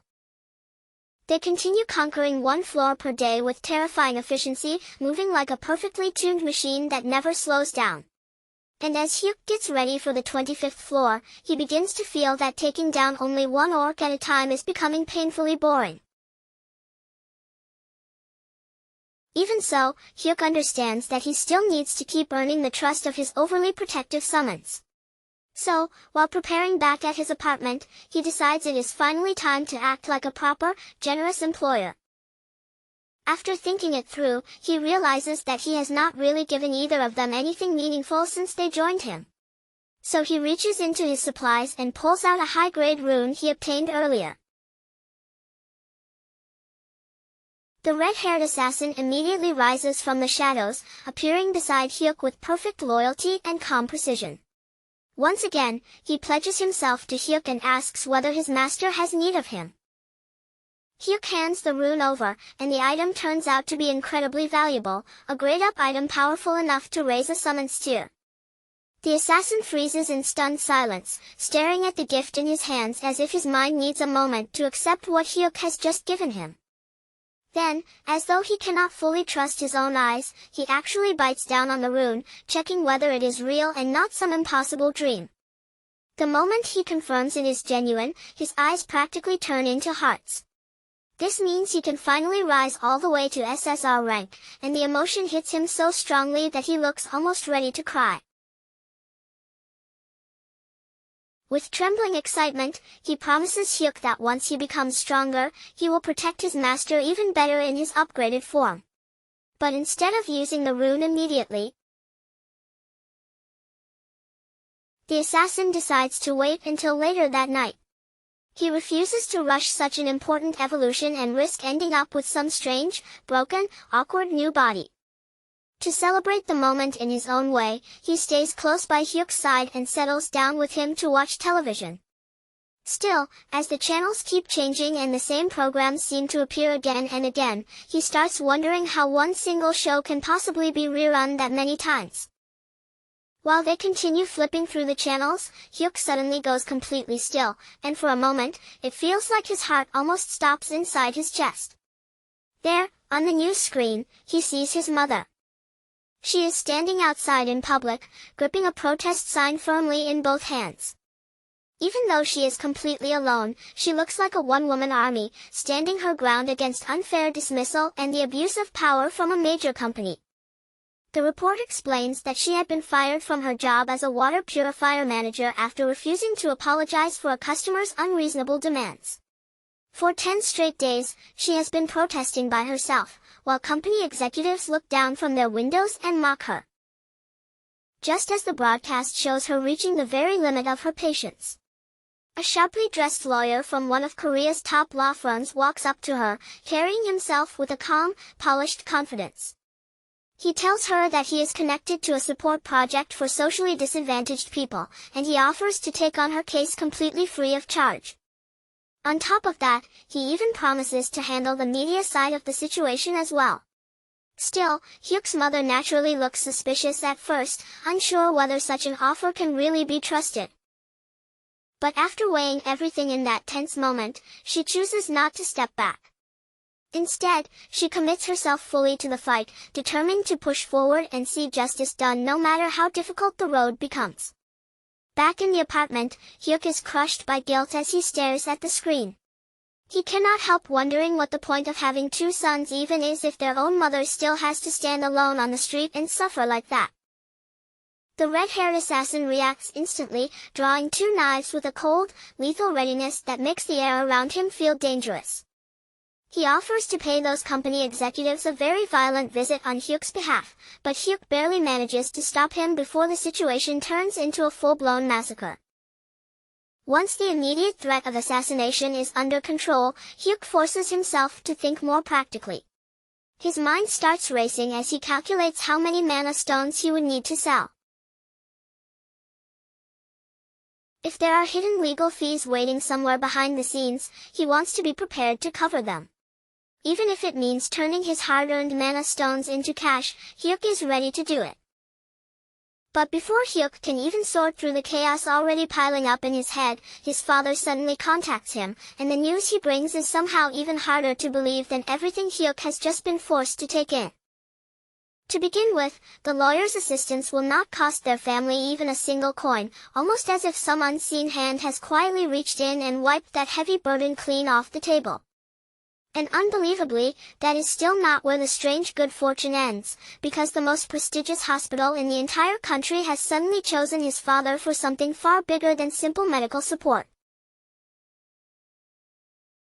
They are offering to cover his hip surgery in full, completely funded from beginning to end, and they are even including a proper rehabilitation program so he can recover safely afterward.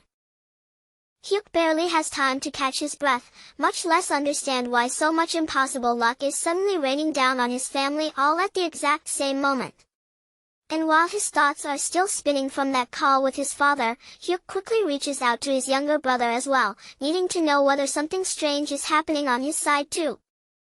That is when his brother hits him with yet another unbelievable announcement, revealing that he has just received a massive national scholarship from the Awakened Management Department. At that moment, Hyuk's face slowly stiffens. This is much too perfectly timed to be ordinary kindness from fate, and a streak of fortune this ridiculous might as well have the government's fingerprints stamped all over it. So instead of letting the matter slide, Hyuk quietly arranges a private meeting with the agency's team leader, choosing somewhere low-key where they can speak without too many people watching them. Then, once the two of them are seated across from each other over a meal, Hyuk does not bother circling around the subject. He fixes his eyes on the man and directly asks why the agency is interfering with his family's lives. The team leader does not so much as flinch. He does not hesitate, act surprised, or even pretend for a second that Hyuk has gotten the wrong idea about what is happening. Instead, he answers with complete calm, explaining that if Hyuk has serious problems waiting for him back at home, those anxieties do not simply disappear the moment he steps inside the tower. According to him, that kind of pressure clings to Hyuk wherever he goes, and when his life is on the line, those lingering worries can directly affect how well he performs. Then he adds, almost as if it is the most ordinary thing in the world, that this level of support is perfectly normal for players valuable enough to qualify for elite-level treatment.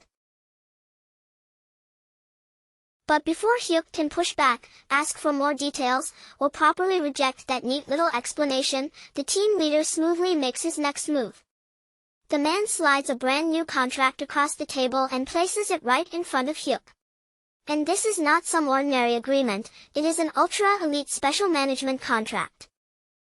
As the team leader smiles broadly and casually suggests they sign it right there on the spot, Hyuk feels a cold, uneasy sweat begin gathering along his back. His heart starts hammering so hard inside his chest that it feels like it is trying to tear its way out while he sits frozen across from the captain. The captain is practically burning with enthusiasm, his entire body seeming ready to shake through the floor as he urges Hyuk to sign the elite team contract without wasting another second. Hyuk, being the professional coward he is, immediately realizes that the captain came fully prepared to corner him. Even then, he forces himself to keep his expression steady and weakly argues that he has neither the confidence nor the talent for something like this. The captain slowly rises from his seat with the heavy pressure of a man about to hand down the final judgment, then asks whether Hyuk is seriously trying to play humble after breaking records no one else has ever come close to reaching. Hyuk has absolutely nothing to say to that. After all, trying to act modest after clearing 24 floors with SSS level ranks only makes him look like an even more shameless fraud. By now, the captain is almost pleading with him, and he even brings up the recent incident involving that bastard Choi as proof that the situation around Hyuk has already turned dangerous.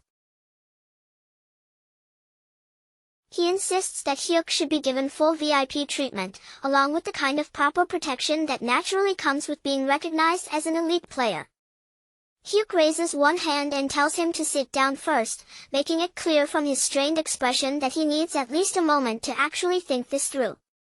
For Hyuk, the biggest problem is the mandatory video recording attached to elite contracts, because the very last thing he wants is for his murderous summons to blow up online like some celebrity combat squad. But the captain already has an answer prepared for that concern too. He promises that the recording conditions and security arrangements can be adjusted according to Hyuk's wishes, then adds that they can provide a highly secure residence and even personal guards for his family. And just as Hyuk's resistance starts crumbling under the pressure like an old cookie breaking apart in someone's hand, the captain calmly places the final bribe in front of him. 2 houses, completely free of charge, one where his family can live safely, and another reserved entirely for Hyuk himself. For one brief second, Hyuk's brain nearly shuts down completely under the crushing impact of those words, free property. Even so, despite his thoughts short-circuiting from the offer, he somehow manages to cling to the final thin thread of caution still left inside him. He asks for just a little more time, explaining that before he signs something capable of shaping his entire future, he wants to get advice from someone first. The next morning, the assassin appears before him looking as though a glowing purple flame has been swallowed and is now burning from deep inside his body. He has officially advanced past SR rank. Now he has reached SSR rank, and the aura pouring from him is so dazzling and intense that Hyuk can barely keep his eyes open while looking at him. Hyuk quickly tells him to tone it down before he blinds everyone. Only after that overwhelming pressure finally settles does Hyuk bring up the contract offer, laying out the details of what the agency has placed in front of him. To Hyuk's surprise, the assassin does not immediately shoot the idea down. Instead, his reaction is unexpectedly calm, and he even seems strangely supportive of the arrangement. He points out that Hyuk is basically a national treasure walking around in human form, so receiving that level of importance and special treatment is only natural. Even so, there is one condition the assassin refuses to let slide. He warns Hyuk that he must demand full authority over when they enter the tower and when they choose to clear its floors. The assassin makes it very clear that he will not allow greedy management filth to push them into deadly situations before they are completely prepared. He then explains that as long as Hyuk stays alive and continues using his random summons, his potential will keep growing far beyond anything ordinary people can predict. Eventually, Hyuk will be able to summon beings so overwhelmingly powerful that they will not merely be rare, impressive, or difficult to find.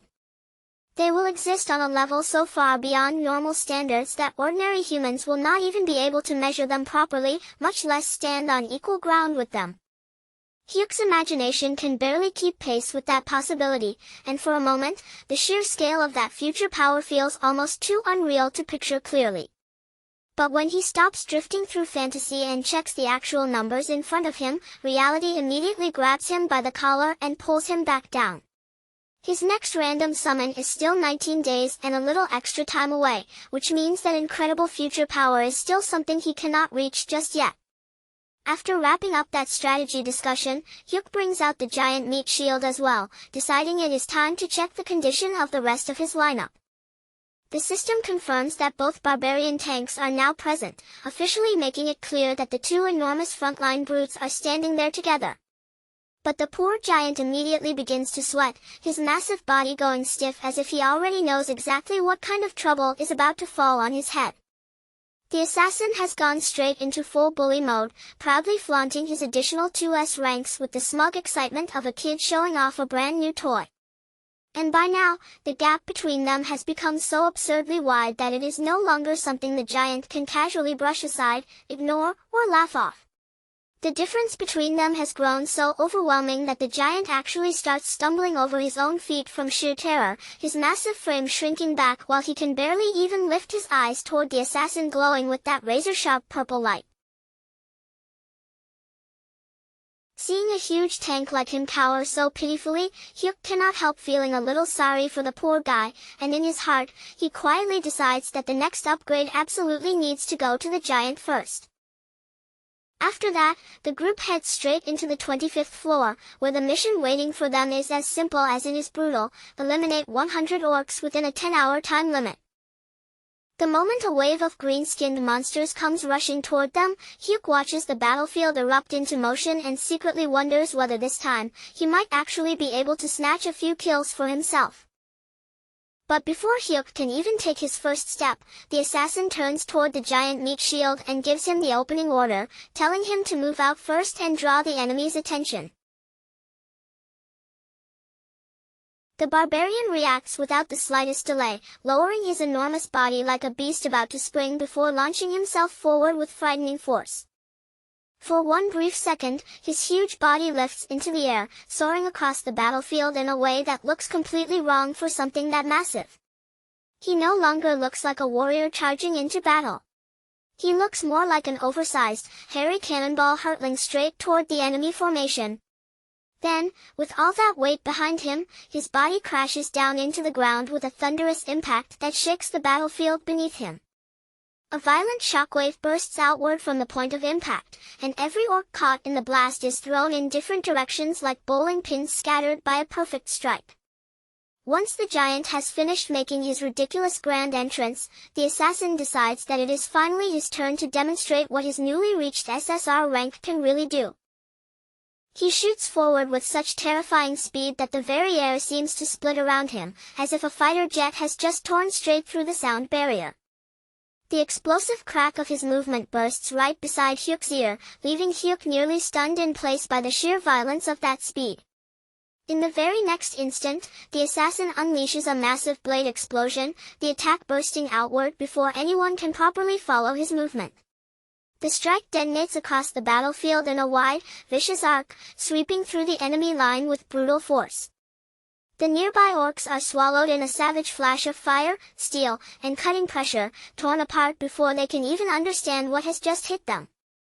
Even so, a few surviving orcs somehow manage to slip through the chaos, circling around and attempting to strike the assassin from behind. But the instant their attacks connect, they realize far too late that the figure in front of them was never the real target at all, it was only a clone. The true assassin appears behind them like a shadow sliding out of thin air, activating a clean, perfectly timed ambush skill.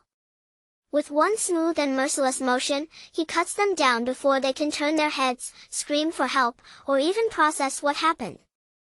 The orcs that are still alive suddenly freeze where they stand, staring at him with expressions that say more than words ever could.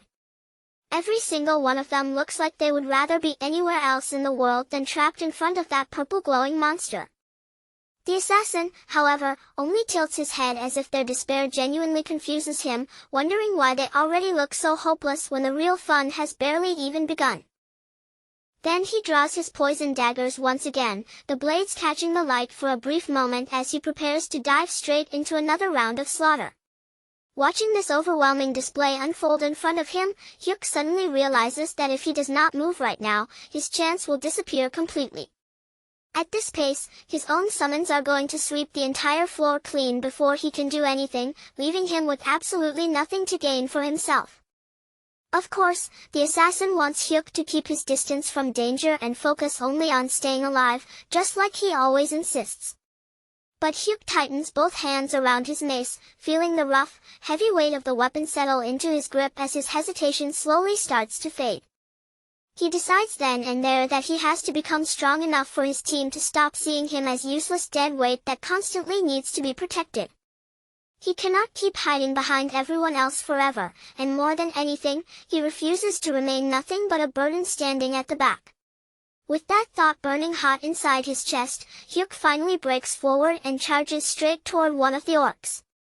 When the monster swings at him, Hyuk slips away from the attack cleanly, dodging its strike before driving a sharp, heavy kick straight into its back. Riding the surge of confidence building inside him, Hyuk brings out the first form of his primordial thunder staff and prepares to strike. The blow comes crashing down with brutal force, smashing directly into the orc's head before the creature can recover its balance. Purple energy bursts from the point of impact, and under the full force of the strike, the monster collapses dead beneath him. But the battlefield does not pause for even a second, and more enemies immediately come rushing toward Hyuk through the surrounding chaos. Hyuk activates Shadow Step and slips through the mess of bodies, weapons, and incoming attacks, dodging and striking back with a level of skill that even he probably did not expect from himself.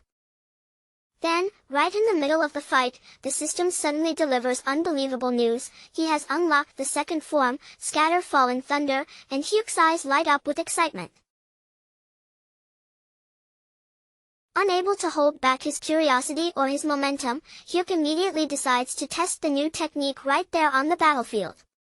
Lightning erupts from his staff in a violent flash, and the blast splits apart into 5 separate branches that tear across the battlefield. In one brilliant area attack, an entire group of orcs is wiped out at once, swallowed by the branching thunder before they can scatter. The assassin watches the whole display unfold in total disbelief, his eyes stretching wider and wider with every passing second. For a moment, his eyes look like they are about to pop straight out of his face from the shock. Then he rushes over to Hyuk, tears already gathering in his eyes as panic and frustration take over his expression. He shouts at Hyuk with the desperation of someone whose carefully established rules have just been smashed to pieces right in front of him. Unlocking a new skill, he cries, is absolutely not a valid excuse to ignore their strict safety agreement of only taking 1 kill per floor. Hyuk instantly breaks into a cold sweat, all of his earlier confidence collapsing at once as he stammers out an apology.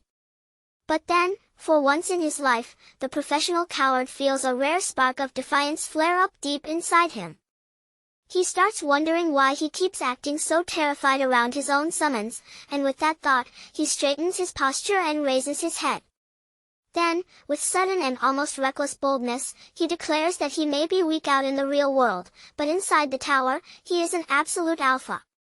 The assassin nearly falls apart on the spot, practically pleading with Hyuk to put survival before pride, but Hyuk simply brushes off all that panic with one casual motion, acting like there is nothing dangerous enough to worry about.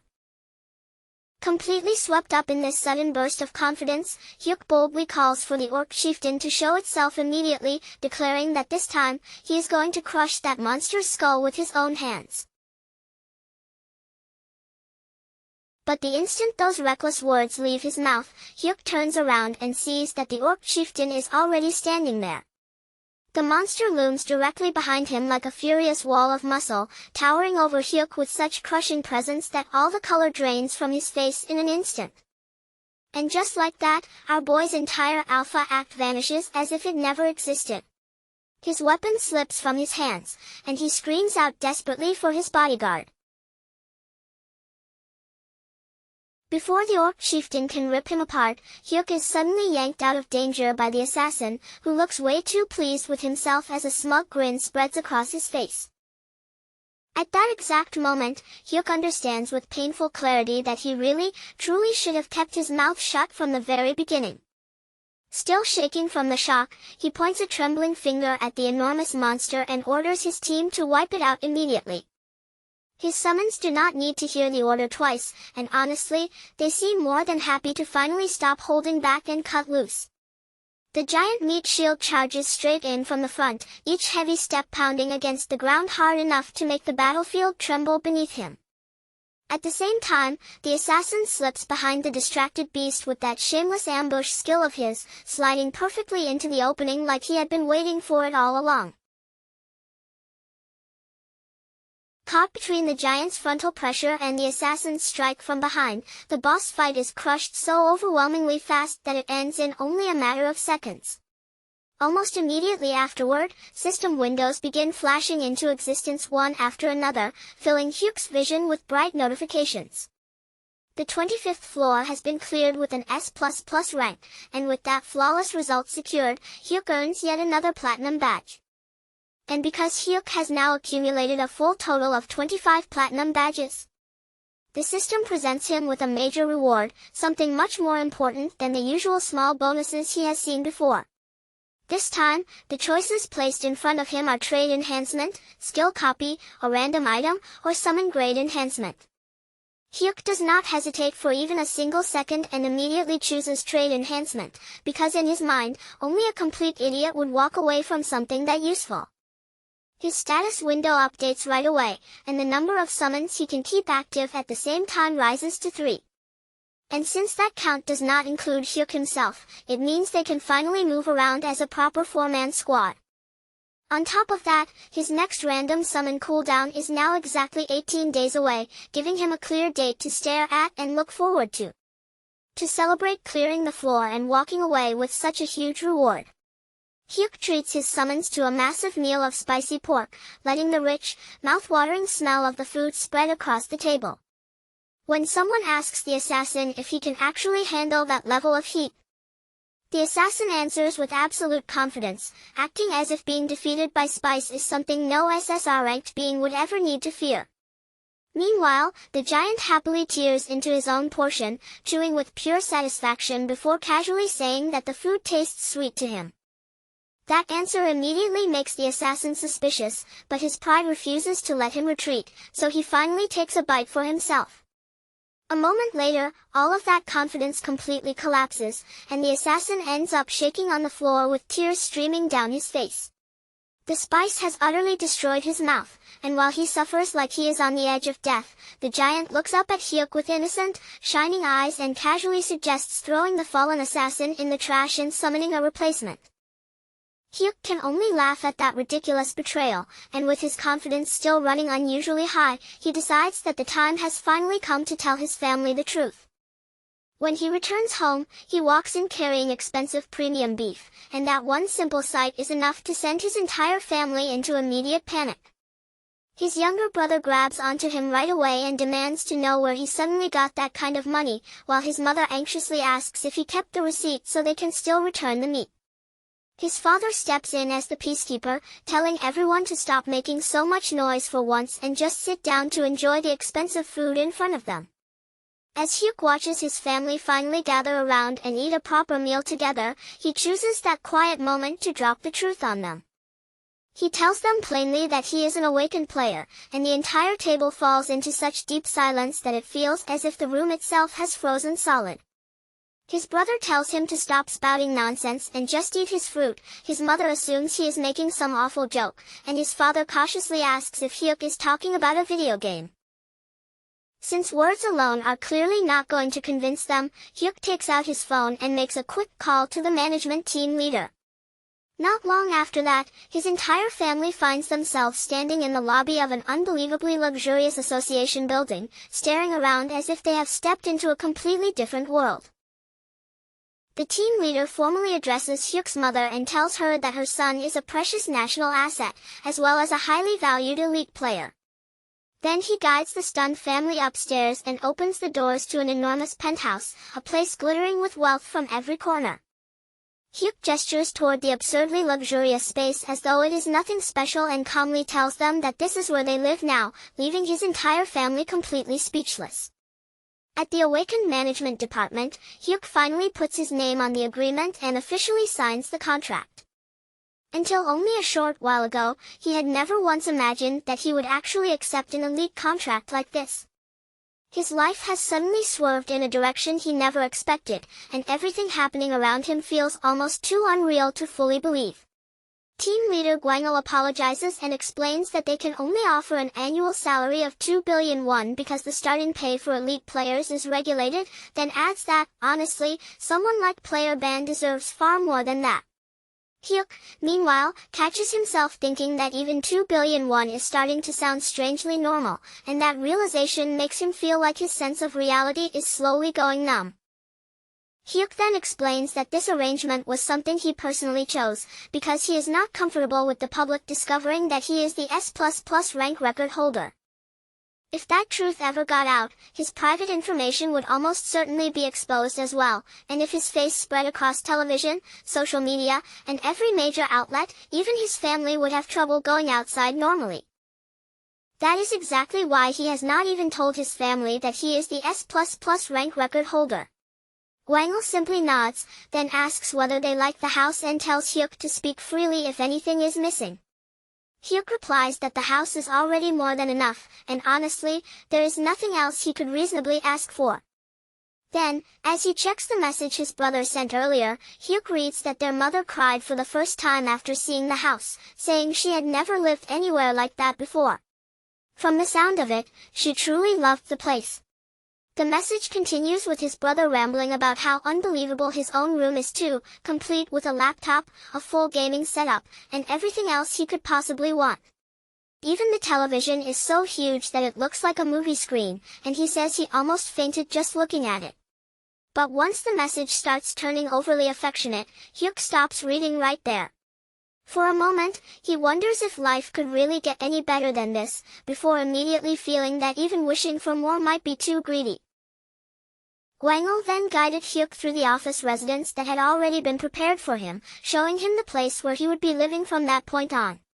The room was fully ready before Hyuk even stepped inside, with furniture, appliances, and the basic necessities already arranged neatly in place.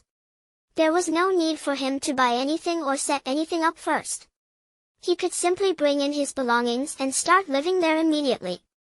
Even so, Gwangil looked around the two-bedroom unit with a careful expression and asked whether Hyuk was truly satisfied with this size, adding politely that if he wanted something larger, they could arrange it for him. But to Hyuk, the place was already more than enough. The moment he looked around at the clean layout, the fully furnished rooms, and the comfortable atmosphere, it felt almost unbelievably luxurious compared to what he was used to. In his eyes, this was not merely some basic residence prepared by the agency. It might as well have been a penthouse. Meanwhile, far away in Seoul, the atmosphere inside Korea's largest penthouse could not have been more different. This extravagant residence belonged to the nation's rank 1 player, and high above the city, two women were relaxing peacefully beside the pool, gazing across the sweeping skyline as if the world below them were completely separate from their lives. Then, without the slightest warning, the calm surface of the pool suddenly broke apart. A man rose up from beneath the water, sending ripples spreading across the pool and instantly shattering the quiet, elegant mood that had filled the space. He looked toward the women with a bored, almost lazy expression and asked how long they planned to keep swimming around so lifelessly. Then, with a casual smile tugging at his lips, he suggested they stop wasting time there and go out to find something more entertaining instead. This man was Yoo Kyo-man, the #1 ranked player in all of Korea. His trait was all-weapon warrior, a power that made him dangerous no matter what kind of weapon happened to be placed in his hands. Among every player in the country, Yoo Kyo-man stood at the very top when it came to weapon mastery. His skill with every type of weapon was unmatched, and over time, he had gathered a terrifying collection of lethal techniques and ultimate skills. Even now, while most players could only dream of reaching his level, he was still pushing through the highest floors of Korea's Black Tower. He casually picked up the shot glasses filled with whiskey, holding them as if they were nothing more than ordinary drinks, then remarked that just one glass of that liquor was worth 5 million won. The price alone was enough to make a normal person freeze before even daring to take a sip. With a playful edge in his voice, he asked how the expensive liquor tasted. One of the women laughed brightly, lifting the mood for a moment as she said that if the alcohol happened to taste sweet today, she might end up drinking every last drop by herself. Then another woman, who had clearly been holding back her curiosity for a while, finally spoke up. She turned her gaze toward Yukio-man and said there was something she had been wondering about, and since he was a top player, she assumed he might actually know the answer. Yukio-man glanced at her with only the bare minimum of interest, giving her just enough attention to continue, and asked what exactly she wanted to know. She asked who in the world the player was who had achieved consecutive S++ clears all the way through the 25th floor. Lately, that mystery had been on everyone's lips, and she could not hide the genuine curiosity in her voice. But Yukio-man only scoffed, completely unimpressed. To him, the 25th floor was nothing worth making a fuss over. He dismissed that player as some low-level nobody and said he had no interest in them whatsoever. Even after hearing that, the woman did not immediately back down. With a teasing little smile, she pushed the topic just a bit further, reminding him that an S++ clear was still a world first. Then she asked if he truly was not curious, especially when someone like that had appeared right here in their own country. Another woman sensed the dangerous shift in the air and quickly tried to stop her before she crossed a line. But before she could properly intervene, Yukio-man's expression changed, and in the next instant, he poured whiskey straight over the woman's head. The expensive liquor streamed down her hair and over her face as the atmosphere around the pool turned ice cold. Yukio-man stared at her without even a trace of warmth and told her to keep talking. Then his voice dropped even lower as he warned her to listen carefully. He asked what she thought would happen if he stopped clearing the 66th floor right then and there. The woman went completely still, unable to answer. The Black Tower was currently forming in Gangjong, but Yukio-man pressed the question even harder, asking what would happen if the next one appeared near a major city instead. Would South Korea be destroyed? The question struck her so hard that her entire body began trembling, and tears looked ready to spill from her eyes at any second. She apologized in a shaking voice, but Yukio-man showed no mercy. He kept going, blaming people like her for the tower's collapse, people with pretty faces, shallow minds, and empty words that carried no real weight at all. After that, the women left, and Yukio-man remained alone in his room, standing near the window while the city stretched endlessly beneath him. His mood had completely soured, and he muttered that he felt terrible. Seriously, even when he avoided player-obsessed women and surrounded himself with civilians instead, they still ended up talking about S++ clears. No matter where he went, it was always the same irritating topic. His jaw tightened as his irritation continued to rise. China had contacted him again that month, just like they had the month before, refusing to give up on the idea of pulling him away from Korea. Their offer was almost absurdly generous. They were willing to pay him 180 billion won every year, provide him with a mansion, caretakers, a private jet, and even treat him with respect equal to that of a national leader. And Japan was no different. Japan had offered him 200 billion won annually, along with a luxury mansion and 10 personal maids who would obey his wishes and take care of whatever he desired. Even with offers like that waiting for him, Yukio-man had still remained in Korea. He had continued fighting on the 66th floor, throwing himself into battles against the dead for months without turning his back and walking away. And this was the gratitude he received. Instead of recognizing everything he was doing, people were obsessing over some bastard who had only cleared the 25th floor. Ungrateful trash. His thoughts grew darker as he wondered whether he should simply change his nationality and leave Korea behind altogether. After all, the 66th floor was not some joke that just anyone could handle. The 60th floor marked the beginning of the undead zone, but the 66th floor was on an entirely different level.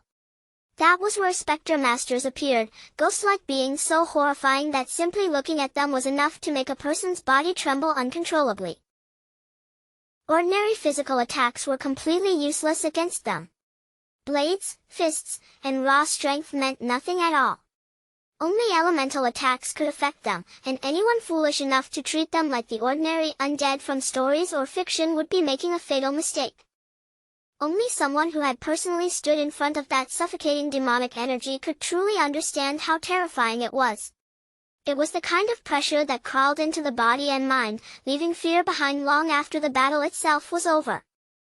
After just one attempt on that floor, Yukio-man needed 3 full days of rest simply to recover from the mental damage.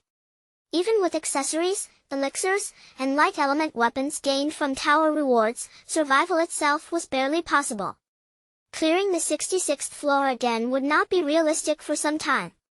He slowly exhaled, and the thought of changing nationality settled even heavier in his mind. Maybe it was no longer something he should merely consider. Maybe it was time to actually move forward with it. If he suddenly changed countries, Korea would be thrown into complete chaos, would it not?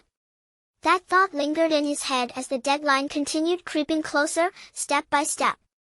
The collapse threshold of the 66th floor had already passed the halfway mark. In roughly 3 months, the true countdown would begin, and once that happened, there would be no easy way to turn things back. At that point, Korea's only real hope would be him, Yukio-man, the nation's top player, and the one person everyone would be forced to rely on. But when that time finally arrived, he might not even be in Korea anymore. Then those fools could regret it all they wanted. They could sink into despair and finally understand exactly what they had lost. Ungrateful bastards. Back with Hyuk, the mood was much brighter and a whole lot more peaceful. To celebrate moving into his new home, he ordered 10 whole fried chickens. When the delivery worker arrived carrying that ridiculous mountain of food, Hyuk could not help apologizing for placing such an excessive order. Still, living in a player residential complex was shockingly convenient. The more Hyuk experienced the place, the more unreal it felt compared to the cramped and difficult life he had known before. The staff handled almost everything, from building management to small everyday errands. Laundry could be picked up and brought back without any hassle, and whenever cleaning was needed, cleaners were available as if the entire place had been designed to remove every annoying chore from daily life. The building itself had nearly everything he could ask for. There were restaurants serving 3 meals a day, cafes, gyms, dry cleaners, karaoke rooms, and even a swimming pool. As Hyuk took it all in, he genuinely wondered why he had not moved into a place like this much sooner. Feeling completely satisfied, Hyuk carried the boxes of fried chicken inside, ready to share the food with everyone after another important step in their climb had been completed. Their latest mission had taken place on the 26th floor, where they needed to eliminate 20 swamp trolls. The swamp terrain made that stage notoriously troublesome, but thanks to Hyuk's shadow skill, the mission had gone far more smoothly than expected. He had even managed to take down one of the trolls himself. Hyuk stepped into the room with the food in hand and called out to the others, his voice cutting through the quiet focus inside. He asked what they were all staring at so seriously, especially when the chicken had already arrived and was sitting there ready to be eaten. On the massive 100-inch television, a girl group was performing beneath bright lights with polished choreography. The screen was so huge and dazzling that even Meatball sat there completely captivated, unable to pull his eyes away. Hyuk understood their reaction immediately. A girl group performance playing on a 100-inch television had enough visual impact to overwhelm just about anyone. Not long after that, the group finally managed to tear their attention away from the screen and turn toward the food. As they ate, Kozak asked if they should head straight for the 27th floor the next day. Hyuk agreed without much hesitation. Since they had already built up momentum, he figured they might as well keep pushing and climb all the way up to the 29th floor. Kozak tilted his head, curious about the specific number, and asked why Hyuk wanted to stop at the 29th floor in particular. Hyuk explained that once they reached that point, they would spend 10 days repeating clears instead of immediately moving forward. After those 10 days passed and the random summon cooldown finally ended, Hyuk planned to challenge the 30th floor with a full party of 4 members. That explanation made Kozak realize exactly what Hyuk was aiming for. He asked if they were going to recruit a new member, and despite himself, he admitted that he was already looking forward to seeing who would join them. But then a small hesitation crept into Kozak's mind. If Hyuk summoned an SSR-ranked ally, or maybe even someone above that level, Kozak's position as the right-hand man could be threatened. Even so, if that meant improving the summoner's safety, then perhaps it would still be the better outcome. He could not quite decide how he felt. Meanwhile, Hyuk grinned at the thought, and even Meatball began cheering excitedly over the idea of a new member and even more battles ahead. Just then, team leader Gwangho returned with the item Hyuk had requested. It was the Volcano Orc leather armor, a special piece of equipment that absorbed and stored heat from flame aura while also blocking out cold air and freezing temperatures. Hyuk accepted the armor with sincere gratitude, holding it carefully as he thanked Gwangho for personally bringing it all the way to him. Gwangho simply waved the thanks aside, saying it was nothing worth making a fuss over, since supporting elite players was part of their team's responsibility. Hyuk nodded and said he would make proper use of it before returning it later, and Gwangho gave him a steady, serious look before wishing him luck on the 27th floor. Soon after that, Hyuk and the others entered Black Tower Korea's 27th floor, and the moment they arrived, the atmosphere changed completely. This floor was infamous among players for its vicious cold, the kind of freezing air that did not just brush against the skin, but seemed to bite straight through it. But for Hyuk, the floor did not feel brutal at all.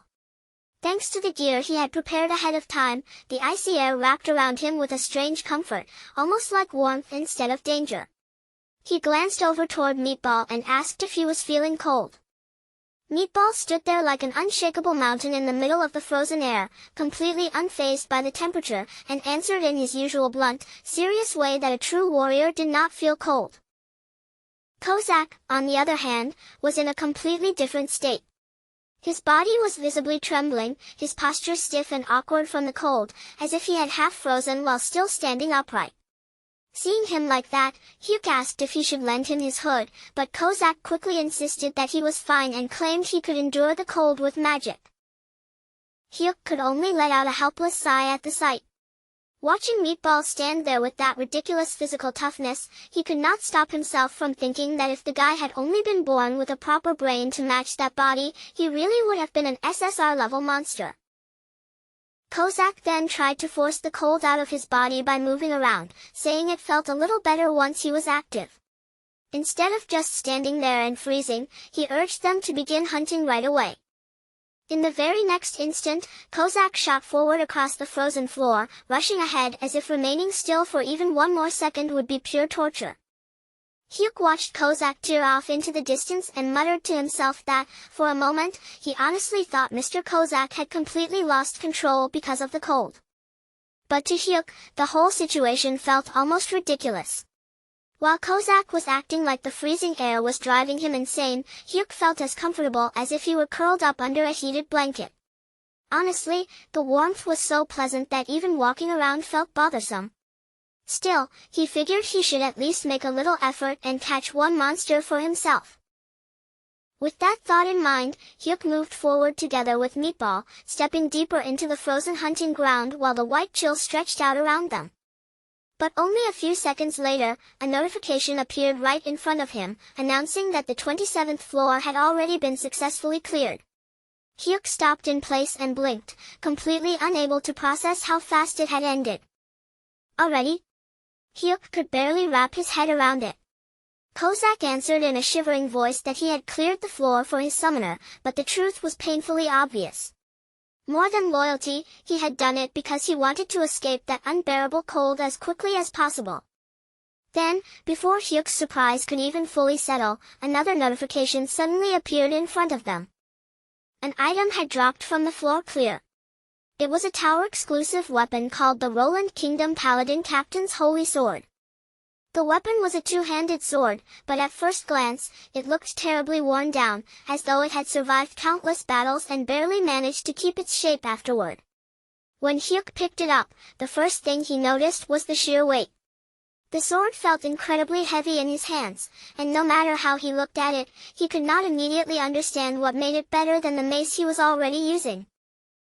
In the end, Hyuk decided that he would just store it away for the time being.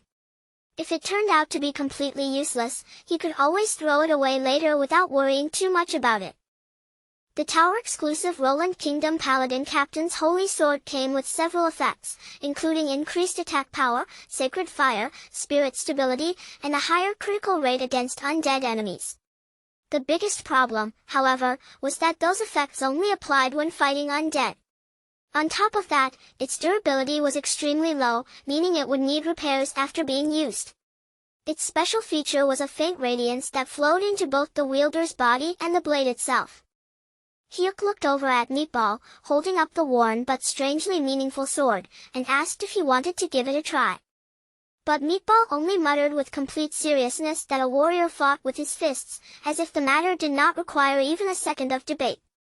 Hyuk then turned toward Kozak and asked if he had any use for the sword instead. Kozak answered casually that his equipment consisted of wyvern leather armor and dwarven daggers. In other words, he only handled top-tier gear and had no interest in something like this. Both of them were stubborn in their own very strange ways. Hyuk stared down at the old sword in his hands and quietly thought that selling it might really be his only option. He wondered if he should take it back to the player shop, though with how worn out it looked, he had no idea whether anyone would actually buy it. Still, before getting rid of it completely, Hyuk decided he should at least test it once. Kozak stepped back and told him to go ahead, offering a cheerful word of encouragement as though Hyuk was about to attempt some grand heroic trial. Hyuk tightened both hands around the heavy two-handed sword, planted his feet, and swung it with all the strength he could manage. Then he swung it a second time. And after only those 2 swings, every ounce of stamina seemed to drain straight out of his body. Kozak watched him and nodded with approval, praising him as if he had just witnessed something genuinely impressive. He said it was remarkable, exactly what he would expect from Summoner Ban. But Hyuk could only stare back at him in disbelief. He told Kozak that he could not even lift the sword properly, so the praise made absolutely no sense. This man really had no idea when to stop complimenting him. Even then, Kozak calmly added that Hyuk had still done well, since physical ability was naturally limited outside the tower. That answer made Hyuk pause for a moment. He looked at Kozak more seriously and asked if there was truly no way to remove that outside world limitation. Kozak fell silent for a brief moment before finally answering. He said there was a way, but it was not something anyone should ever wish for. If the boundary separating the real world from the tower disappeared, that restriction would vanish too. The many towers spread across Earth would collapse, reality itself would become no different from the tower, and players would finally be able to use their full power without any restraint. Kozak's expression turned serious as he looked straight at Hyuk. In a low, heavy voice, he said that if such a thing ever happened, it would be nothing less than a sign that disaster was approaching. At that very same time, inside the Japanese embassy in Korea, located in Gwangwon, a phone call came through. The message was delivered through coded words. The rabbit wanted to leave its old nest and move to a new one. And that rabbit was none other than Korea's rank 1 player, Man. The counselor listened carefully and replied that this was good news, very good news indeed. However, he also made it clear that the caller would need to bring him over personally, because the wolves were already watching the rabbit. Even so, the caller calmly told him not to worry, saying he would handle it. The man receiving that report was Counselor Tomo of the Japanese embassy. A faint smile slowly formed on Tomo's face. From the dangerous look in his eyes, it was clear that something was beginning to move in the shadows, and a storm was about to strike. 2 days later, at Black Tower Gwangwon in the Republic of Korea, the tower's progress had reached a dangerous point. Floor 65 had already been cleared, and the current barrier was the 66th floor, with the deadline showing 92 days, 13 hours, 34 minutes, and 52 seconds remaining. Hyuk felt a faint uneasiness settle in his chest as he remembered what Kozak had said about the boundary disappearing being an omen of doom. Still, floors that high were supposed to be handled by top players like Man, weren't they? Worrying about it would not change anything. For now, Hyuk only needed to keep climbing at his own pace. Since they had cleared the 28th floor the day before, today's goal was the 29th floor. The 28th had been troublesome enough, with giant trolls launching attacks from the tops of massive trees. If Kozak had been fighting alone, it would have been a much harder battle. But with Meatball there beside them, they had somehow managed to deal with the entire situation. Thinking back on it, Hyuk still wondered how they had handled those enormous trees so easily. Once again, the same thought crossed his mind. If Meatball had even a little more intelligence, he truly would have been an SSR.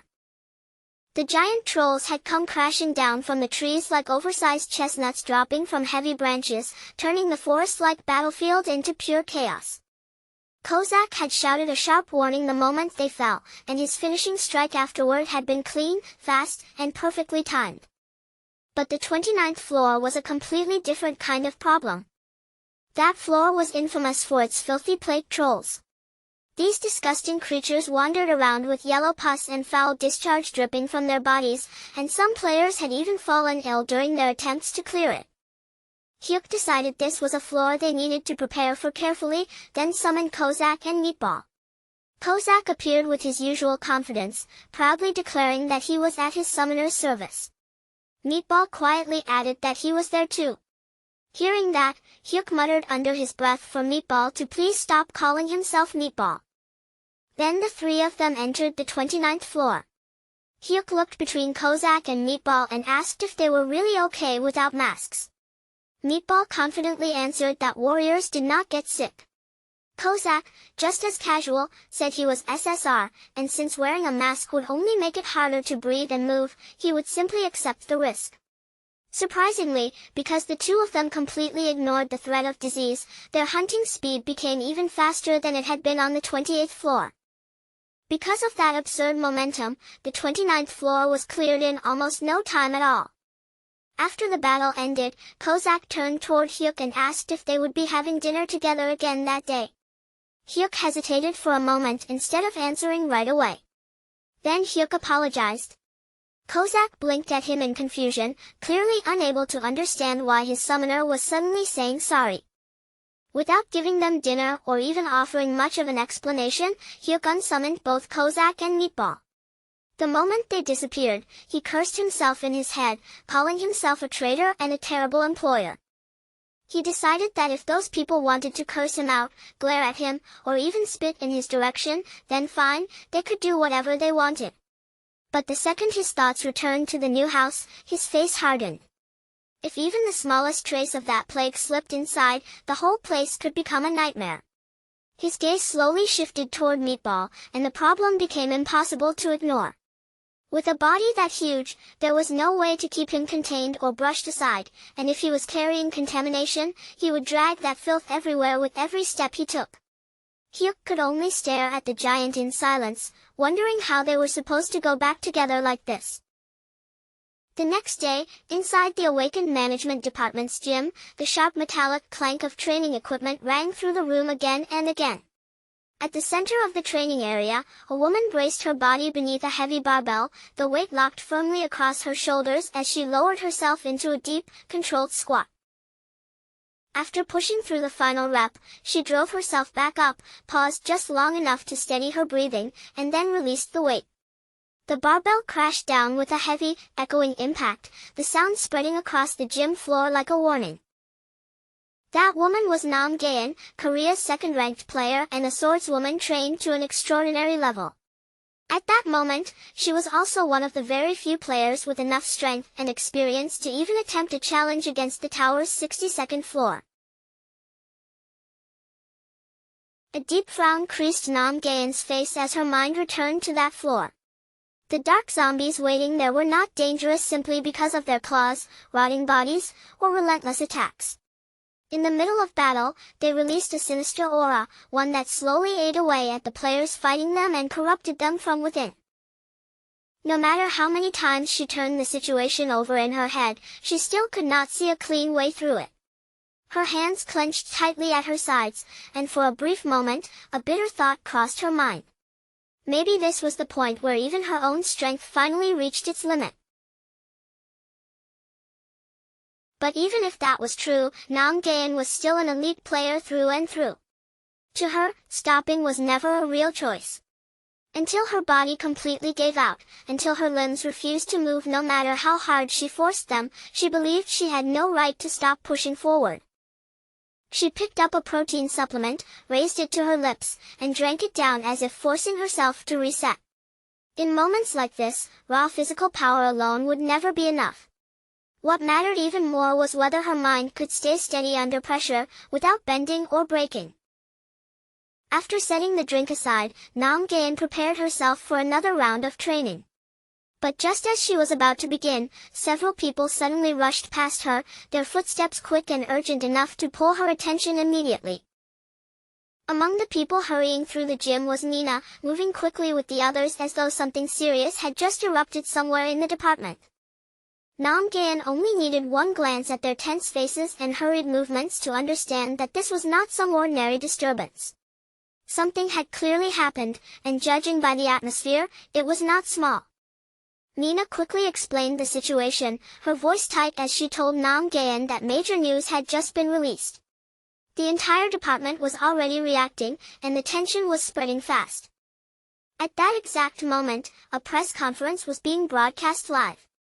Yu Kilman stood at the center of the room, surrounded by attention, speaking in a cold and controlled voice that made every word feel deliberate. He openly criticized the awakened management department, saying they cared only about policies, official procedures, and paperwork, while failing to properly support the allied teams actually risking their lives on the front lines. Then, with that same hard expression fixed on his face, Yu Kilman declared that the future of the Republic of Korea looked dark. The way he said it made it sound as if he had already lost faith in the direction the country was heading. And then came the announcement that truly sent shockwaves through everyone watching. Yu Kilman stated that he would be leaving Korea that very day, and from that point forward, he would continue his career as a Japanese player. When that news finally reached Hyuk, it hit him like a sudden blow. For a moment, he could only sit there stunned, struggling to process what he had just heard. Yu Kilman, the strongest player in the entire country, was changing his nationality. Team leader Gwangul confirmed it directly, and that was the exact reason they had summoned Hyuk with such urgency. After a brief, heavy pause, Gwangul looked at Hyuk carefully and asked how long it would take him to climb all the way up to the 60th floor. Hyuk quietly exhaled through his nose. From the moment he had been called in so suddenly, he had already suspected that this kind of question might be waiting for him. He calmly laid out his current situation. Right now, he was only on the 29th floor. Even if he cleared one floor every single day without missing a beat, it would still take around 37 days to reach the 66th floor. Since the deadline was still about 90 days away, it might sound possible at first. But the real world was not that convenient. Any truly difficult floor would demand at least 10 days of preparation by itself. And on top of that, his contract clearly stated that climbing to higher floors had to be his own decision, not something forced on him by someone else.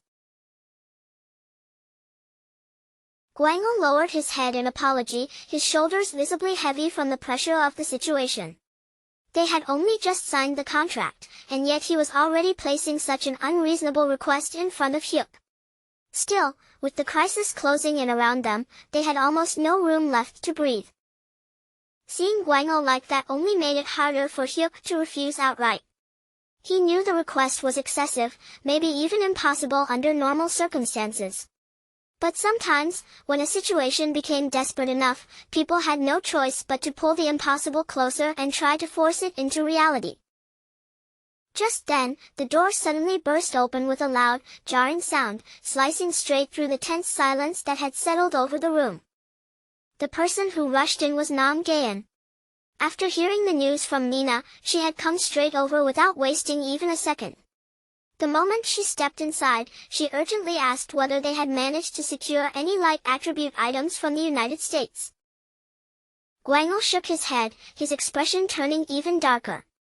Items with that kind of attribute were still unbelievably rare, not only in Korea, but across the entire world. Nam Gaeun gave a small nod, then quickly apologized for barging in so suddenly. Only after that did her eyes shift across the room, and she finally noticed Hyuk standing there. She realized there was a guest present, and the instant her gaze landed on him, Hyuk stiffened without even meaning to. Wangel hesitated for a moment before explaining who he was. Hyuk immediately bowed his head and said he had only come to sell a few items. For someone like him, simply standing face to face with a player of Nam Gaen's level already felt like a huge achievement. Then, as if something suddenly clicked in his mind, Hyuk remembered an item he had obtained earlier. Since Nam Gaen was searching for light attribute equipment, he carefully offered to let her take a look at it and judge for herself whether it might be useful. Hyuk brought out the sword and showed it to her. Nam Gaen's eyes locked onto the weapon right away, and after inspecting it with focused attention, she asked if she could examine it a little more closely. Hyuk agreed immediately, almost too quickly, and a faint flush spread across his face. Nam Gaen took the weapon from him and looked it over in detail, carefully reading through the effects engraved into its information. The sword increased damage against undead enemies and also raised the critical hit rate. The moment Nam Gaen saw those effects, her eyes widened. In all her years of experience, she had never seen a weapon with abilities quite like this. Then Nam Gaen reached out and placed one hand firmly on Hyuk's shoulder. Looking straight at him from a distance that felt far too close, she asked him to lend it to her just this once. She promised that if he did, she would repay him however she could. Hyuk froze completely where he stood, unable to move. Her face was right there in front of him, so close that his mind nearly stopped working. Every coherent thought in his head disappeared at once. He could not focus on the sword, her request, or even the crisis that had thrown everyone into panic. The only thing his brain seemed capable of understanding was how unbelievably beautiful she looked. For that brief moment, Hyuk's awareness drifted far away from the room, as though the walls, the people, and even reality itself had slipped out of reach. His imagination carried him off into a future that had absolutely no chance of ever happening. In that impossible little dream, he was standing beside her, living a completely different life from the one he actually knew. But back in the real world, nothing even close to that grand fantasy was happening. Hyuk was simply standing there in front of everyone, trapped inside his own ridiculous thoughts, with an awkward expression frozen stiff across his face. Nam Gaen's voice reached him again, pulling at his attention as she asked whether he had just said he would lend her the holy sword. Only then did Hyuk finally snap back to reality. With a rush of embarrassment, he realized that he had slipped into an absurd fantasy without even noticing. Startled, he straightened his posture right away and quickly confirmed that yes, of course he would lend it to her. He told her she could use it as much as she needed, and that she only had to let him know how well it performed. Nam Gaen thanked him warmly, calling him player ban, and added that if he ever needed help, he could come to her at any time. As long as it was within her power, she would do whatever she could. After that, Nam Gaen did not waste a single moment. She prepared herself almost immediately, her expression sharpening with firm resolve, and declared that she would challenge the 62nd floor right away. As Nam Gaen headed out, Gwangul told her to make sure she returned safely. Watching her leave, Hyuk wondered whether the sword would truly work against the enemies waiting on that floor. If the results were good, then her review alone might help him sell it for a decent price later. He had already planned to get rid of the weapon anyway, so there was no point in being too greedy. Even so, he could not help wondering just how much a holy sword like that might actually be worth. Soon after, Nam Gaen entered the 62nd floor. The conditions were brutal and simple. She would fail if she died or if she abandoned the mission.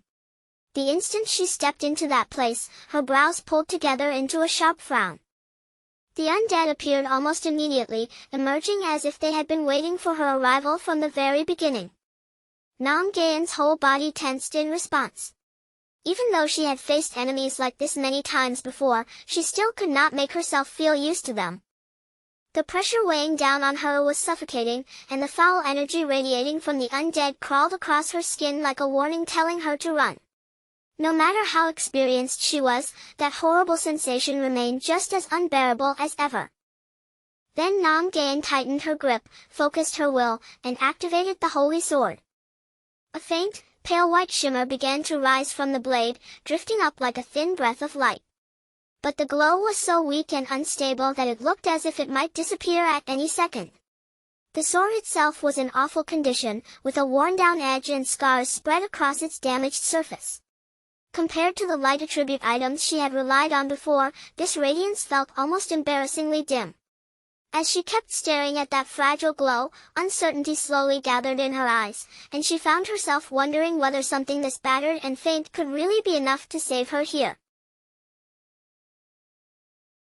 But before she could sink any deeper into that doubt, the undead suddenly moved, launching itself straight toward her with terrifying speed.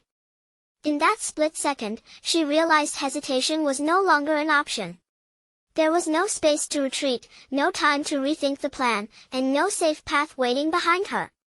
The only way forward was to face the monster directly. After all, for any player who stepped inside the tower, standing their ground against danger was part of the fate they had chosen for themselves. She clenched the sword tighter in both hands, dug her feet into the ground, and kicked off with everything she had. Her body shot forward, and only a heartbeat later, her blade collided head-on with the undead's incoming strike. The undead's claws were wrapped completely in a sinister darkness, with black energy twisting and curling around each claw like smoke rising from some kind of cursed flame. That corrupted force came crashing down on her with brutal pressure, and the instant it made contact, her whole body felt heavier. It was as if an invisible weight had suddenly slammed onto her shoulders, trying to drag her down where she stood. For one brief, terrifying moment, nothing happened at all. The sword gave no obvious reaction, almost as though it had completely failed to answer her call. Her heart dropped, and for a second, she nearly accepted that the sword had been useless after all. But just as that fear settled in, something changed without warning. A system notification suddenly flashed across her vision. Holy Sword Effect. Steadfast Mind activated. The power that had been sleeping deep inside the damaged blade had finally stirred awake. The dark aura that had forced its way into her body was suddenly driven back, reflected away as if it had hit an unseen wall. In the next instant, it was erased so thoroughly that not even the smallest trace remained. She froze in place for a moment, completely stunned, her eyes locked wide in disbelief at what had just happened. Then she snapped out of her shock and moved again, swinging the blade with renewed force. This time, the sword cut cleanly into the dark zombie's body, and the attack landed as a powerful critical hit. Her eyes widened even more as she watched the effect take hold. The dark aura surrounding the enemy was being peeled away by the blade, stripped from its body little by little. If that power kept working, then the momentum of this entire fight had already turned in her favor. She refused to waste that opening. Stepping closer, she kept pressing the attack, driving slash after slash into the monster's body. The blade flashed again and again, and within only a few seconds, the dark zombie finally lost its strength and collapsed. The victory had come so smoothly that it almost felt absurd. And once she understood exactly what the Holy Sword was capable of, she pushed forward without slowing down at all, cutting through the floor one enemy at a time. Meanwhile, outside the battle, team leader Guango lowered his eyes and quietly checked the time. 2 full hours had already passed since she first entered the 62nd floor. In the past, whenever player Nam Gun failed one of her attempts, she would usually return right around this point. Because of that, Guango could do nothing but wait in heavy silence, his nerves tightening as he wondered what kind of result this attempt would bring. Then, at long last, she appeared. The moment Hyuk saw her, his eyes sharpened and lifted toward her immediately. She had come back. Guango stepped forward at once to greet her, relief clear in his posture as he welcomed her back and praised her for all the effort she had poured into the attempt. She told him to give her just a moment, explaining that she needed to drink a healing potion and take off her armor first. The instant Hyuk heard those words, his mind leapt straight to a single conclusion. There was no way she could have already cleared it. So in Hyuk's head, the answer was obvious. She must have given up halfway through and abandoned the mission before reaching the end. Maybe even with the Holy Sword in her hands, that floor had still been too much to overcome. Feeling his anxiety rise, he carefully asked her how it had gone, then quickly added that the most important thing was that she had come back safely. He also asked whether the holy sword had helped at least a little, and if it had turned out to be disappointing, she did not have to force herself to hide it from him. But she did not respond with words. Instead, she walked straight toward Hyuk, closing the distance between them without the slightest hesitation, and wrapped her arms around him in a firm hug. And in that one overwhelming instant, something deep inside Hyuk's long, painfully untouched life cracked apart beyond repair. His brain completely short-circuited. He stood there frozen stiff, barely able to process what was happening to his own body or why she was suddenly holding him like that. To Hyuk, she suddenly felt far too bold, far too close, and way too dangerous for his already fragile sanity. And just like that, his mind slipped helplessly back into full delusion mode. Within only a few seconds, his imagination had already raced far into the future, picturing the two of them standing together at their child's elementary school orientation like proud, perfectly normal parents. She thanked him from the bottom of her heart, telling him that if he had not lent her the holy sword, she definitely would have failed. But while her voice was filled with complete sincerity, Hyuk was still trapped deep inside his own fantasy, mentally watching their imaginary children grow up right before his eyes. Then she turned toward team leader Gwangul and gave her report. The 62nd floor clear had been successful. She still needed to run more tests before confirming everything completely, but if things continued this smoothly, she believed the 66th floor might even become possible with that sword. The moment Gwangul heard those words, joy spread across his face so strongly that he could barely contain it. If what she said was true, then the entire situation had shifted. But at the same time, a cold thought passed through his mind. If this sword had ended up in Yukielman's hands instead, the consequences could have been disastrous. A man like that would never have revealed the sword's true value to anyone else, much less shared it for the sake of others. Gwangul glanced toward Hyuk, his curiosity sharpening as he quietly thought that the more he learned about this man, the more interesting he became. Jaeun, meanwhile, suddenly realized how close she still was, pulled herself back, and apologized for letting her emotions carry her away. Only then did Hyuk finally return to reality. From his point of view, it genuinely felt as if he had lived through an entire lifetime inside that single delusion. Jaeun then explained that the sword had performed well for her, but the blade had taken damage in several different places during the fight. Hyuk looked down at the worn-out sword and thought that, to be fair, it had already been in pretty rough shape from the very beginning. At this rate, the weapon would probably be completely worn out after only a few more uses. But Gwangul quickly stepped in and said that this was not something they needed to worry about. The player workshop had highly skilled craftsmen, and if the sword received proper repairs, it could last much longer than expected. Hearing that, Jaeun's tense expression finally softened with relief. Hyuk then hesitantly asked whether the repair costs would be expensive, but Gwangul immediately assured him that the department would cover everything. Hyuk paused for a moment, then carefully asked whether they would rather buy the sword from him outright, since they would need it to keep challenging the higher floors anyway. But Gwangul shook his head. From Gwangul's perspective, selling the sword would be a terrible mistake. Renting it out would earn Hyuk far more money in the long run, while still letting him keep ownership of the weapon itself. After all, there were hundreds of towers scattered around the world, and in most countries, players had not even reached the 60th floor yet. That meant sooner or later, people from all over would begin searching desperately for a weapon exactly like this one. The sword could be rented out for 10 billion won every single time someone used it. The instant Hyuk heard that number, his entire body froze. A rental business.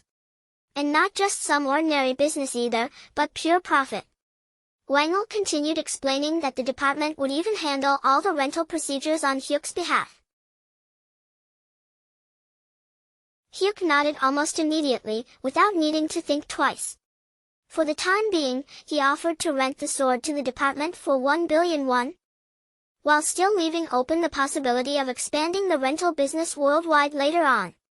But Gwangle quickly waved away his concern and told him there was no need to worry about those details, because the department would make sure everything was handled properly. Once the arrangement was settled, excitement swelled inside Hyuk until he could barely keep himself calm. 10 billion won for a single rental. The number was so enormous that it almost stopped feeling like real money. This was not just some old, damaged sword anymore. In Hyuk's eyes, it had transformed into a shining gold mine. So, overflowing with that excitement, he declared that a day like this absolutely deserved to be celebrated.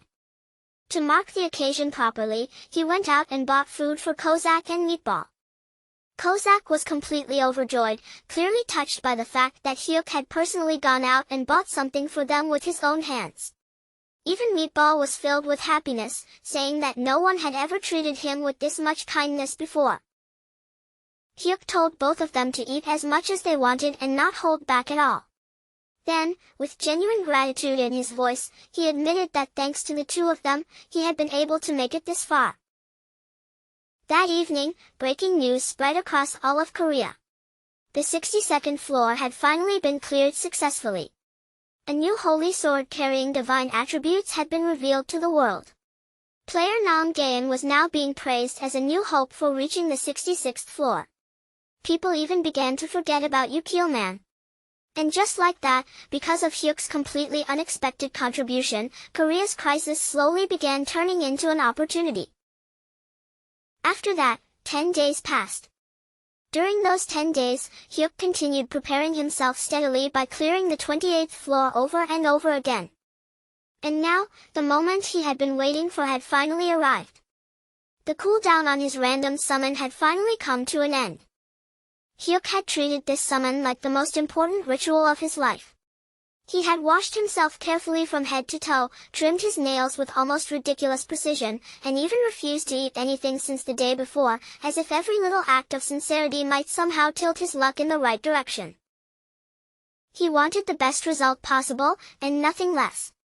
With both hands clasped tightly in front of him, he prayed from the bottom of his heart for something incredible to appear.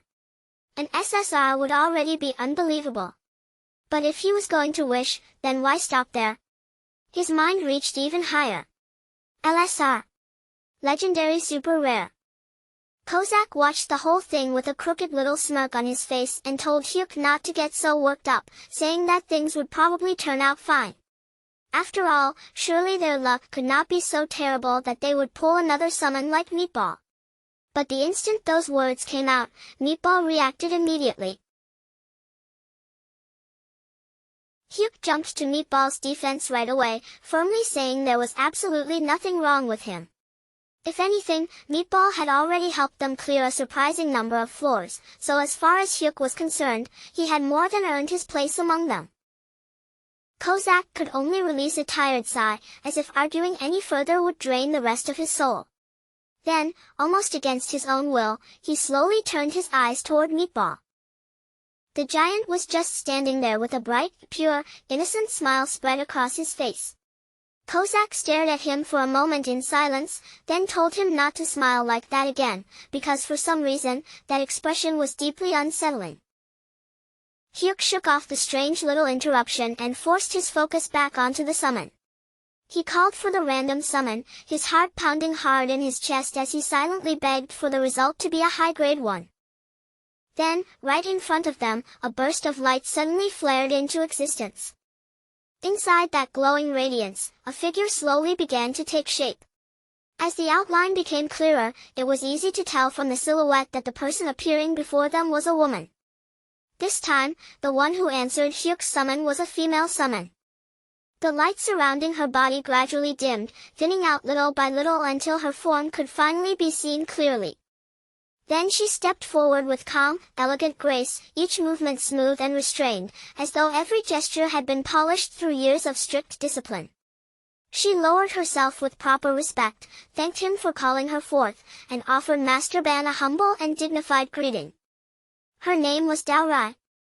For a brief moment, all three of them were left completely speechless. Even with just one glance, it was obvious she was not an ordinary summon, and that realization sent a wave of shock rippling through the room almost instantly. Hyuk stared at her in bewilderment and asked what they were supposed to do now, his voice filled with honest confusion. Right beside him, Kozak was so stunned that he could do nothing but repeat the exact same question.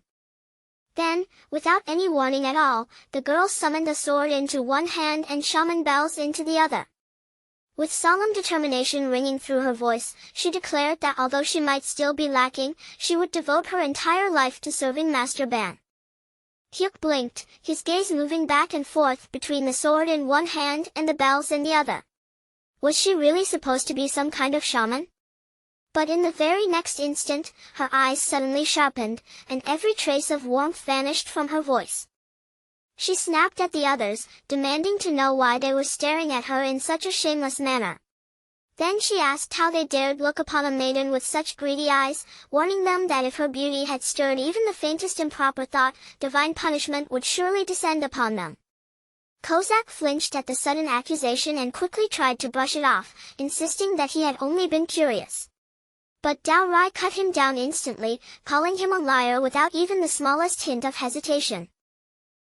Hyuk stood there in total confusion, his eyes going blank as he struggled to understand what kind of chaotic situation he had just summoned into existence. He hurriedly stepped in, trying to interrupt before the mood got any worse and hoping to calm everyone down. But the moment Dao Rai's gaze shifted toward him, her entire expression softened as though she had become a completely different person. She told him that he could look as much as he wished and simply sit back and enjoy the sight. Hyuk froze where he stood, quietly wondering if there was truly not a single normal summon among his followers. Even so, there was no denying the most important fact. Pulling an SSR was an enormous victory. Her rank matched the strongest summon he already had, which meant this result was far beyond ordinary luck. Then another question suddenly slipped into Hyuk's mind. Even among SSR summons, were there different levels of strength? Hyuk quickly checked her information. Name, Dao Rai. Grade, SSR Super Special Rare. Type, Priestess. Affiliation, Imperial Shrine of the Heavenly Empire. Manifestation duration, 5 hours. Cooldown, 3 hours after dismissal. The description listed her as a strict, solemn, and commanding high priestess. In other words, she was exactly the kind of person who could ruin the atmosphere the second she stepped into a room. And then, without any warning, Hyuk was suddenly pulled into her memories. Before his eyes, a vast empire stretched out, grand, overwhelming, and majestic in scale. Dao Rai had once been the princess of a powerful nation. From the time she was young, she had been deeply fascinated by shamanism, and as the years passed, that devotion carried her higher and higher until she eventually became the empire's high priestess. After her father died, her younger brother inherited the throne. But before much time could pass, he was murdered by their own uncle, who then seized the crown and took control of the empire for himself. Overwhelmed by grief and consumed by rage, Dao Rai swore she would have her revenge. To make that revenge possible, she performed a forbidden ritual, a terrifying death curse that was never meant to be used carelessly. Her uncle had prepared for that kind of threat ahead of time, even sacrificing other people in an attempt to redirect the curse away from himself. But Dao Rai was not an ordinary shaman who could be blocked by simple tricks or countermeasures. She had been personally taught by the very gods worshipped by the empire. Once her ritual was complete, nothing left in the world could withstand the full force of her power. Her revenge succeeded, and in the end, her uncle finally paid the price for what he had done. But using such a curse for personal vengeance was an act that violated the natural order itself. The backlash struck her with devastating force, consuming her life and causing her to die while she was still young. Hyuk returned to himself, and in that moment, he felt like he understood Dao Rai a little more clearly than before. Her strict nature, her intense attitude, and the sharp pressure behind her personality all suddenly made sense. Wanting to confirm something, Hyuk carefully asked her a question. Dao Rai replied that she would be honored to answer and told him there was no need to hesitate. So Hyuk asked who had founded the Chang Empire. Dao Rai answered immediately, without stopping for even a breath.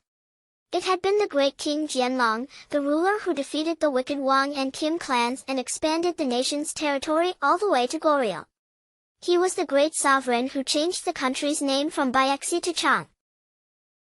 Hyuk listened closely, then asked if that meant the giant founder of Later Beach was the person she was talking about. Dao Rai slowly nodded and confirmed that he was correct. Hearing that answer, Hyuk fell into deep thought. So this was a parallel world. In Dao Rai's world, Later Beach had unified the three kingdoms instead of Goryeo. Kozak had once said that his old world also resembled modern Earth, and now Hyuk could not stop thinking about the pattern. The history before the Three Kingdoms period seemed to line up with what he knew, which meant the timeline must have split somewhere around that era. It was honestly fascinating. And now that he knew Dao Rai had truly been a princess, the proud and formal way she carried herself made complete sense. Then, all of a sudden, a completely different thought struck him.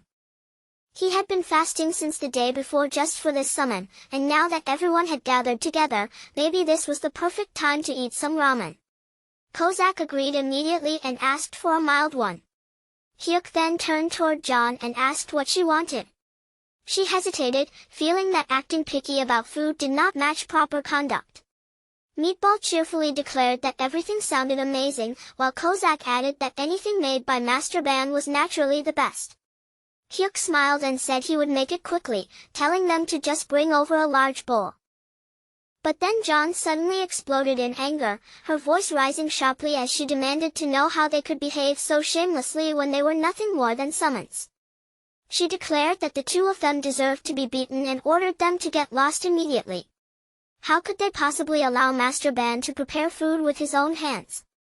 Her sudden outburst came so unexpectedly that even Hyuk was startled. Kozak immediately protested, saying they were the same rank, so he could not understand why she kept speaking down to them as if she stood above everyone else. But before the argument could spiral any further, Dao Rai stepped forward, and the air around her seemed to grow heavy with authority. She said she had tried to deal with them reasonably at first, but if they still refused to understand their proper place, then she apparently had no choice left. She would curse them until the lesson finally sank deep enough for them to remember it. The second Kozak heard the word curse, his entire attitude changed. He immediately stepped back, and whatever pride or sarcasm he had been carrying vanished right there on the spot. A curse was the one thing he absolutely did not want anywhere near him. And somehow, in the very next moment, the whole group found themselves gathered in the kitchen.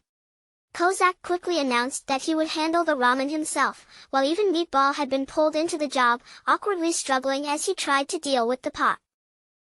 Hyuk could only let out a long, exhausted sigh as he watched the scene unfold. A crazed assassin and a savage warrior, two lunatics who had walked through deadly battles without even flinching, apparently still had something they were genuinely afraid of. After the meal was finally finished, Hyuk asked if it was about time for them to head to the tower. Dao Rai immediately straightened and declared that this maiden would serve him with absolute loyalty, and that all he needed to do was give the order. With that settled, they made their way into the 30th floor.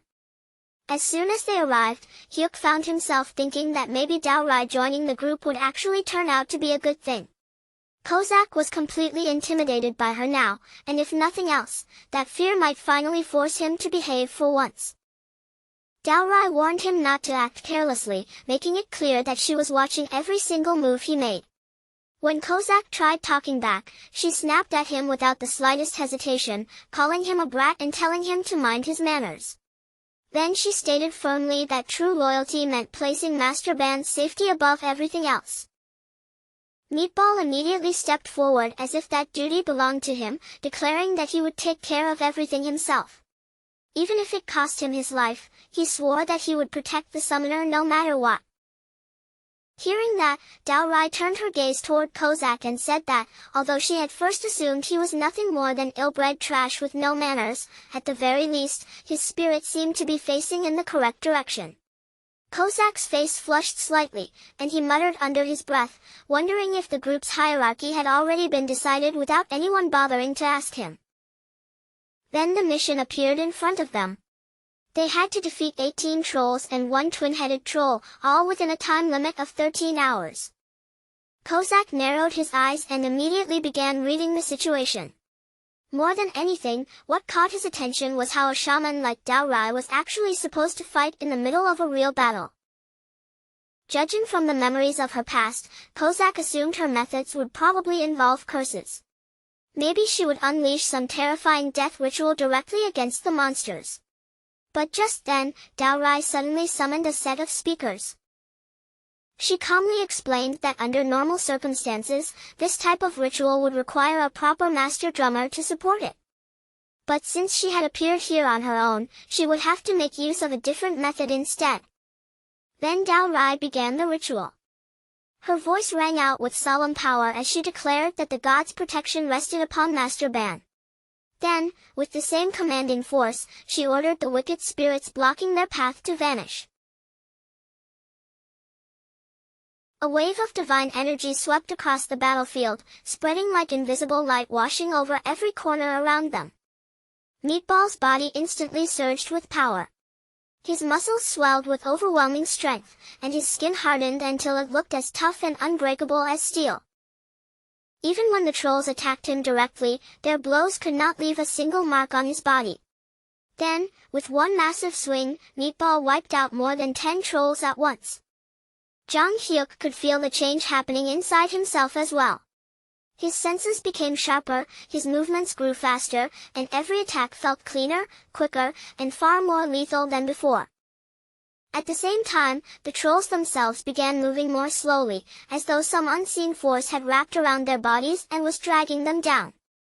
Hyuk understood what was happening almost immediately. Dao Rai was strengthening their side with powerful buffs while weakening the enemies with debuffs at the exact same time. He had never seen anything like it before, and the effect was so incredible that his fighting spirit surged wildly inside him. Unable to hold himself back, he shouted that it was time for him to hunt some monsters too. He tried to charge straight toward the trolls, but before he could get anywhere, Dao Rai grabbed him immediately. She firmly told him to hold himself back, insisting that direct combat was work best left to his servants. As far as Dao Rai was concerned, Master Ban only needed to sit comfortably, remain safe, and watch everything unfold from a distance. Hyuk felt frustration boiling up in his chest. All he wanted was to defeat at least one monster with his own hands. But Dao Rai could not understand why he would ever lower himself enough to stand beside such lowly beings, and she insisted that he must not degrade his own status in that way. Hyuk realized with growing panic that he was about to miss out on everything again. He told her to let him go, but she refused to release him. All he could do was curse the situation in his head as the same thing repeated itself all over again. Before he ever got the chance to act, the mission was already finished. A level-up notification appeared in front of him. Hyuk let out a bitter sigh, thinking that he had not managed to defeat even one enemy himself. He regretted not ignoring Dao Rai and forcing his way into the fight from the beginning. Then Dao Rai quietly looked at him. She asked if he was displeased with her, and as the words left her mouth, her eyes visibly trembled. Her expression looked so fragile and uncertain that it seemed as though she might burst into tears at any second. Hyuk froze right where he stood. For a moment, all he could do was stare back at her, realizing that she truly looked like she was on the verge of crying. While Hyuk remained completely stunned, unable to figure out what he was supposed to say, Dao Rai finally broke down in tears. Through her crying, she tried to explain that everything she had done came from fear for his safety. Again and again, the people around her had disappeared from her life, and she was terrified that the same thing would happen one more time. Hearing those words, Hyuk finally started to understand the heavy burden Dao Rai had been carrying inside her all along. She had lost her father while she was still young, been betrayed by someone she should have been able to trust, and even watched her younger brother die. Even after knowing the price, she had still chosen revenge, fully aware that the curse would take her own life in exchange. The emotions behind that decision, the loneliness, the fear, and the despair she had swallowed all by herself, suddenly became much more vivid and painfully real to him. She was not just a summoned being bound by duty and command. Beneath that cold, disciplined, and intimidating exterior, there was a fragile heart that had already been broken far too many times. Hyuk gently reassured her. He promised that he would stay safe and would not recklessly throw himself into danger. That simple promise alone was enough to calm Daorai down and settle the fear that had been shaking inside her. At that moment, Kozak and Gobang returned after finishing the cleanup. The instant Kozak saw Daorai crying, he completely misunderstood what had happened. Assuming the situation somehow involved him, his reaction only managed to make the atmosphere even worse. Covered from head to toe in monster blood, Kozak instantly drew Daorai's anger all over again. With the threat of another chant hanging over him, he was quickly chased off and had no choice but to retreat without putting up any resistance. Later, after they returned home, Hyuk began counting through the rewards they had earned from their progress. Once he gathered 30 badges, a hidden reward unlocked before his eyes. It was a cooldown reset ticket for his summoning skill. For a moment, the idea of immediately calling another companion crossed Hyuk's mind. But when Hyuk looked at the group he already had around him, he decided not to use it right away. Their current strength was already more than enough, and it seemed far wiser to save that valuable chance for a moment when he truly needed it. Meanwhile, Gahyun continued climbing through the tower and successfully cleared the 63rd floor. News of her success spread quickly, and even more attention than before began gathering around just how important the Holy Sword had become in battles against undead enemies. With that weapon in hand, as long as the dark aura could be resisted, the undead were no more threatening than ordinary monsters. And as the deadline to conquer the 66th floor drew closer, a heavy tension began to spread across the entire country, hanging over the people like a dark storm cloud that refused to move. With Gwaengul gone, no one could shake the uncertainty filling the air, and that growing uneasiness pressed down on everyone more heavily with each passing day. Even in the middle of that anxiety, Gaean stood before the public with steady confidence and declared that the goal would be reached within 1 month. At the same time, an official plan was announced to rent the Holy Sword out internationally. But one exception was made absolutely clear from the very beginning. No matter what happened, the sword would never be lent to the country that Gwaengul had chosen to join. While all of this was unfolding, Gwaengul reacted with open fury, barely managing to keep his anger contained. From his point of view, this entire disaster had only happened because the Holy Sword had not been revealed earlier.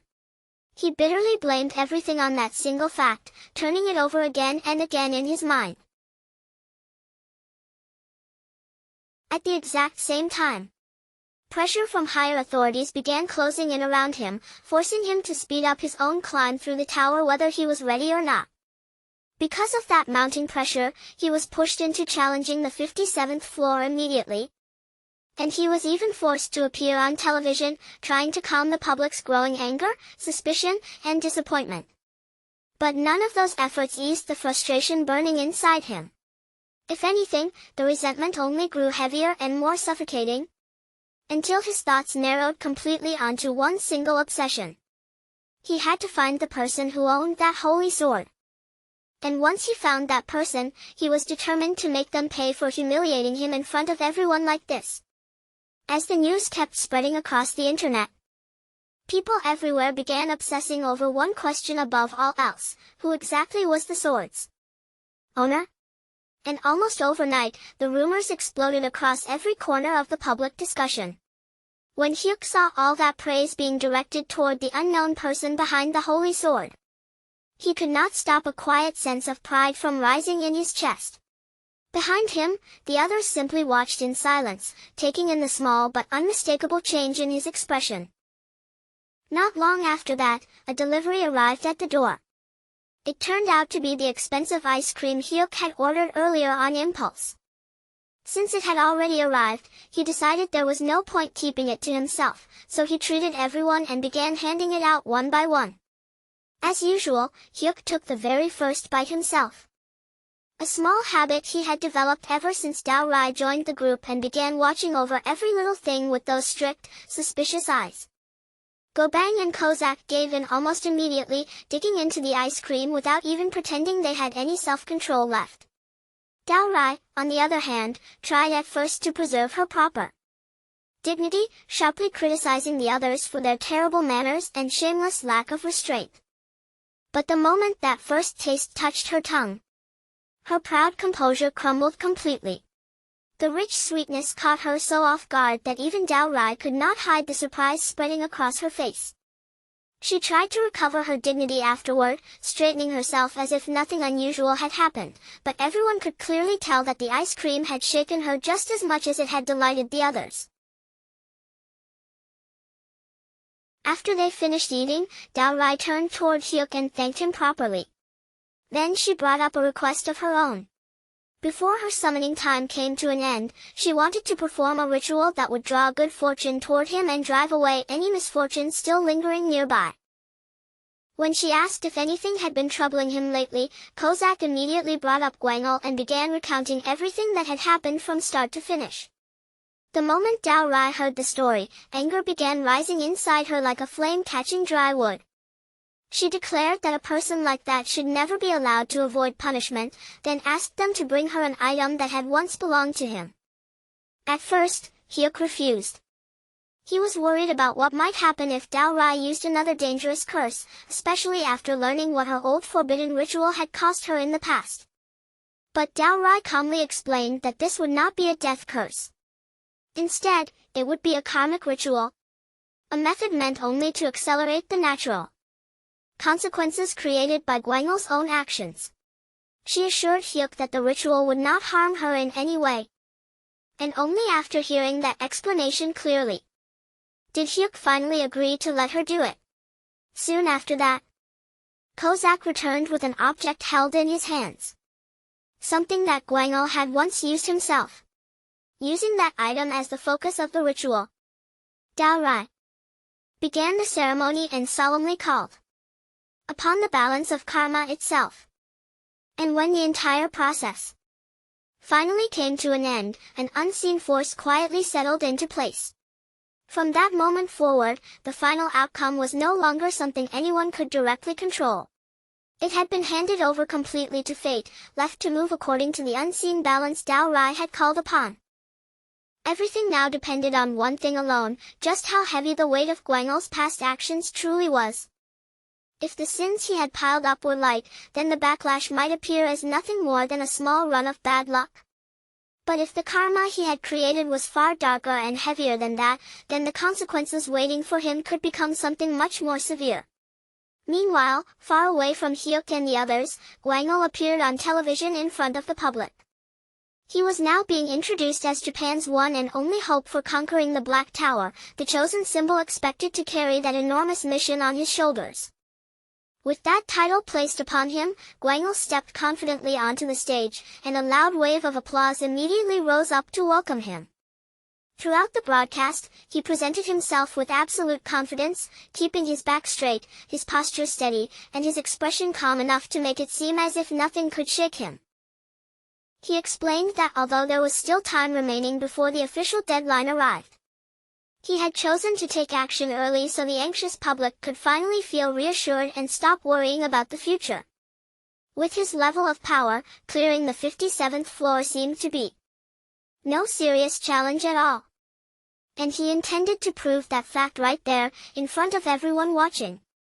So, without showing even the slightest trace of hesitation, he turned away from the cameras and walked straight into the Black Tower. The mission assigned to him was to hunt down 15 flame wyverns within 14 hours. Terrifying sky-ruling creatures that dominated the air above the floor and were even known to prey on ogres.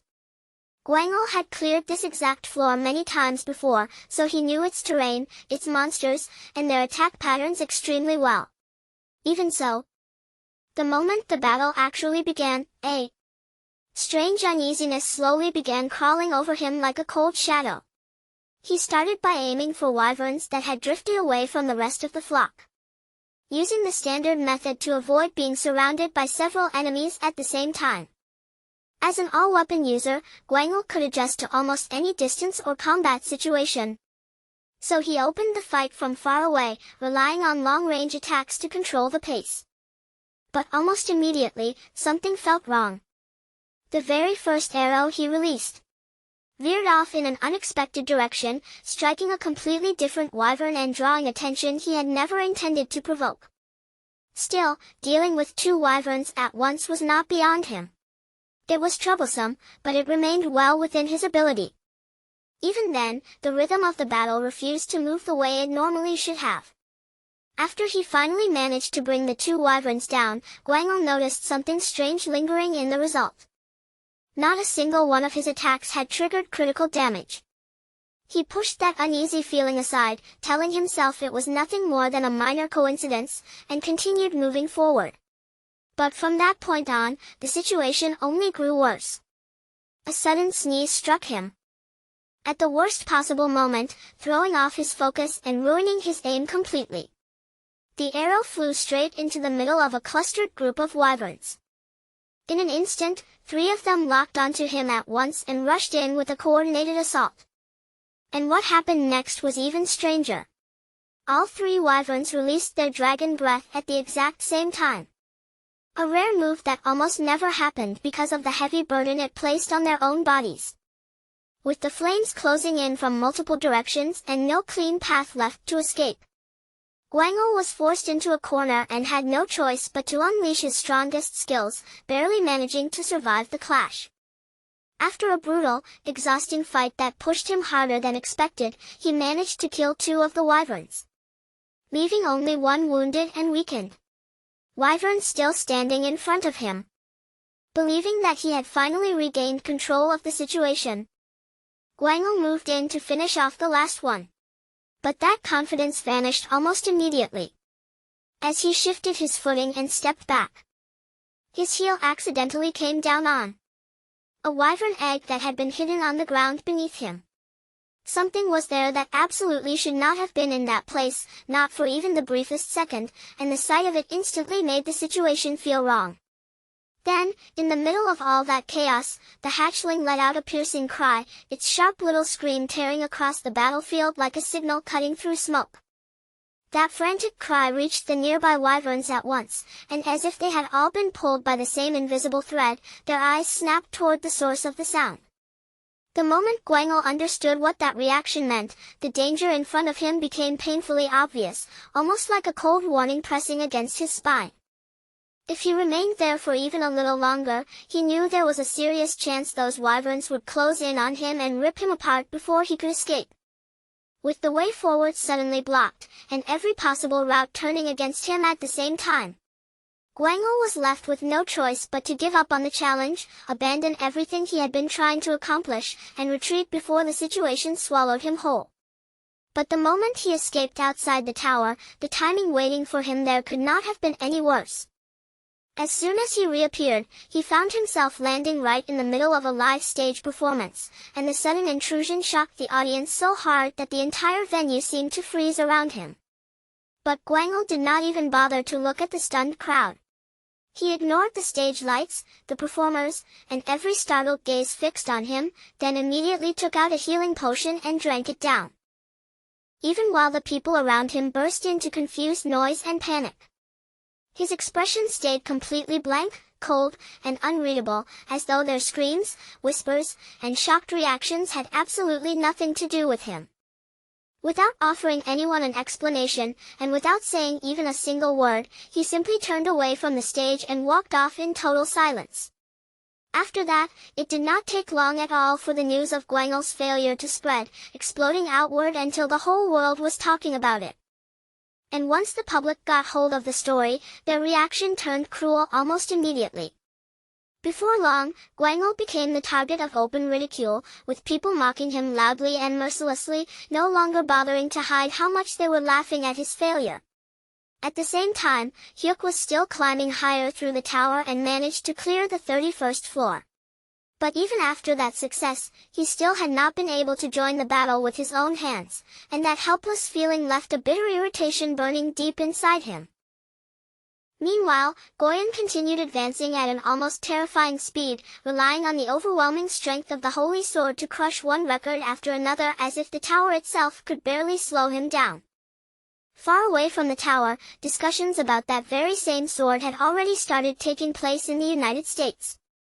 since their own deadline was still safely under control and had not yet pushed them into a corner. They no longer felt any need to hurry. Instead of focusing only on immediate survival, they began thinking in terms of long-term strategy, choosing to intentionally drag out the negotiations. Their idea was to use Japan's growing desperation to their advantage, letting that pressure build higher and higher so they could squeeze out the greatest possible profit from the situation when the time came. Rather than rushing in too early and giving Japan relief right away, they planned to sit back and wait. They intended to hold themselves back until Japan's anxiety reached its breaking point, only making their move when that desperation was at its absolute peak. Then, another piece of humiliating news began to spread. Chow Min had failed the exact same floor not once, but twice in a row. Because of that crushing failure, he completely vanished from public view, unable to even step outside his own home without having to face the world's judgment. All across Japan, public opinion had turned sharply against him. And as if that were not bad enough, a video clip of his humiliating collapse was spreading everywhere, being replayed again and again until there was no way for him to escape it. When Ban Ju-hyuk thought about what had happened to Chow Min, he felt that this was simply the result of the path Chow Min had chosen for himself. He was somewhat curious about whether the curse placed on Chow Min would continue forever. But in reality, everyone understood that it would not last permanently. Once the imbalance created by Chow Min's actions was corrected, the curse would eventually disappear on its own. Even so, while Ban Ju-hyuk believed Chow Min had brought the punishment upon himself, he still felt the faintest trace of pity for him. Before long, Ban Ju-hyuk's attention returned to his own climb, and his energy came back with it. It was time to challenge the 32nd floor. Kozak started preparing with a brief warm-up, clearly eager to improve his combat efficiency as much as possible. Dao Rai remained calm and ready, just as composed as always. And beside them, Meatball was practically vibrating with excitement, unable to hide how thrilled he was at the thought of hunting monsters again. But just before they headed out, Ban Ju-hyuk suddenly stopped in place and said there was something important he needed to discuss with Dao Rai first. To create the right atmosphere for that conversation, he brought out a stack of premium ice cream boxes. The second Dao Rai saw them, her usual composure almost cracked, and pure excitement lit up her face all at once. Ban Ju-hyuk recognized the brand too, immediately realizing that this was one of the highest-grade ice creams available. Meatball reacted just as intensely, his desire written so clearly across his entire body that the exaggerated display almost became ridiculous to watch. Hyuk found it a little odd that Kozak knew so much about that particular ice cream brand, but he decided not to dig into it. Instead, he told Kozak and Meatball to leave the room so he could speak with Dao Rai in private.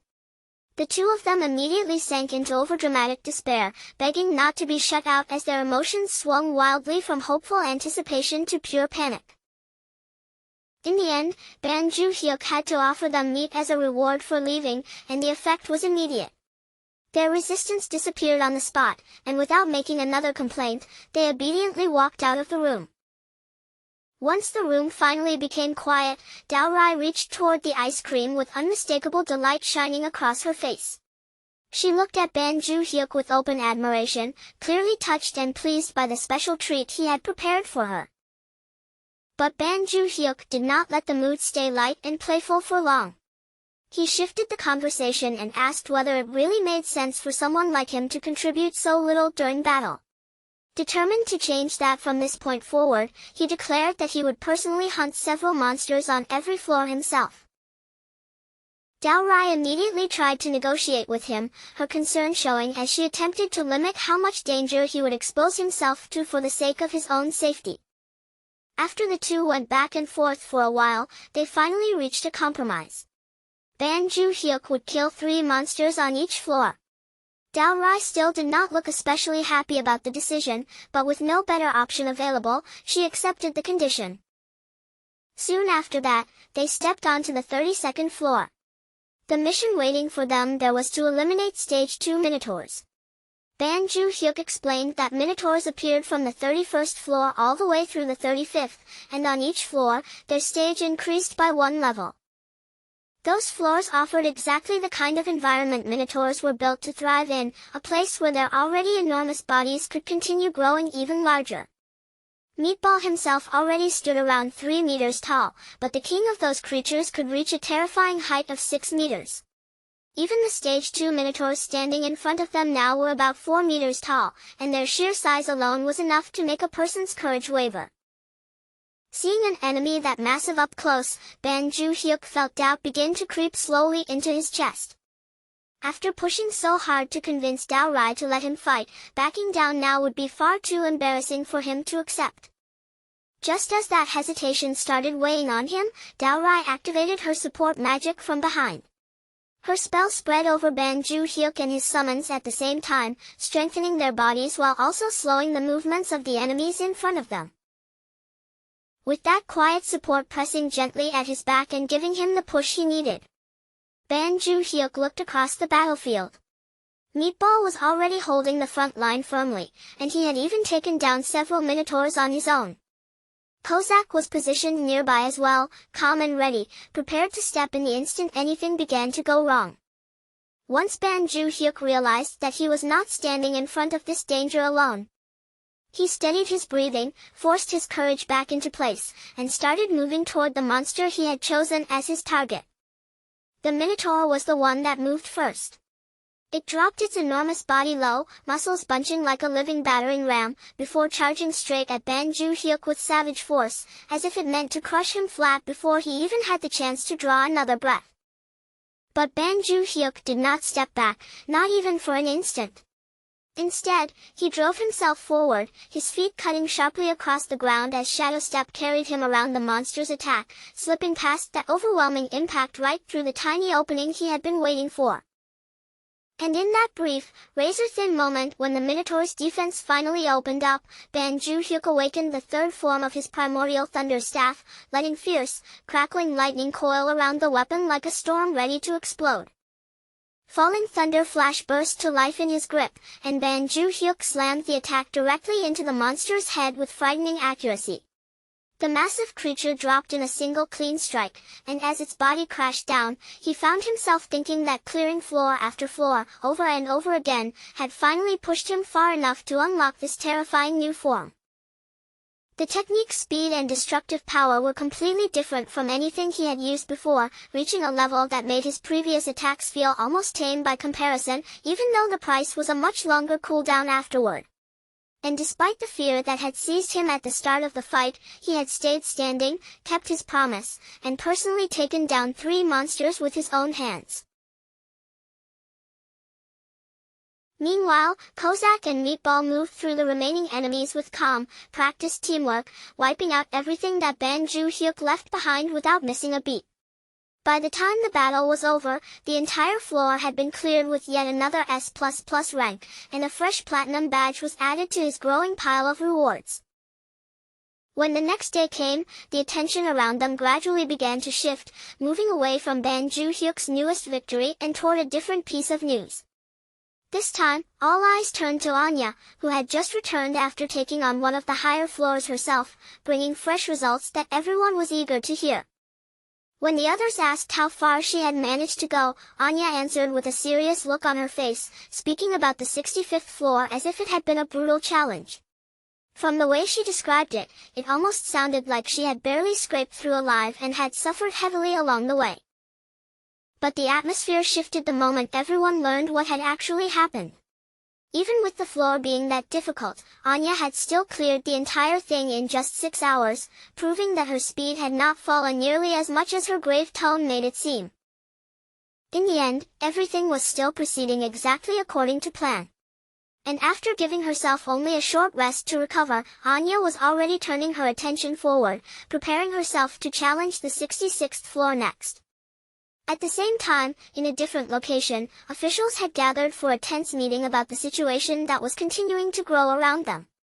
Chowman's failures in Japan may not have caused direct damage to Korea, but the mood inside the room was still uneasy and heavy. After a long discussion that went back and forth, they finally arrived at the one conclusion they could no longer avoid: the 66th floor had to be cleared, no matter what it took. If they succeeded, they would gain another precious 6 months of time. There was also a strong belief spreading among them that Ban Ju-hyuk could reach the 60th floor within that 6-month period. And if he managed to do that, then he would finally be able to stand beside Anya and join her in battle on the upper floors. Even with that hope, one concern still lingered in the room like a shadow. Some of them could not stop worrying about Ban Ju-hyuk's holy sword, wondering whether it could truly last that long, especially after seeing how badly its condition had already started to deteriorate. But even as that worry pressed down on them, their trust in Ban Ju-hyuk himself did not fade. The more they considered the speed of his growth, the harder it became for anyone in the room to seriously doubt what he might be capable of. They measured him against other elite players again and again, comparing him to the strongest names they knew and weighing his achievements beside theirs. Yet every comparison seemed to lead them back to the same conclusion: Ban Ju-hyuk was not normal at all. If anything, he was already beginning to step beyond those standards.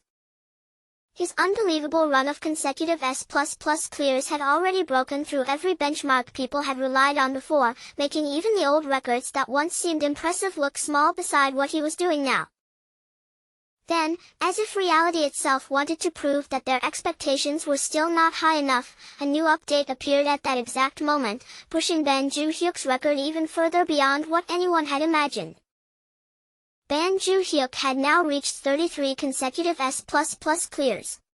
Just seeing that number was enough to deepen everyone's belief that he was steadily becoming one of the most important players in the entire nation.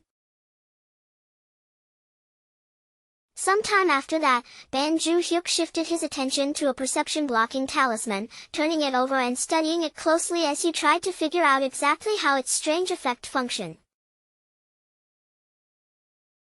The talisman possessed an unusual but incredibly useful ability: it could make his summons appear to other people as small, harmless creatures. To ordinary bystanders, they would look completely normal, and apparently, even powerful figures from the past had relied on similar tools before. When Ban Ju-hyuk finally tested it himself, he quickly confirmed that the item worked perfectly, without even the slightest flaw. Even Meatball, despite his huge body and naturally intimidating presence, appeared gentle and harmless while under the talisman's effect. The people around him did not scream, flinch, or step away in fear, reacting as if there was nothing dangerous in front of them at all. Right then, a notification appeared in front of Ban Ju-hyuk, letting him know that 1 billion won had just been deposited into his account as the rental fee for the sword. Once Ban Ju-hyuk realized that Anya had continued advancing while using the sword, he immediately understood that even more money would probably be coming his way soon. That thought alone sent his mind drifting into a brief but dazzling fantasy, where he imagined himself living in ridiculous comfort, surrounded by every luxury money could possibly buy. Later, Ban Ju-hyuk brought his summons outside with him, wanting to see the results in a real public setting and personally confirm how ordinary people would react when they walked among them. To his surprise, one passerby even looked at Meatball with a warm, relaxed expression and casually called him cute. Thanks to the talisman's effect, that person was not seeing Meatball as a massive, terrifying summon at all. In their eyes, he looked like a small, harmless little creature, the kind of thing that seemed perfectly safe to approach. That single reaction told Ban Ju-hyuk everything he needed to know. The item was not merely functioning, it was working so perfectly that ordinary people had no idea what they were truly looking at. Feeling satisfied with the results and suddenly much more generous than usual, Ban Ju-hyuk decided to reward his companions by taking them out for an expensive meal. The prices at the restaurant were shocking enough to make most people freeze before ordering, but Ban Ju-hyuk brushed the cost aside and confidently told them they could eat as much as they wanted. His companions showed absolutely no concern for how much anything cost. The moment the food arrived, they happily dug in, devouring everything placed in front of them with complete freedom and no restraint whatsoever. But when the next day arrived, reality hit Ban Ju-hyuk hard. The final bill was so enormous that he could only stare at it in stunned silence, his mind struggling to process just how much damage had been done to his wallet. Even so, he forced himself to swallow the pain and move forward. There was no use crying over the money now, so he pushed the regret aside and turned his attention back to the next real goal, clearing another floor. Before long, Ban Ju-hyuk and his companions arrived on the 34th floor, where the mission appeared clearly before them. They had to defeat 20 Stage 4 Minotaurs. The moment Ban Ju-hyuk saw one of them, the monster's sheer size struck him like a wall. Standing around 6 meters tall, the Minotaur towered over him so completely that he looked tiny beneath it, and a cold thread of fear crept through his chest as he wondered how he was supposed to take down something that massive. Still, Ban Ju-hyuk quickly forced himself to think instead of freezing up. The plan was simple, at least in theory: strike the legs first, ruin the monster's balance, and then finish it off while it was unstable and unable to move properly. But even with a plan forming in his mind, doubt was still visible in his eyes. Sensing that hesitation, Kozak stepped forward at that moment and offered to support him. Kozak agreed to help, but only under one condition. Ban Ju-hyuk had to fight just one monster himself, and as long as he accepted that, Kozak would take care of the rest of the support. With that condition settled, Kozak immediately began coordinating with Meatball, moving straight into the next setup without wasting even a second. Meatball shifted into position to help, planting himself firmly this time and setting his stance properly so he would not ruin the timing when the moment came. Ban Ju-hyuk understood exactly what they were trying to do. He was going to borrow Meatball's raw physical strength to launch himself high into the air, and with his trust placed in his teammates, he braced himself for the jump. Then Ban Ju-hyuk sprinted forward, closing the distance in a burst of speed before leaping straight onto Meatball's waiting hands. With one powerful shove, Meatball hurled him upward, sending Ban Ju-hyuk flying high above the battlefield as his body shot into the air. But the force behind the throw was much stronger than Ban Ju-hyuk had expected. It hit with a heavier, wilder power than he had prepared himself for. In the next instant, his body rocketed upward out of control, climbing far too quickly for him to steady himself or correct his posture. He lost his balance in midair, his form breaking apart as the world around him seemed to tilt, spin, and twist all at once. Then gravity grabbed hold of him, pulling him back down as his body began dropping faster and faster toward the ground below. Panic surged through Ban Ju-hyuk's entire body, and for one terrifying moment, he could feel the situation slipping completely beyond his control. But just before disaster could happen, right at the very last possible instant, Ban Ju-hyuk forced himself to react. Ban Ju-hyuk activated Shadow Step, his body disappearing into motion at the exact moment when the fall was about to overtake him. Shadow Step caught him just in time, slowing the terrifying drop enough for Ban Ju-hyuk to stop spinning helplessly through the air. His limbs steadied little by little, and he finally managed to pull his body back under control before the fall could turn into a complete disaster. And in that very instant, Ban Ju-hyuk felt it with absolute clarity. Something about the way he moved had changed. His body felt oddly light, almost weightless, as if the empty air beneath him was no longer just air, but something he could actually press his feet against and use. The moment that strange sensation settled in, Ban Ju-hyuk understood that his skill had evolved into a completely new form. He decided to call it Shadow Walker, because now it truly felt like he could move freely even while hanging in midair. And when his feet finally touched the ground safely again, excitement rushed through him as he realized he had unlocked yet another powerful ability. A moment later, Ban Ju-hyuk proved that feeling was not just in his imagination. He used Shadow Step again, but this time, he did not move across the ground, he stepped through the open air itself. The sight stunned his other 3 summons completely. They all stared at him in disbelief, their eyes locked on his movements as if they were trying to understand whether what they had just seen was even possible. Watching Ban Ju-hyuk move that way stirred an old memory in Hyuk's mind, something he had once heard long ago but had never truly believed. His captain had once told him that someone had supposedly been seen using shadow steps among the clouds. But back then, Hyuk had brushed it off as an absurd rumor, the kind of story that sounded too ridiculous to be real. Yet now, with Ban Ju-hyuk moving through the air right in front of him, Hyuk could no longer deny it. That impossible-sounding story had not been a legend after all, it had actually been true. Ban Ju-hyuk closed the distance to the Minotaur at a terrifying speed, rushing forward through the air while a nervous thought flashed across his mind. He wondered if he was moving too fast, and whether he could even aim properly while traveling like this. But there was no room left to hesitate, so he chose to trust the moment and find out by doing it. With his decision made, Ban Ju-hyuk tightened his grip around the weapon and activated the third form of his primal lightning staff.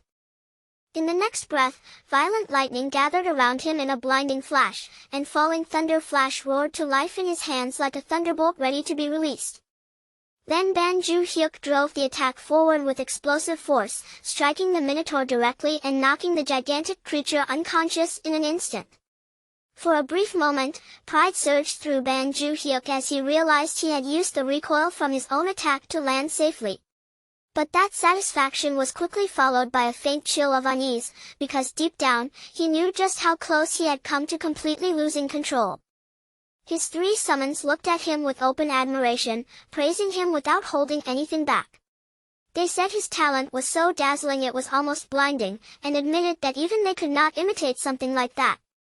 In their eyes, their summoner had truly earned the title of warrior, and while they respected him deeply, they still continued warning him to be careful. One of them even tried to keep a calm face while admitting that the danger had made her hair stand on end. Ban Ju-hyuk could only accept that honestly, because he had been shaken too, but somehow, despite how reckless it had become, he had still managed to make it work. Right after that, the summons did not waste any more time. They charged into the remaining Minotaurs and began wiping them out one after another, tearing through the rest of the enemies without hesitation. Before long, a system window appeared in front of Ban Ju-hyuk, announcing that he had successfully cleared the 34th floor mission. Along with the clear, he gained a level, received 4 kilograms of mana stones, and even obtained a summon grade-up rune. Ban Ju-hyuk froze in surprise when he realized that the summon grade-up rune had dropped as a normal reward instead of some special bonus, and to him, it felt like he had just hit the jackpot. Then another system message appeared, confirming his S++ clear rank for the 34th floor of the Black Tower in Korea, awarding him another platinum badge, unlocking the 35th floor, and finally sending him out of the tower. After returning home, Ban Ju-hyuk looked over his summons with obvious satisfaction, his gaze moving from one companion to the next as he praised each of them for how well they had fought. Then, once he had a quieter private moment, Ban Ju-hyuk asked Kozak if an SSR summon could be raised all the way to LSSR by using the grade rune. Kozak denied it right away, answering without even needing to pause, and explained that the rune could only raise a summon up to SSR at most. Not long after that, Dao Rai called Meatball over for dinner, her voice cutting into the moment as mealtime finally arrived. The instant Kozak heard it, he started complaining to Dao Rai, grumbling in irritation about how expensive it was to keep Ban Ju-hyuk's entire team fed day after day. Dao Rai joined in with her own scolding, turning her attention to Meatball and criticizing him for eating far too much. Meatball's expression immediately sank, and with a genuinely wounded look on his face, he promised in a small, pitiful way that he would eat less from now on. Seeing Meatball react like that, Ban Ju-hyuk could not simply stand there and pretend it had nothing to do with him. A heavy mix of guilt and pity rose inside Ban Ju-hyuk as he looked at Meatball's lowered face and the hurt in his expression.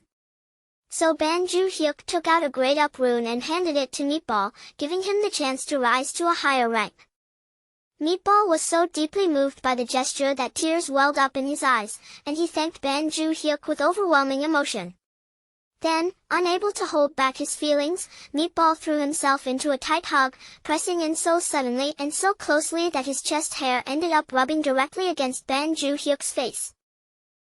That horrible sensation instantly filled Ban Ju-hyuk with disgust, completely ruining what should have been a touching and heartfelt moment.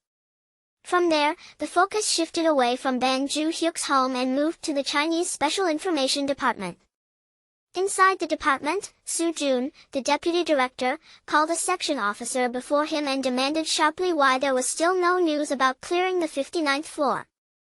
The officer reported that among the forcibly naturalized assets, more than half had disappeared inside the tower, causing major setbacks to their plans. And worse than that, there were reports that many of them had taken their own lives inside the tower itself. Soo-jun then received a list filled with elite South Korean players, his attention shifting immediately to the names placed before him. After scanning through the list, he ordered the officer to select suitable targets from among the recently contracted rookies. He made one point extremely clear: famous players were not to be touched. Going after well-known names would draw too much attention, and that would only create unnecessary trouble. At the same time, Soo-jun ordered that everything had to be handled cleanly, with no mistakes and no evidence left behind. That way, their country could never be held responsible, and they would never be forced to admit any involvement in whatever happened. The officer immediately saluted, accepted the order without question, and left the room to carry it out. Once the officer was gone, Soo-jun coldly thought back on Japan's foolish attempt at public forced naturalization, which had only ended in humiliation and exposed just how weak their approach had been. Soo-jun had no intention of making the same mistake. Unlike them, he would never put things out in the open. If they truly needed players badly enough, then they would simply abduct them. After that, 2 days quietly passed. During those 2 days, Ban Ju-hyuk and his summons had been living mostly on ramen, their meals becoming far simpler than before. Kozak was trying hard to cut down on daily expenses, so their food had turned painfully plain. But Ban Ju-hyuk had other concerns on his mind, and just then, a new system window suddenly appeared in front of him. The window displayed a catalog update, and on it, the dull barbarian meat shield was marked as unable to be summoned. Ban Ju-hyuk immediately grew worried, but Kozak explained that ranking up was not a simple process at all. It strengthened the soul itself, which made the attempt dangerous, and if the upgrade failed, there was even a chance of permanent deletion. The moment Ban Ju-hyuk heard the word deletion, it hit him like a heavy blow. Dao Rai quickly scolded Kozak for frightening him with such a harsh explanation, then turned to calm Ban Ju-hyuk down before his panic could get any worse. She explained that if Meatball had truly been deleted, his name would have disappeared from the catalog completely. Since Meatball's name was still listed there, the fact that he could not be summoned most likely meant that something else was happening instead. Dao Rai then suggested that this might even be one of those rare cases where a summon jumped 2 ranks during an upgrade. Kozak agreed that it was possible and added that Meatball's soul was unusually pure, which might make him especially compatible with a successful upgrade. Ban Ju-hyuk, however, silently rejected Kozak's misunderstanding in his own mind. Even after hearing their explanations, he could not stop worrying about what a sudden jump in rank might truly mean for Meatball. Wanting to ease the tense mood that had settled over everyone, Ban Ju-hyuk tried to steer the conversation somewhere lighter. He suggested that once they finished eating their ramen, they should all go out together and relax at a cafe for a while. But almost as soon as the words left his mouth, another concern suddenly crossed his mind. What if Meatball returned from the upgrade even bigger than he had been before? And if Meatball really did grow larger, then another problem came right after it. Ban Ju-hyuk could not help wondering whether the new house they had only just moved into would even have enough room for him to live comfortably. Before long, the scene shifted to a cafe, where 2 men were already seated and deep in conversation, speaking seriously about the upcoming raid on the 66th floor. They talked as though the raid would be handled without too much trouble, mainly because the Holy Sword was going to be involved. One of the men even praised the hero Nam Gaeun openly, his voice carrying clear admiration as he spoke her name. The other man immediately snapped at him, scolding him for saying her name so casually when she deserved far more respect. Meanwhile, Ban Ju-hyuk was simply passing through the cafe like an ordinary customer, but before he even understood what was happening, he somehow ended up accidentally embracing Nam Gaeun without anyone nearby properly noticing the strange moment. Soon after that, the drinks and desserts they had ordered were brought to the table, and everyone finally settled in, enjoying the sweet food and the calm cafe atmosphere together. Right then, Ban Ju-hyuk's phone rang, and the call came from Gwangil. His voice sounded excited as he congratulated Ban Ju-hyuk for breaking records with his unbelievable streak of consecutive S++ clears. After giving his congratulations, Gwangho brought up the penthouse that had once belonged to Yu Qiaoman. As thanks for renting out the holy sword at such a low price, he offered to transfer the entire place to Ban Ju-hyuk completely free of charge. The offer came so suddenly that Ban Ju-hyuk was left completely caught off guard, his thoughts freezing for a moment as he tried to process what he had just heard. Since he had no idea how to respond right away, Ban Ju-hyuk asked for a little time to think it over. Then, without making any final decision, he ended the call. Kozak, who had noticed the exchange, looked toward him and asked who had just called. Ban Ju-hyuk reminded him of the house they had gone to see before, that impressive place which had left such a strong impression on everyone who stepped inside. Kozak did not try to hide his opinion and admitted right away that the house had truly been magnificent. Dao Rai agreed with him as well, saying that a place like that actually suited Ban Ju-hyuk's current position and growing status quite well. But Kozak quickly followed that praise with a warning. He told Ban Ju-hyuk not to trust something just because it was being offered for free, because in his eyes, nothing in life ever came without some kind of hidden cost. Dao Rai, however, saw things differently. She encouraged Ban Ju-hyuk to accept the offer, arguing that after everything he had already contributed, receiving that penthouse was not excessive at all, it was a fair reward. Ban Ju-hyuk found himself caught between the two opinions. He could not ignore the thought that if he accepted such an enormous gift, it might become much harder to refuse requests from the management department later on. After sitting with the decision in silence for a while, weighing the risk and the benefit, Ban Ju-hyuk finally made up his mind. Rather than taking the penthouse as a free gift, Ban Ju-hyuk decided he would buy it with his own money. His summons immediately praised him for that choice, clearly impressed by what they saw as his dignity, independence, and clear judgment. But that proud atmosphere did not last very long. The mood shifted the instant Ban Ju-hyuk checked the actual price of the place. The number staring back at him was anything but small. The penthouse was priced at a staggering 20 billion won. It was not the 2 billion won Ban Ju-hyuk had been expecting at all. That one extra zero hit him like a hammer, leaving him frozen in place from the sheer shock. Kozak noticed the sudden change in his reaction and asked what was wrong, but Ban Ju-hyuk quietly brushed the matter aside, deciding it was probably best for them to leave for now. As they walked out of the cafe, the summons began talking among themselves, almost as if they were trying to comfort him without saying it too directly. They reasoned that maybe they did not really need such a massive home after all. A house that big would be difficult to clean, expensive to maintain, annoying if someone had to walk a long distance just to reach the bathroom at night, and even the garden would probably bring in bugs. One inconvenience after another came up between them, until they finally agreed that being able to stay beside Ban Ju-hyuk mattered far more than living in an enormous house. In the end, they even praised his judgment again, acting as though his decision had been brilliant from the beginning.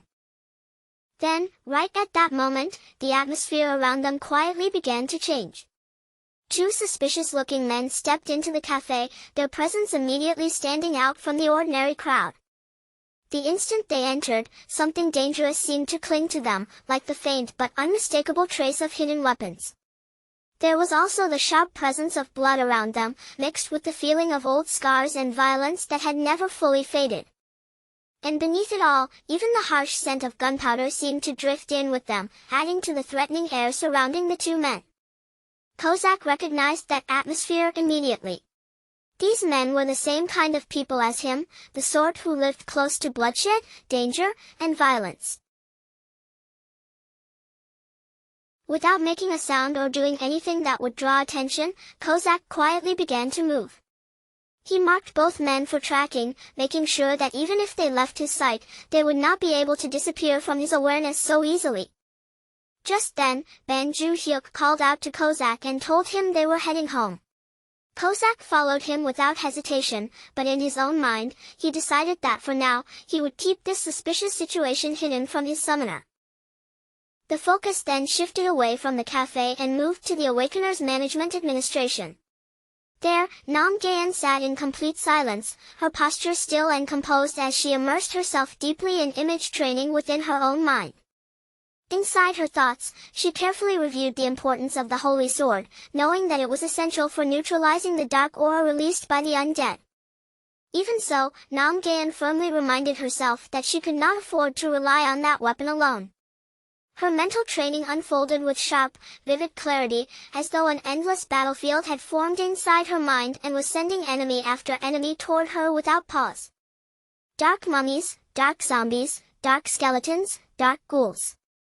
And eventually, an entire army of undead surged toward her from every direction. She had already cut down hundreds of enemies to reach her current level. And every imagined battle sharpened her senses even further, hardening her resolve until her eyes no longer carried the slightest trace of hesitation. When the fierce training inside her mind finally came to an end, Nam Gayan prepared to leave. Her superior addressed her with formal respect, wishing her luck and warning her to stay careful. Mina also spoke up with obvious concern on her face, unable to hide how worried she was as she stood there supporting Gayan. With their encouragement following behind her, Nam Gayan made her way toward the 66th floor of the Korea Black Tower. Her focus did not shake as she entered the battlefield. Before long, a skeletal monster appeared directly in front of her, blocking her path. Nam Gayan did not waste even a single second. She rushed straight into combat, meeting the undead threat head-on without backing away. Hour after hour passed as the battle turned into a brutal, grinding struggle, pushing both her body and mind closer and closer to their limits. And after 10 exhausting hours, Nam Gayan finally emerged from the tower. Her strength was drained, her breathing came rough and uneven, and exhaustion was written across her entire body. The moment Mina saw her in that state, she rushed toward her in panic. But before Mina's panic could fully burst out, Nam Gayan slowly lifted her exhausted face and gave her a faint but reassuring smile. Then, with what little strength she had left, she raised one thumb weakly, silently telling everyone there that she had succeeded. At that exact moment, a system notification appeared in front of them, confirming the truth behind Nam Gayan's tired gesture. The 66th floor of the Korea Black Tower had finally been cleared. The screen began showing the details one by one, listing the location as Gangwon-do, Republic of Korea, confirming the cleared floor, and announcing that the tower's progression had now advanced to the 67th floor. It also displayed the newly updated time limits that came with the victory. The moment Mina saw the confirmation, she could barely hold back her excitement and immediately rushed to report it to Gwango and their superior. Both of them were swept up in joy, and the boss wasted no time ordering a press release to be sent out at once, knowing this was an achievement the entire nation needed to hear about.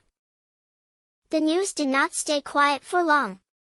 In almost no time at all, it began exploding across every major media outlet. Broadcasts everywhere started announcing that South Korea had successfully cleared the 66th floor of the Black Tower, and special reports followed one after another. All across the country, people reacted with overwhelming relief and admiration, saying they had been holding their breath for 6 long months and could finally sleep without fear again. Comments poured in from every direction, calling the achievement legendary and admitting that without Nam Gayan, the country might truly have been doomed. Others began calling her South Korea's new #1, saying that real heroes were the people who quietly held their ground when everyone else was terrified. Her loyalty and sacrifice struck the public deeply, especially when people compared her unwavering dedication to those who had fled during the crisis. The emotional reactions kept spreading, with viewers confessing that they had cried while watching her walk into battle alone. Soon, more and more voices called for the nation to properly support her, while others celebrated not only Nam Gayan's victory, but also the crucial role the Holy Sword Dungeon had played in making that victory possible. During her interview, Nam Gayan did not allow the praise to make her arrogant. Instead of claiming all the glory for herself, she humbly said that the victory had only been possible because of the citizens' support. She also sincerely thanked the owner who had lent her the holy sword, showing quiet modesty even as the entire country was praising her name. Meanwhile, Ban Joo-hyuk watched the broadcast on television while speaking with Gwango over the phone. He had already believed Namgaeun would succeed, but even so, relief settled over him, because the 6 months they had gained meant he would have enough breathing room to climb the higher floors at his own pace. After ending the call, Ban Ju-hyuk found himself too restless to simply sit around. An impatient energy kept building inside him, and he wanted to challenge the 35th floor as soon as possible, but his progress had been held back because of Gobang's condition. Then, without any warning, a new system notification suddenly appeared in front of him. The message showed a catalog update, and this time, the update was connected to Savage Meat Shield. Ban Ju-hyuk's eyes immediately locked onto the most important detail. The restriction that had been preventing the summon was finally gone. Without wasting even a second, Ban Ju-hyuk summoned Meatball, the companion also known as Gobang. As the summoning light began to form in front of him, Ban Ju-hyuk watched with eager anticipation, his mind racing as he wondered whether the upgrade would end at SR rank or possibly even reach SSR rank.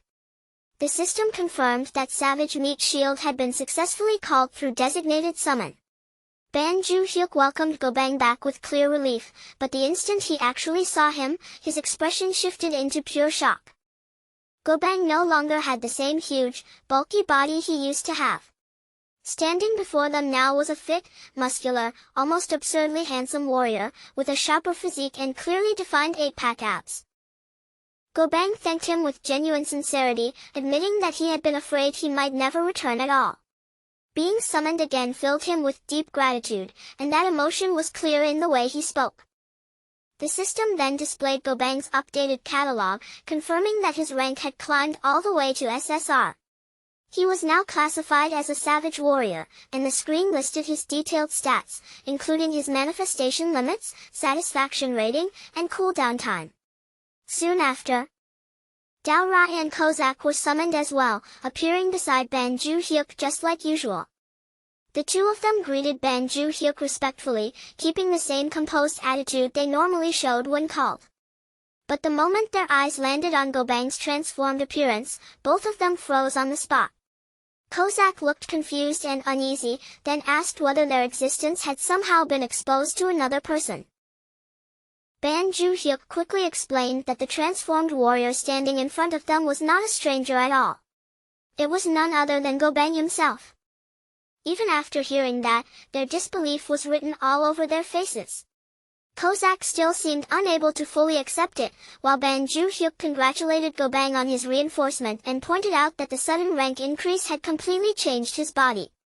To confirm his identity beyond any doubt, Ban Ju-hyuk asked Gobang to recite the 3 laws of the summon. Gobang tried to answer properly, but he could not remember the laws clearly at all. He stumbled through them awkwardly, in a clumsy way that felt painfully familiar. That awkward response immediately reassured Ban Ju-hyuk. No matter how drastically his appearance had changed, this was definitely the same Gobang they knew. And with Gobang finally returned, Ban Ju-hyuk suggested that they head back into the tower for a farming mission. The team accepted without much hesitation and began preparing to move out. Before long, they arrived on the 34th floor of the Korea Black Tower, where massive demons were already standing in front of them, waiting like a wall of enemies. Gobang stepped forward first and said that he would take the lead. Ban Ju-hyuk hesitated at once, unable to hide the concern that appeared on his face.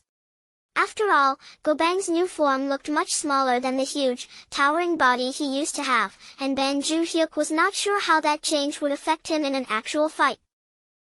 Ban Ju-hyuk suggested that Gobang should at least receive Daorai's buffs first and cooperate with Kozak for safety, just in case his new body still needed time to adjust. But Gobang refused the suggestion without backing down. He said he wanted to test his evolved strength with his own body and find out for himself what his upgraded form was truly capable of. Seeing the firm resolve on Gobang's face, Ban Ju-hyuk reluctantly agreed to let him try things his way.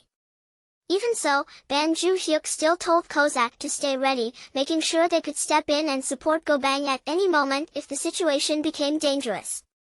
Gobang then moved forward alone, stepping out in front of the others without hesitation.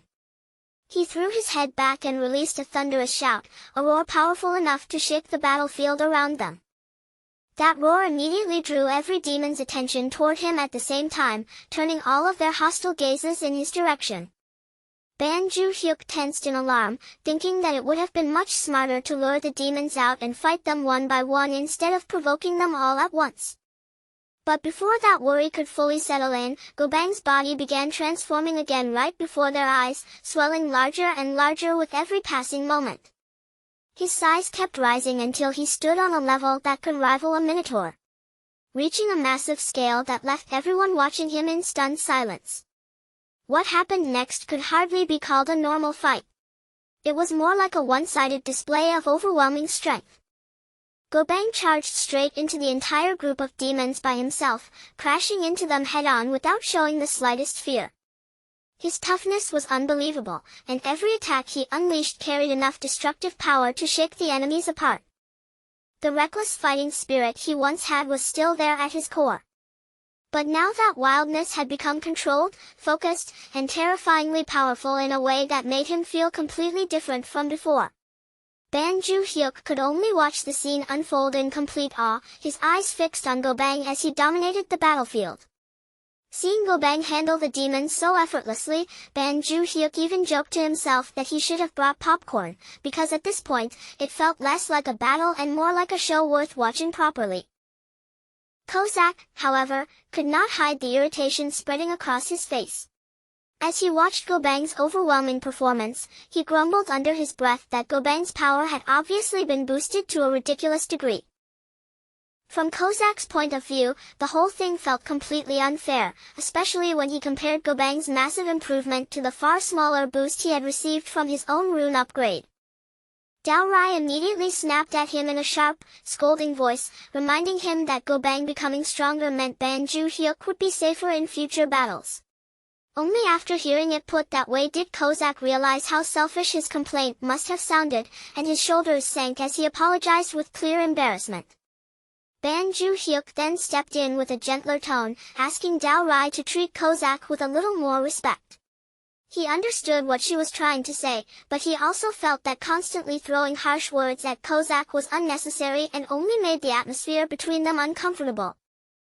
Dao Rai paused for a moment after hearing Ban Ju-hyuk's words, then accepted his correction without trying to argue back.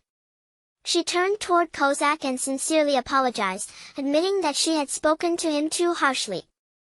Then, as a small gesture of goodwill, Dao Rai even reached out and gently took Kozak's hand. Seeing the tension between them begin to soften, Ban Ju-hyuk felt quietly relieved, because more than anything else, he wanted his team to remain united. While that small reconciliation took place behind him, Gobang was still tearing across the battlefield with fierce momentum, smashing through enemies as if nothing could slow him down. At one point, a demon managed to slip behind him and land a strike on his back, making Ban Ju-hyuk's heart jump in panic for a brief second. But Gobang answered that attack with even greater force. He turned around and overwhelmed the demons rushing toward him, crushing their momentum so completely that the battle barely looked like a struggle at all. Compared to what Gobang had been capable of back when he was only R rank, the strength he was showing now was almost impossible to recognize. Every movement, every attack, and every step he took made the scale of his growth painfully obvious, and the difference was so enormous that no one watching could possibly deny it. Before long, a system message appeared in front of them, confirming that the 34th floor mission had been cleared successfully. Gobang returned to his refined human form and calmly said that the 34th floor had been far too easy for him. There was no loud bragging in his tone, only a quiet confidence supported by the overwhelming power he had just shown. Even after the battle ended, the pressure still lingering around Gobang made it clear that he had not used his full strength. The system's presence itself felt strangely subdued, almost as if even it had recognized his dominance. Gobang, however, was already looking ahead, saying he wanted to challenge stronger floors and keep fighting without stopping. Ban Ju-hyuk watched him with excitement building in his chest and declared that S++ clears would no longer be a problem. With his confidence restored, he decided they could climb toward the higher floors much faster, as long as they continued moving forward together. The next scene showed Daorai, Ban Ju-hyuk, and Meatball sitting together for a meal, the intensity of battle now behind them as the group settled into a much more ordinary moment. Ban Ju-hyuk looked at Meatball with a pleased smile, thinking that his increased firepower and more compact SSR form were satisfying in many ways. On the surface, the upgrade really did seem like a perfect improvement. But despite the dramatic change in Meatball's appearance, his eating habits had not changed even a little. He still attacked the food in front of him like a wild animal, scattering bits everywhere as though table manners had never existed. As Ban Ju-hyuk watched the mess spread, his smile slowly faded and disappointment crept across his face. He realized that even if Meatball's body had improved, his behavior had not improved at all, and his frustration finally burst out as he snapped at him to stop making such a mess. Meanwhile, Kozak sat slightly off to the side, unusually quiet compared to his normal self. His thoughts seemed to be somewhere far away, and his eyes were fixed coldly out the window, as if something heavy was weighing on him in silence. Ban Ju-hyuk noticed that Kozak had barely touched his food and asked why he was not eating. Kozak forced a small smile onto his face, trying to make the moment seem casual, and said he simply had a few things on his mind.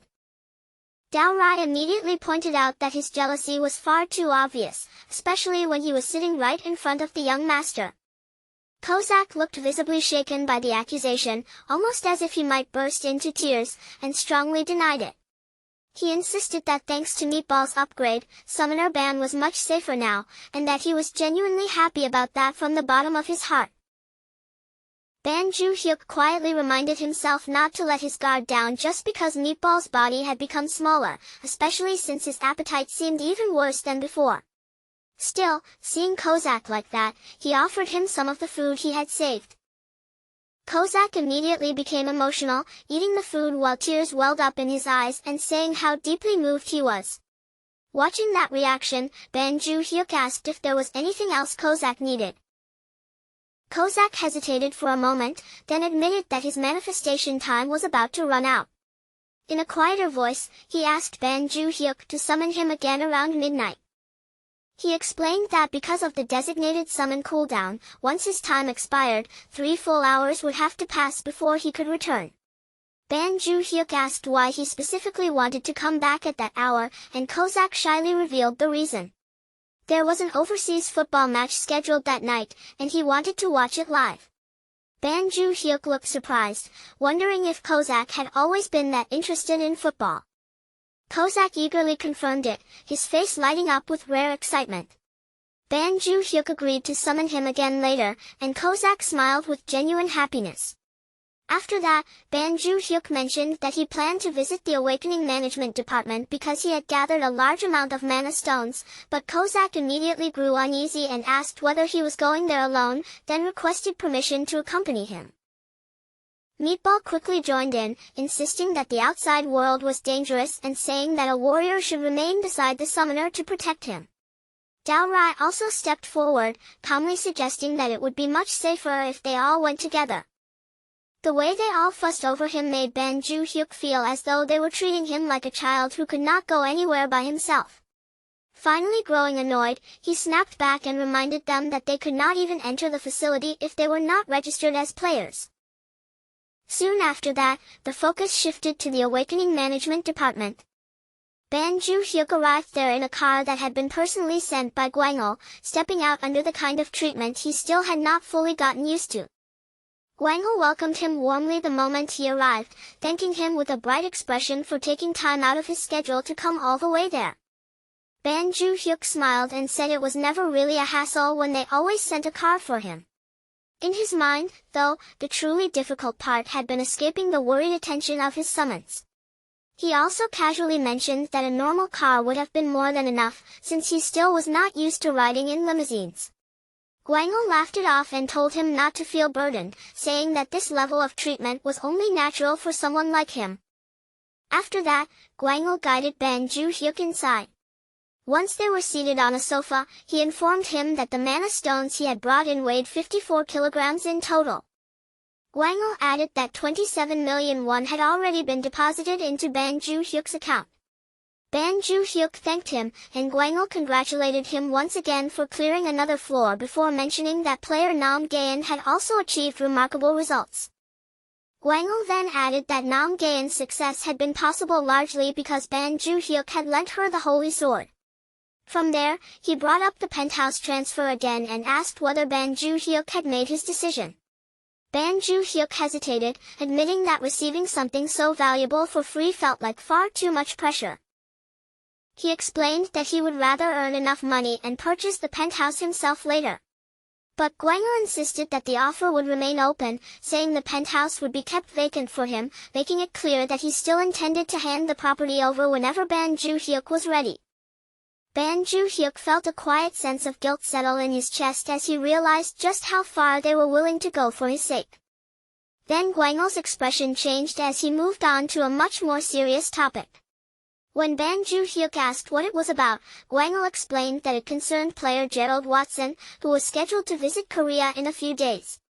Ban Ju-hyuk recognized the name immediately. Gwangul explained that Gerald Watson was a world-famous player, widely known as a magic swordsman, and currently held the title of the highest-level player in the entire world. Ban Ju-hyuk wondered why such a major player was suddenly being brought up. Gwangul then revealed the reason for Gerald Watson's visit. He wanted to rent the holy sword, and the proposed fee was $10 million for each use. Ban Ju-hyuk was so shocked that his thoughts nearly stopped on the spot, and he silently wondered if he had actually heard that number correctly. Gwangul confirmed it without hesitation. The offer really was $10 million, which was roughly 13 billion won. Ban Ju-hyuk froze in place, his face going stiff with disbelief as the sheer size of that number slowly sank in. Gwangul watched his reaction and remarked that even that amount might still not be enough, considering that the holy sword could essentially prevent a national crisis. He added that he intended to stall the negotiation team for now, because settling for only $10 million felt too low. Ban Ju-hyuk immediately grew tense, and a nervous sweat seemed to form as he struggled to process what Gwangul had just said. The thought of pride ruining the deal and making that enormous opportunity disappear made him deeply uneasy. So Ban Ju-hyuk quickly cut in before things could become more complicated, insisting that $10 million was already more than enough. Before the negotiation had any chance to drag on or fall apart, he urged them to accept the offer and move forward with the deal. After some time had passed, Hyuk finally found his way back, returning from the chaos of the day with his body feeling heavy and his mind still buzzing. But the second he stepped back into his home, everything he had been holding in came crashing down at once. The sheer weight of what had happened overwhelmed him, and as the reality of that unbelievable 13 billion won settled in, his emotions began swelling uncontrollably. Before he knew it, warm tears were sliding down his cheeks. But these were not tears born from pain or despair. They were tears of pure, stunned happiness, because once Hyuk truly understood how much money he now had, even that massive 2 billion won salary suddenly felt like pocket change he could casually set aside. As the realization slowly sank deeper into him, Hyuk's thoughts drifted to his parents, and a powerful emotion welled up in his chest. After everything he had endured, after all the struggling and uncertainty, it finally felt like he had actually made it. Then, just as that warmth filled him, his stomach gave a hungry growl, pulling his attention straight toward food. Fried chicken sounded incredible. Jokbal sounded just as tempting. Beef yakho flashed through his mind, and almost immediately after that, tuna sashimi joined the list. For a brief moment, the freedom to choose felt so luxurious that he nearly talked himself into ordering every single thing at once. But right before he could give in to that temptation completely, Hyuk caught himself. He paused, pulled his hand back from the edge of indulgence, and decided that for tonight, he would keep it simple and settle for ramen instead. Even as he sat there eating, tears continued to slip down his face one after another. Still, there was no sadness in them. They were tears of relief, gratitude, and a happiness so full that it felt almost too heavy for his heart to hold. As the steam rose from the bowl in front of him, he thought that the tuna sashimi could wait for another day, maybe a time when he could enjoy it properly with his summons. For now, just sitting alone with a hot bowl of ramen was already enough to make him feel deeply, quietly satisfied. Later that night, after darkness had settled over the city and the noise outside had grown faint, Hyuk summoned Kozak once again. Hyuk explained to Kozak that he had spent the entire day running from place to place and was completely worn out. Because of that, when Kozak's summon time eventually expired, Hyuk probably would not even be awake enough to send him off properly. So instead of making a big deal out of it, Hyuk casually told Kozak to take it easy, relax, and enjoy watching the football match for as long as he wanted. Kozak settled down in front of the game, his attention turning toward the screen, while Hyuk, utterly drained from the long day behind him, slowly surrendered to sleep and let his consciousness sink away. And once Hyuk had fully drifted off, his breathing calm and steady in the quiet room, Kozak quietly rose from his place and slipped outside without making even the faintest sound. As he stepped out beneath the cover of night, Kozak's mind returned to the tracking mark he had placed earlier. It was not something with a physical form, nor did it leave behind any visible trace. And in a world like Earth, there was no one capable of noticing such a mark, let alone removing it. With complete calm, Kozak followed the faint pull of those marks, letting the subtle magical traces guide him through the night. They were the very same marks he had secretly planted on the two suspicious figures he had encountered the day before. All throughout the day, those tiny fragments of magic had remained within the reach of his senses, lingering like dim sparks only he could feel. And what he sensed from them only darkened his mood. They had stayed near the office, watching the place without rest. The thought that someone had dared to spy on the area where his summoner lived made a cold, dangerous anger rise inside Kozak. Without hesitating for even a second, Kozak narrowed down their exact position. The trail led him to a business operating under the front name Imperial Traditional Massage. Inside that establishment, several people had already gathered in one place, their bodies close around the room as if they were in the middle of a secret briefing. Their attention was locked onto the information they had collected, eyes moving carefully over the data laid out before them. They went through the information methodically, almost as if they were checking targets off a prepared list, reading one profile after another. One of the names that appeared was Kim Min-ji, 32 years old, recently contracted to an elite team, and estimated to have reached at least the 30th floor. After Kim Min-ji's file, more names followed, and among them was Jang Dong-soo. Then the list moved on to Ban Ju-hyuk, age 25. His profile stated that he had signed his contract a little over 2 months earlier, and his current tower progress was estimated to be somewhere in the upper 20s. After reviewing the details, their conclusion came quickly. For the moment, he did not seem to be an immediate problem. The man leading them, Dong Quanlin, captain of the Northeast Special Forces Brigade of the Chinese People's Liberation Army, laid out the situation with cold precision. This would be a one-time operation. They had only 1 hour to act, and within that narrow window, they planned to seize as many targets as they possibly could. But before their operation could truly begin, everything was cut short. In a single instant, one of the men lost his head, and his body collapsed where it stood. A heartbeat later, the severed head hit the floor with a heavy, sickening thud that echoed through the room. Panic tore through the place almost immediately, shattering the tense order they had maintained just moments before. The remaining members rushed outside with their weapons raised, their eyes snapping from side to side as they desperately searched the darkness for whoever had attacked them. Back inside, Dong Quanlin forced himself to keep working, organizing the player photographs as if staying focused could keep the situation under control. But then he suddenly noticed someone sitting nearby, as calm as though he had been there from the beginning. The intruder was quietly studying one of the photographs, looking at it with a strange, composed interest while commenting on his summoner's appearance, as if the chaos outside had absolutely nothing to do with him. The sight sent a shock straight through Dong Quanlin. That presence should not have been there at all, and the more he looked, the less sense it made. His body reacted before he could think.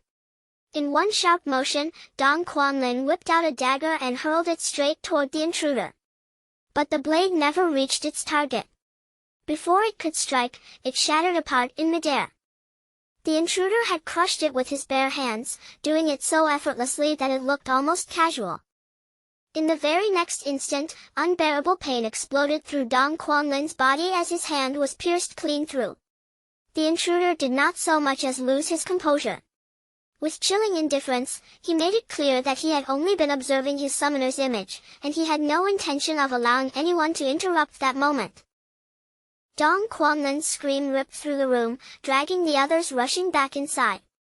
The moment they saw what was happening, they opened fire, and gunshots erupted violently throughout the space. Bullets tore through the air, filling the room with noise and smoke, but none of it mattered in the slightest. The attacker remained standing there completely untouched.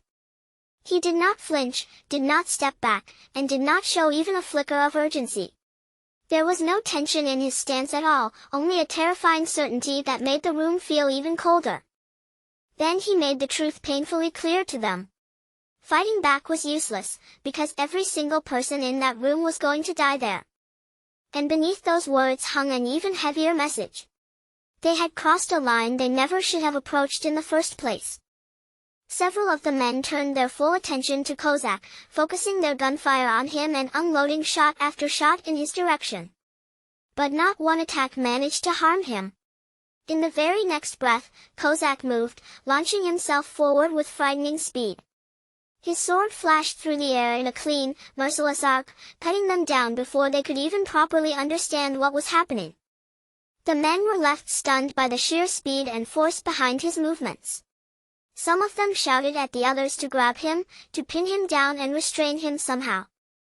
But Kozak answered their attempt with brutal simplicity, slicing off their hands before they could carry out the order. With that single action, he made it violently clear that none of them would be grabbing anything anymore. Anyone who tried to attack him was knocked down with terrifying ease, as if their weapons, training, and confidence meant absolutely nothing in front of him. Dong Quanlin could only stare in disbelief. Kozak was handling top-tier Black Ops agents as though they were little more than toys, and the sight sent a deep, crawling fear through him. He struggled to accept what was unfolding before his eyes. For a moment, he wondered if Kozak might be a Korean spy, or perhaps some soldier sent by a higher command, but even as the thought appeared, it felt wrong. This was not something ordinary. Then something clicked in Dong Quanlin's mind. Skills this overwhelming, movements this polished, and power this abnormal were the kinds of things he had only ever witnessed in Tower Clear videos. The figure standing before him carried that same terrifying aura of strength. But even if Kozak was a player, one impossible question still remained. How could he possibly be using that kind of power outside the tower? After the last agent hit the floor and the entire room fell into a heavy, lifeless silence, Kozak slowly shifted his gaze toward Dong Quanlin, then began walking toward him with no urgency at all, as if the man's fate had already been decided. Once he was standing directly in front of him, Kozak looked down at Dong Quanlin and first made sure the man could actually understand Korean. Then, with a voice that stayed calm yet carried a freezing edge, Kozak demanded an apology from the man who had been bold enough to set his sights on his summoner. Dong Quanlin immediately forced out an apology, the words trembling out of him under the weight of fear. But by that point, no apology in the world could change what was about to happen. Kozak showed him absolutely no mercy. With one cold, decisive movement, he cut off Dong Quanlin's head all the same.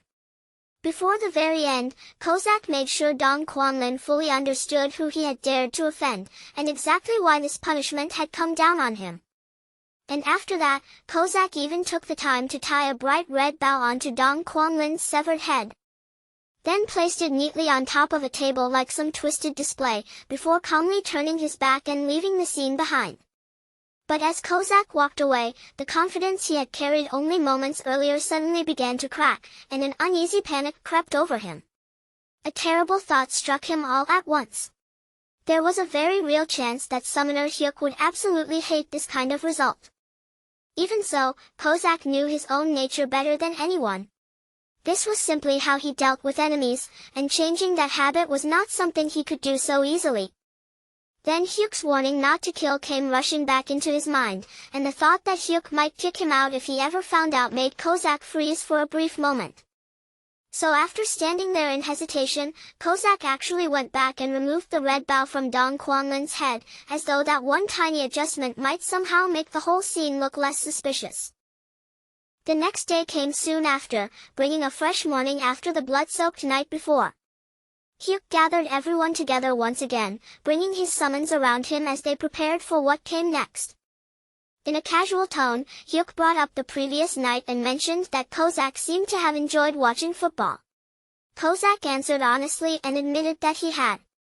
Then Hyuk added that he had even stocked food in the fridge for him, but strangely enough, none of it had been touched. Kozak explained that he had been so absorbed in the match that he had not even thought about eating. Hyuk found that oddly amusing, and with a small smile, he told the others to let him know whenever Kozak wanted to watch another game. Not long after that, the three of them prepared to challenge the 35th floor and take down the Minotaur King. The instant they entered, a system window opened before them, announcing that they had arrived on Korea's 35th floor of the Black Tower. Their mission was clear and intense. They had to defeat 80 Minotaurs of any type, as well as one Minotaur King, all within a time limit of 13 hours. Their current progress showed 0 Minotaurs defeated and 0 Minotaur Kings defeated. The moment the Minotaurs noticed the group, deafening roars exploded across the area, and the fight began. Hyuk looked ahead and saw an enormous number of them swarming across the battlefield. Princess Dao was the first to move forward, activating her buff as she readied herself to leap into the battle. Meatball's body began to swell larger, his form expanding with raw power as he planted himself and prepared to charge straight into the enemy line. Then Kozak moved, shooting forward with astonishing speed that cut across the battlefield almost faster than the eye could follow.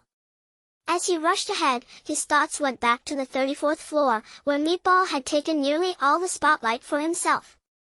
This time, Kozak was determined to prove his worth properly and show everyone exactly what a true SSR rank summon was capable of. Moving with speed that was nearly impossible to track, Kozak began cutting through the Minotaurs one after another, his strikes sharp, clean, and precise as the enemies fell in rapid succession. Hyuk watched Kozak's sudden burst of aggression with clear confusion, unable to understand why he had become so fired up all of a sudden. Meanwhile, Meatball continued crushing Minotaurs with overwhelming force, confidently telling Kozak to stay safely behind him while he handled the front line. Kozak immediately fired back, refusing the offer and insisting that he could take care of everything on his own. As Hyuk watched Kozak and Meatball tear through the enemies at the same time, he quickly realized that their clearing speed was climbing at an incredible pace. Still, Hyuk had no intention of just standing there while everyone else fought. He decided he should at least defeat a few enemies himself and prove he could contribute too. With that determination rising in him, he remembered the shadow step technique he had created in midair. Holding firmly on to that resolve, Hyuk activated shadow step while airborne and moved toward the Minotaurs, readying himself to launch his own attack. But because of the WIPM trait, his attacks naturally ended up being directed only toward the weaker Minotaurs. Right at that moment, the Minotaur King suddenly appeared on the battlefield. Hyuk's eyes widened in shock, and a sharp flash of fear shot through him. He realized immediately that the boss had appeared far earlier than he had expected. The moment the real battle began, the Minotaur King lowered its massive body and charged straight toward Hyuk, rushing in with brutal force to attack him. But before the monster could reach him, Meatball stepped in and unleashed a single overwhelming blow. The impact landed with absurd, almost unreal force. The Minotaur King was hit so hard that its enormous body was launched far into the distance, flying completely out of sight. And just like that, the Minotaur King was defeated. Hyuk checked the remaining time and smiled when he saw that there were still 759 left. The gap in power had changed so drastically that he could not hide his amazement. Meatball's strength had gone far beyond anything he had expected. Hearing Hyuk praise Meatball so openly, Kozak's mood sank in an instant, and he collapsed to the ground in pure disappointment. He had wanted to defeat the boss himself and prove his own value. Soon after, a system message appeared, announcing that they had cleared Korea's 35th floor of the Black Tower with an S++ rank, and that they had earned a platinum badge as their reward. The scene then shifted back to the place where Kozak had eliminated Dong Kwon-lin and his men. Police officers had already arrived there, carefully examining the aftermath and investigating every detail left behind. Not long after, Mina and Guangel arrived at the scene as well, with Guangel stepping forward and introducing himself as the team leader from the Awakening Management Office. Standing beside him was Supervisor Lee Mina, who was also a police officer. She thanked them for arriving so quickly, then led them inside toward the scene. Guangel immediately asked about the case files, and the officer confirmed that the targets listed in those documents were connected to the management office. As Guangel began looking through the materials, he noticed something that made his expression turn serious. Sensitive information had been leaked. Then his eyes landed on Hyuk's photograph among the files. At that moment, Guangel understood the seriousness of the situation. Even Banju Hyuk's personal information had been exposed. Guangel's face hardened the moment he understood what he was looking at. Without wasting even a breath, he ordered Mina to summon every executive for an emergency meeting immediately, and Mina, sensing the urgency in his voice, moved at once to carry out the command. Meanwhile, back inside Hyuk's room, Hyuk was staring at his newest reward with bright, expectant eyes, his whole expression filled with curiosity as he wondered what kind of special perk the 35th badge would grant him this time. Kozak, looking strangely serious for once, suggested that before they tried anything again, they should draw water from the dispenser and use it like holy water. In his mind, offering a little prayer beforehand might raise their luck, and Hyuk paused as if actually considering it, thinking that maybe the idea was not completely terrible. But Dao Rai immediately cut in and shut that down without hesitation. She firmly declared that the dispenser water was not holy at all, warning them that praying with plain ordinary water might actually invite bad luck instead of blessings. The moment Hyuk heard that, his face tightened with quiet irritation, because he remembered very clearly that Dao Rai herself had been summoned after they used that exact same dispenser water before. When Dao Rai noticed the look on his face, she suddenly grew uneasy and asked if something was wrong, or if there was something dirty on her face. Hyuk quickly waved it off, saying it was nothing, and chose to keep that thought buried inside. Rather than getting pulled into an argument, Hyuk turned his focus back to the reward and concentrated on checking the new perk. Before long, a system message appeared in front of him, announcing that he had received a perk for collecting 35 platinum badges. At the same time, Kozak's mind wandered toward the random summon that would be coming soon, and he quietly hoped that somehow, this new reward might improve their chances when it came to trading or summoning. Then, just as the atmosphere seemed to settle again, another system window abruptly appeared before them. The message announced that Hyuk's tower had obtained the golden aegis of Warm Dawn. And immediately after that, it revealed a second reward as well, the golden mace of Cold Twilight. Hyuk's eyes widened in open surprise when he realized there were two items instead of just one. The first reward, the golden aegis of Warm Dawn, came loaded with an impressive list of abilities. It raised concentration, could release a blinding flash of light, strengthened both physical and magical defense, and even reflected attacks back whenever he managed to block successfully. On top of all that, it kept the user calm no matter what condition they were in, and the shield itself was completely impossible to destroy. The second item, the golden mace of Cold Twilight, was every bit as absurd. It increased attack speed, could freeze enemies, extended the reach of his attacks, and even had a chance to create an ice field whenever it struck a target. Its power seemed to pull enemies toward some cold twilight rest, and just like the shield, it was also utterly indestructible. Hyuk could barely hold back his excitement. The abilities were so ridiculously good that his face lit up from ear to ear, and before long, he was happily dancing in place. Kozak saw the huge grin spreading across Hyuk's face and immediately pointed it out to Dao Rai. Kozak's worry quickly returned as he wondered whether Hyuk might become even more reckless now that he had received such powerful equipment. He asked what they were supposed to do if that happened, and Dao Rai whispered that they might have to physically grab onto his pants to stop him from charging forward. Kozak doubted that would work, remembering they had already tried something similar before. He began regretting that they had not prayed earlier, but Dao Rai insisted that dispenser water would not have helped at all, and might have even made things worse. Then Meatball calmly reminded them that when they had prayed with dispenser water before, Dao Rai was the one who ended up appearing. Dalrai froze on the spot at that comment, her expression caught between shock and disbelief. For one strange moment, it almost seemed as if Meatball had become clever enough to make jokes, leaving the others staring at him in stunned silence. But Meatball quickly clarified that warriors did not lie, and that he did not even know how to joke in the first place. Kozak immediately agreed with him, saying that Meatball was simply telling the truth, as if he were trying to smooth over the awkwardness in the air. Dalrai let out a small, uncomfortable laugh, then began convincing herself that the dispenser must not have been ordinary after all.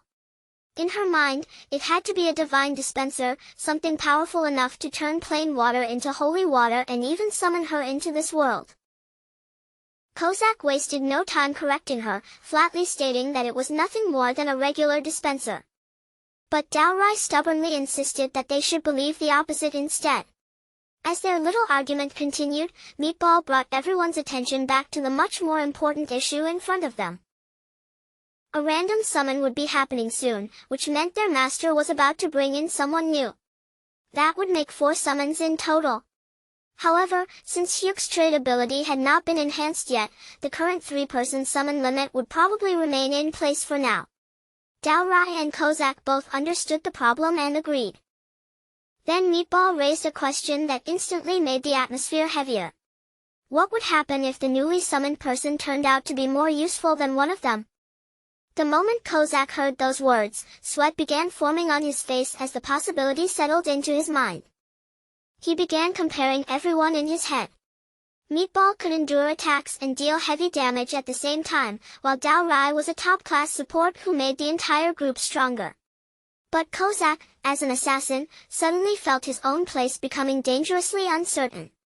If someone had to leave, the dreadful thought hit him that the most likely candidate might be him. After Meatball voiced that frightening possibility, the mood among Hyuk's summons suddenly turned heavy and uncomfortable. Meatball wondered aloud what would happen if a future summon proved even more useful than the current group.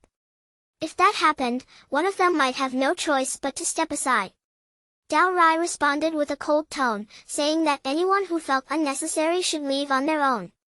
In her view, a truly valuable servant would naturally take the empty position. Meatball quickly agreed with her harsh opinion, treating it as the proper attitude for serving their master. Kozak heard every word, and frustration slowly built inside him. He lowered his head with a gloomy expression, painfully aware that Dalrai and Meatball were speaking as if neither of them had any real chance of being replaced. It irritated him, but the most painful part was that he could not fully deny what they were implying. Desperate to find some kind of escape from the situation, Kozak suddenly thought of an idea and let out a nervous little chuckle. Maybe, if they reached the 40th floor, Hyuk could obtain a trait enhancement, which would let them clear more floors quickly before the next random summon arrived. Clinging to that thin hope, Kozak's energy suddenly returned, and he excitedly suggested that they should hurry up and climb faster. Dalrai immediately snapped at him, rejecting the idea with clear anger in her voice. She reminded him that climbing the dangerous upper floors was the young master's decision, not something they had the right to force. Then she sharply asked whether Kozak could truly feel comfortable if Hyuk put himself at risk just for the sake of a servant like him. Her words struck Kozak hard, and his spirit sank almost instantly. With his shoulders drooping, he awkwardly admitted that he had not meant it that way. After hesitating for a moment, he sadly accepted the possibility and quietly told himself that when the time came, he would step down gracefully. Even so, he could not deny that the time he had spent with the group had been genuinely fun. Before the mood could sink any further, Hyuk suddenly appeared and cut straight into their conversation. His voice was firm as he demanded to know who had decided that Kozak needed to leave. Meatball immediately panicked and tried to defend himself, insisting that he had not meant anything directly and had only been speaking about a hypothetical situation. Hyuk turned his gaze toward Meatball and challenged that logic directly. He asked whether Meatball would step aside. If someday a perfect shield knight appeared and seemed better suited to fill that role. Then Hyuk shifted his eyes toward Dalrai and asked her the same kind of question.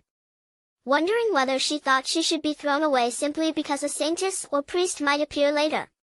Hyuk then declared with absolute firmness that if he was going to climb the tower, he had no intention of leaving any one of them behind. He assured them that this team would stay together until their climb was finished.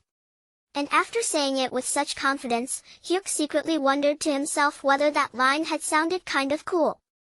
Those words struck Kozak right in the heart. Tears immediately poured down his face as he thanked Hyuk again and again, completely overwhelmed by the weight of that declaration. Seeing just how anxious Kozak had been, Hyuk felt a pang of guilt and apologized.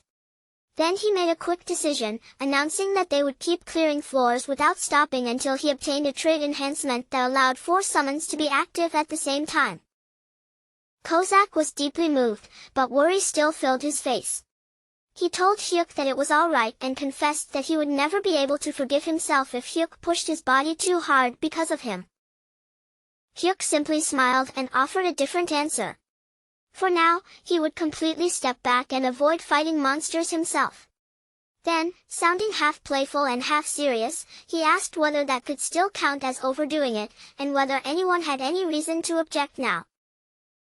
Daorai's motivation immediately flared to life, and she declared that she would shake her ritual bells so fiercely that they might even crack from the force. Meatball proudly promised that he would protect the summoner himself while still making sure they achieved an S++ clear rank. Finally, Hyuk turned toward Kozak and asked if he was coming with them. Kozak burst into tears all over again and answered with passionate certainty that of course he was coming. The focus then shifted away from the tower and down into an underground briefing room at the Awakening Management Department in Hanam-dong, Seoul. Inside the meeting room, Gwangul stood before the others and explained just how grave the recent incident had become. He made it clear that this was not an ordinary murder case by any means. It had been an attempted kidnapping operation aimed at the elite team responsible for the nation's future. At first glance, the dead men may have appeared to be ordinary victims, but NIS Director Park Il-jun revealed through the autopsy findings that they had actually been highly trained soldiers. Then another bald director pointed out that the real target had been the owner of the Holy Sword, warning that if anything were to happen to someone like that, the damage to the nation would be immeasurable. That meant their first priority was to uncover who had truly been pulling the strings behind the attack, and the atmosphere in the room grew sharper with every passing second. Park Il-jun released a heavy sigh, his expression darkening as he admitted just how difficult the investigation had become. Every person directly tied to the incident had already been killed, which meant almost no usable evidence had been left behind for them to follow. At that point, Gwangul spoke up in a firm voice, saying there was a strong possibility that China was behind it. He explained that China had already gained a reputation for abducting talented players from across the world, and by now, those stories had spread far beyond the level of simple rumors or baseless speculation. Gwangul continued, saying that if even the smallest trace of that network remained inside Korea, they needed to dig through it completely until every hidden link was exposed. He hated having to admit it, but this failed kidnapping attempt had only ended because of sheer coincidence. Deep down, he almost felt grateful toward the unknown killer who had stopped the attackers before the situation could grow any worse. The next day, Hyuk and his summons arrived on the 36th floor of Korea's Black Tower. Before they pushed forward, Hyuk looked over each of them one by one and asked if they were ready to drive themselves hard until they secured the next perk. All 3 summons answered him with complete confidence, their reactions making it clear that they were fully prepared to follow him into the climb.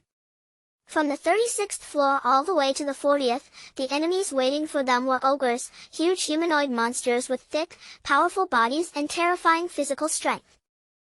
They were smaller than the minotaurs Hyuk had faced before, but that only made them more dangerous, because their movements were shockingly quick and much harder to predict. Even so, Meatball proved he was operating on a completely different level, moving faster than the ogres could react and striking with more force than they could endure. Daorai constantly controlled the battlefield from behind, spreading wide area binding debuffs and corrosive effects across the enemy formation to weaken their movements and break their momentum. Meanwhile, Kozak leaned even harder into his role as an assassin, becoming more aggressive with each fight as he slipped through openings and cut down enemies with ruthless precision. With all 3 of them working in sync, the ogres were overwhelmed with almost ridiculous ease. Thanks to that, Hyuk achieved an S-clear rank on the 36th floor of the Black Tower. Afterward, the group continued using the same strategy, steadily climbing higher while keeping their eyes fixed on the trade enhancement reward. The following day, they entered the 37th floor, where lightning-fast ogres came charging at them with frightening speed.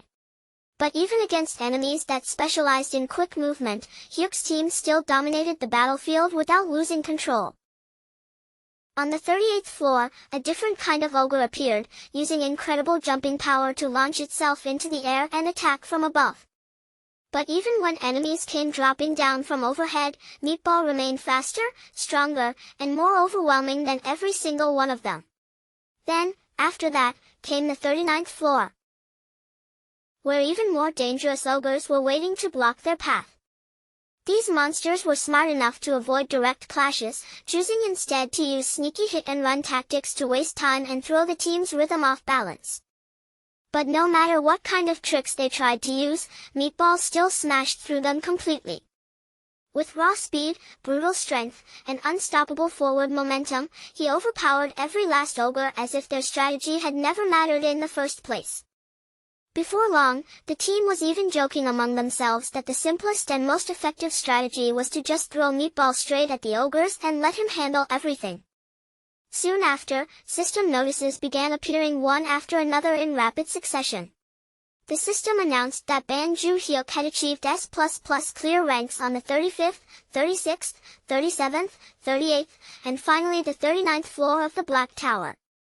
That achievement sent shockwaves through everyone watching the rankings.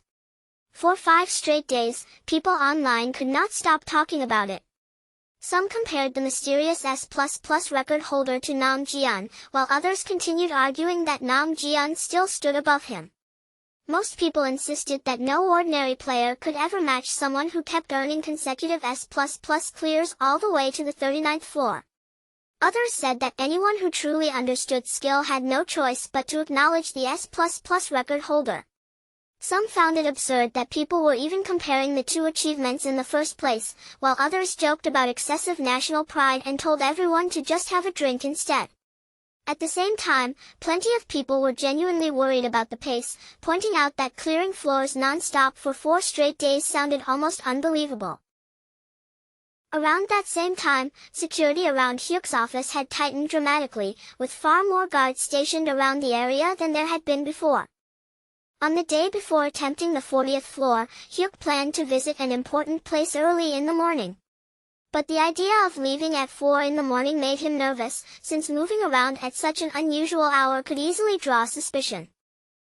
Then he remembered the talisman that blocked perception. After carefully speaking with one of the guards, Hyuk felt a wave of relief wash over him. The talisman did more than simply hide his face. It also scattered people's attention, making it hard for them to properly focus on him. Thanks to that effect, he was able to slip through the heavily guarded area without raising suspicion, even under such strict security. Once he safely made it outside, Hyuk flagged down a taxi and quickly climbed into the back seat. He politely asked the driver to take him to Gongju Traditional Market in Changnam, then added that he would appreciate it if they could get there a little faster. The driver looked surprised the moment he heard how far the destination was. But as soon as Hyuk offered him 500,001 won, his attitude changed in an instant. Suddenly full of enthusiasm, the driver told Hyuk to fasten his seatbelt tightly. Eventually, after that hurried ride, they arrived at Gongju Traditional Market. Once Hyuk got there, he summoned Kozak and immediately apologized for calling him out while he had been in the bathroom.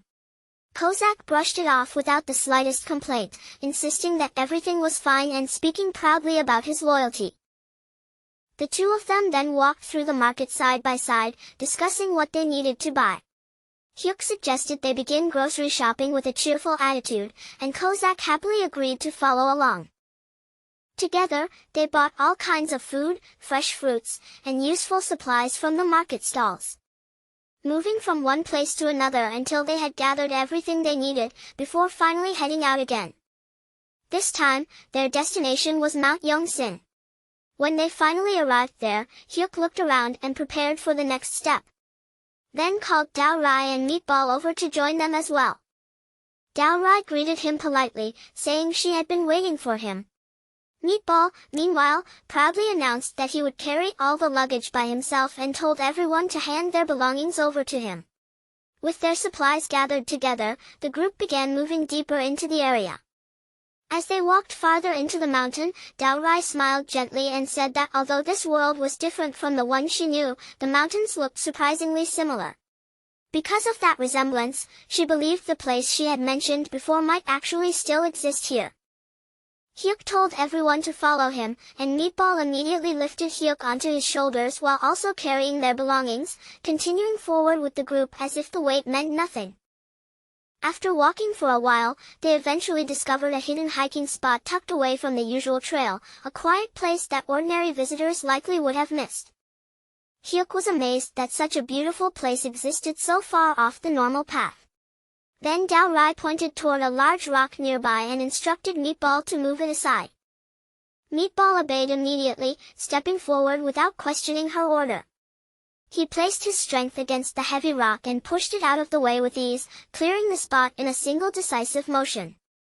Beneath the rock, Hyuk discovered a hidden altar. Dalrai then told everyone to clean it carefully using the water they had collected earlier. While the others focused on cleaning the altar, Dalrai calmly began sharpening her sword against the stone nearby. Seeing her dressed in white mourning clothes while slowly sharpening a blade made Hyuk feel deeply uneasy. In his mind, he could not stop himself from wondering whether she was still holding a grudge against him for constantly nagging her. Once the altar had been thoroughly cleaned and prepared, Dalrai finally began her ritual. Her body slowly rose into the air as she offered her prayer toward the heavens, asking them to bless young Master Banju Hyuk with great fortune. At the same time, Hyuk clasped his hope tightly in his heart and prayed again and again with desperate intensity, wishing with everything he had that once the ritual was complete, a trait enhancement would appear. The moment the ritual came to an end, they did not waste even a second. With the prayer still lingering in the air, Hyuk and the others immediately entered the 40th floor. A system message appeared in front of them, laying out the mission with a 13-hour time limit. To clear the floor, they had to eliminate 80 ogres of any type, along with 11 twin-head ogres. But by this point, ordinary ogres were no longer enough to threaten Hyuk's team. Even the twin-head ogres, which should have been the main danger on the 40th floor, were wiped out almost as soon as they appeared. And not long after the battle began, another notification appeared before them, announcing that Hyuk had achieved an S-clear rank on the 40th floor of the Black Tower. Then the system rewarded him with a platinum badge for obtaining an S++ clear, followed by a second message explaining that a new perk would be granted after collecting 40 platinum badges. Hyuk's heart began pounding immediately as he wondered if the trade enhancement he had been waiting for had finally arrived. And the moment that perk appeared, Kozak returned home so overwhelmed with happiness that he shouted out loud without thinking. Hyuk and Dalrai quickly told him to lower his voice, and Kozak, suddenly embarrassed by his own outburst, shrank back and apologized in a flustered tone. Hyuk then opened his inventory to check the new reward for himself. Inside, he found a unique ticket labeled as a roulette token. According to the system, if he tore the one-time use ticket, a random selection process would begin. But there was a catch. If he failed to use it within 1 hour, the opportunity would disappear forever. Hyuk stared at the roulette system in disbelief. The wheel was packed with countless tiny sections, each one filled with different rewards like tickets, skills, potions, stones, items, and herbs. After scanning the wheel carefully with narrowed eyes, he finally found the trade enhancement reward hidden among the options. But the section was so painfully small that it looked almost like the eye of a needle, barely visible among the flood of other rewards crowding the wheel. When Kozak saw just how terrible the odds looked, panic flashed across his face, and he asked if that meant they were basically finished. Hyuk could only admit that even with chances this bad, spinning the roulette was still the only option they had. Still nervous and clearly confused, Kozak asked whether they were really going to entrust everything to an actual spinning wheel. Hyuk confirmed it, explaining that the trade enhancement was definitely on there, but the probability of landing on it was absurdly low. Then, looking increasingly awkward, he asked if someone else wanted to tear the ticket in his place. The instant Hyuk said that, every single one of them suddenly found something else to look at, avoiding his gaze as if they had all become extremely busy. Hyuk immediately complained that they had somehow become useless at the exact same moment. Trying to steady his nerves, Hyuk told them to trust the ritual they had performed earlier. Then he warned them not to blame him if the results turned out badly. Everyone quickly agreed that there would be no reason to blame him, and at last, Hyuk gripped the roulette ticket tightly in both hands.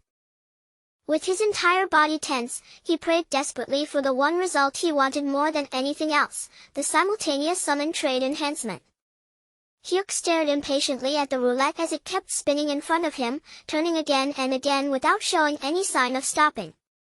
The wait stretched on for so long that frustration began rising in him, and he nearly reached out toward the wheel, as if touching it might somehow force it to slow down. Then, after what felt like an endless wait, the roulette finally began to lose speed and came to a stop on trade enhancement. The moment Hyuk realized what had happened, he burst into a cheer filled with pure, uncontrollable joy. His summons celebrated right alongside him, their excitement filling the room as the impossible result they had been praying for became real. A new system message appeared soon after, officially confirming that Hyuk's awakened trait had been enhanced. The message stated that he could now maintain 4 summons at the same time. Hyuk announced that a 1-week summon cooldown had now activated, so everyone could relax and take things easy for the moment.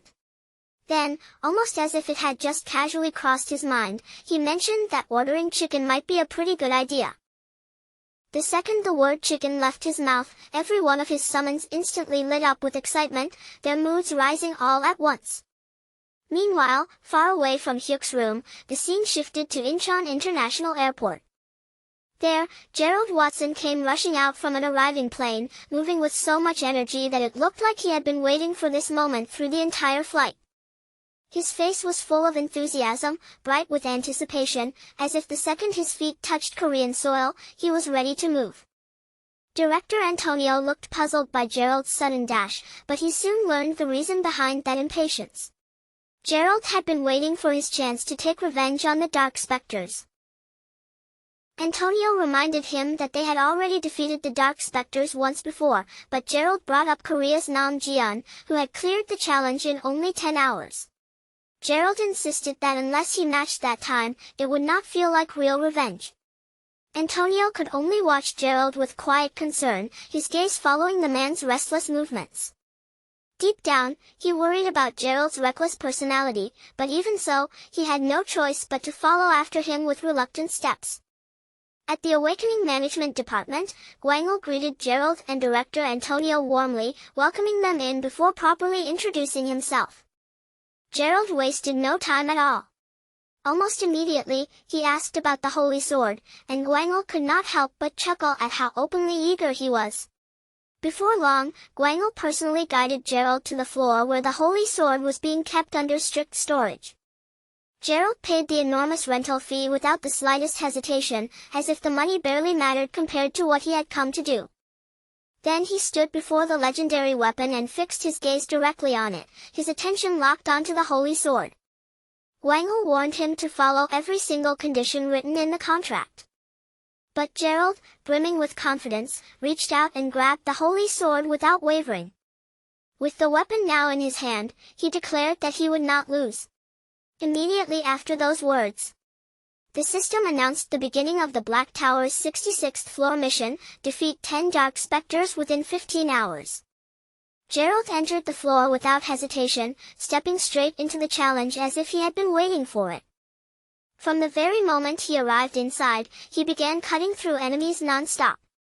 He slaughtered monster after monster with relentless momentum, all while thinking to himself that the 20 million won rental fee had been absolutely worth every last bit of money. 5 days later, Hyuk had shut himself inside his room, even going so far as to place a warning sign outside the door. The message on it was clear and direct, telling everyone not to disturb him under any circumstances. Inside the room, Hyuk reflected carefully on the advice he had received from Dao Rai. the greatest shaman of the Cheon Empire, while his synchronization rate continued rising little by little until it finally reached 95%. Hyuk waited patiently for the random summon, and he had even informed team leader Gwangil and his family ahead of time that he would be unavailable for a while. To save money on food during that period, he chose to live on simple instant noodles, proudly convincing himself that he had finally conquered his love of eating. At last, the day arrived, and Hyuk called in his 3 existing summons, gathering them together for the moment they had all been waiting for. Hyuk noticed the uneasy glances spreading across everyone's faces, and in that instant, he understood exactly what they were probably afraid of. To them, this new summon might not just be another ally. It might be someone who could appear out of nowhere and replace the place they had fought so hard to earn. So before that uncomfortable silence could settle any deeper in the room and make everyone even more nervous, Hyuk quickly made up his mind. If he hesitated now, their anxiety would only keep growing. Without giving anyone enough time to drown in their own thoughts, Hyuk immediately activated the random summon. The summoning circle flashed beneath him, its light blooming outward as the ritual began at once. Then, from the center of that glowing circle, a small round shape slowly started to rise, appearing bit by bit through the bright magical light. What appeared in front of them was a plump little hamster, standing there with a tiny body, soft features, and an appearance so harmless that it looked more like a pet than a summoned warrior. The system wasted no time and immediately brought up the creature's information, revealing that this small hamster's name was Razix. According to the system, Razix was an R-grade worker-type beastkin. He could stay summoned for 10 hours, but his satisfaction rating had not been set yet, and once Hyuk sent him back, he would need 3 full hours of cooldown before being summoned again. Hyuk just stared at the tiny hamster in front of him, his whole body going still from disbelief. After all that tension and expectation, the creature that appeared was not a powerful warrior, not a mysterious beast, and not some hidden trump card. It was simply an R-grade worker, and to make things even harder to accept, that worker was a hamster. No matter how many times Hyuk looked at him, he could not shake the feeling that this summon had completely missed the mark. But while Hyuk was still frozen in disappointment, the reactions from his other summons were the complete opposite. The second they laid eyes on Razix's adorable little face, they were instantly won over, their bodies trembling as if they were barely holding back their excitement. Razix, however, seemed to sense the awkward atmosphere right away. His eyes began to water, and in a timid little voice, he asked if it would be better for him to just go back home. The moment Hyuk saw the tiny hamster looking so wounded, guilt hit him immediately. His voice softened, and he gently reassured Razix that he would summon him again later, before carefully sending him back for the time being. Hyuk was definitely disappointed, but he forced himself to think practically. Even if Razix was not the kind of summon he had been hoping for, there still had to be some way to make use of him. Even so, the result felt painfully underwhelming. Just then, another system notification appeared, informing Hyuk that he had obtained a skill cooldown reset ticket.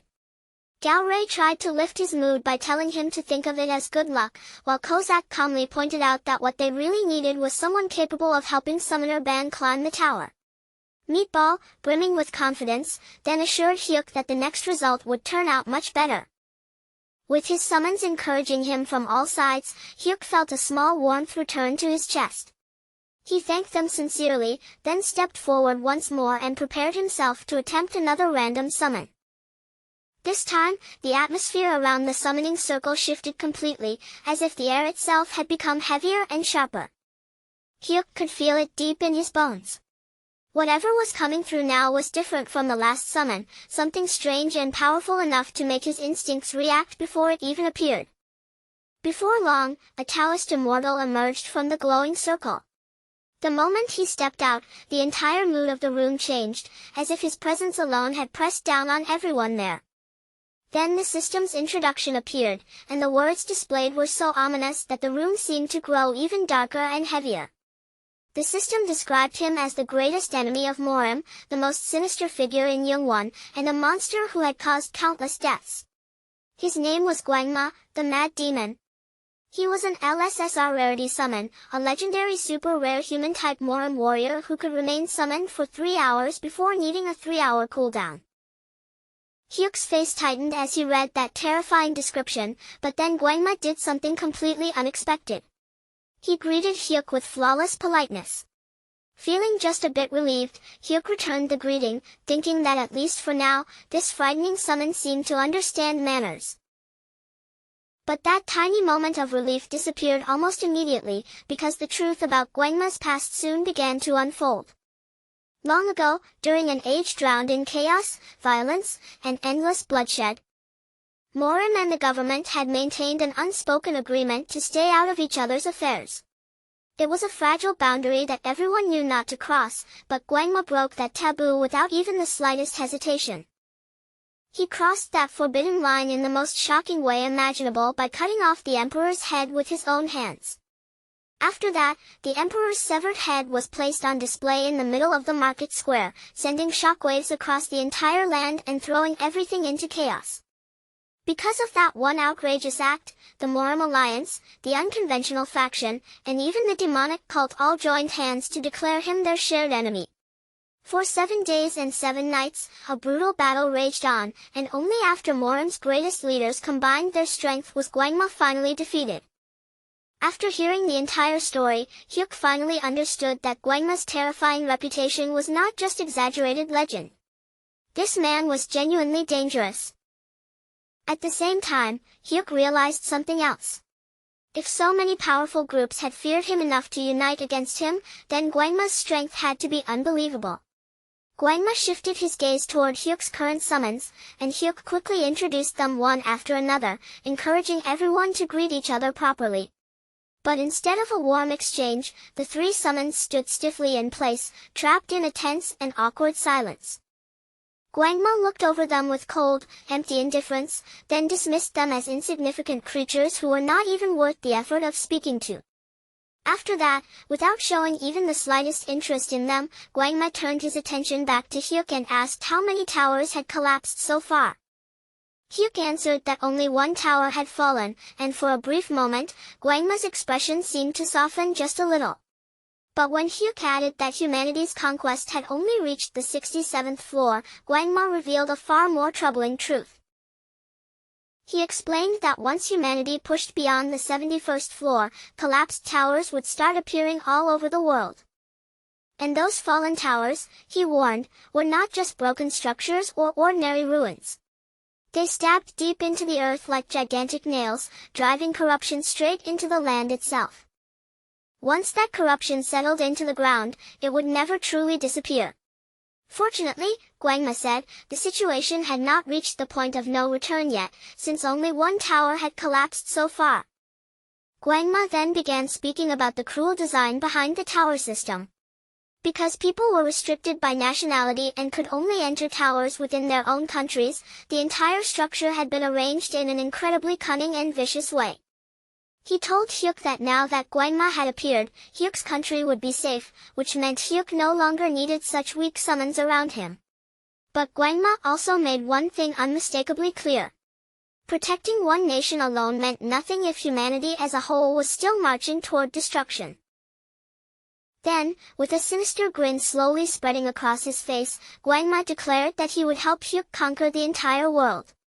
If blood had to be spilled, he would spill it without hesitation, and one day, Hyuk would stand above every human being as the one true emperor.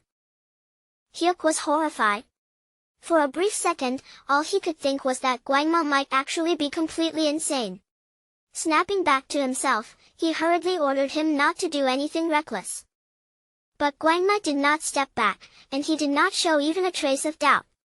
Instead, he calmly refused, his voice steady in a way that made the air feel even colder. He insisted that those actions were necessary to save both Hyuk and the world. Following what he called his 3rd principle, Guangma announced that he would return only after eliminating every politician in the country and placing Hyuk at the highest seat of power. The instant Guangma moved as though he was about to leave and carry out that terrifying plan, Hyuk's 3 summons reacted together. They raised their weapons toward him and firmly ordered him to stop. Guangma slowly turned back toward them, and the look in his eyes changed into something truly terrifying. With a glare sharp enough to make the air feel frozen, he questioned how such insignificant beings could dare to direct killing intent at him. As Guangma started stepping closer, Hyuk instantly realized the situation was spiraling out of control. If even one person moved the wrong way, the entire room could turn into a battlefield in seconds. Before the confrontation could grow any worse, Hyuk immediately dismissed Guangma, cutting off the clash before it had the chance to explode into real violence. 3 hours later, the mood in the room had completely transformed. Hyuk and the other summoned beings were now gathered closely around Razix, lifting the tiny hamster with open joy and showering him with affection as if he were the most precious creature there. Meanwhile, Razix could only sit there in stunned silence, his tiny body frozen as he struggled to understand the sudden flood of love, attention, and warmth being poured onto him from every direction.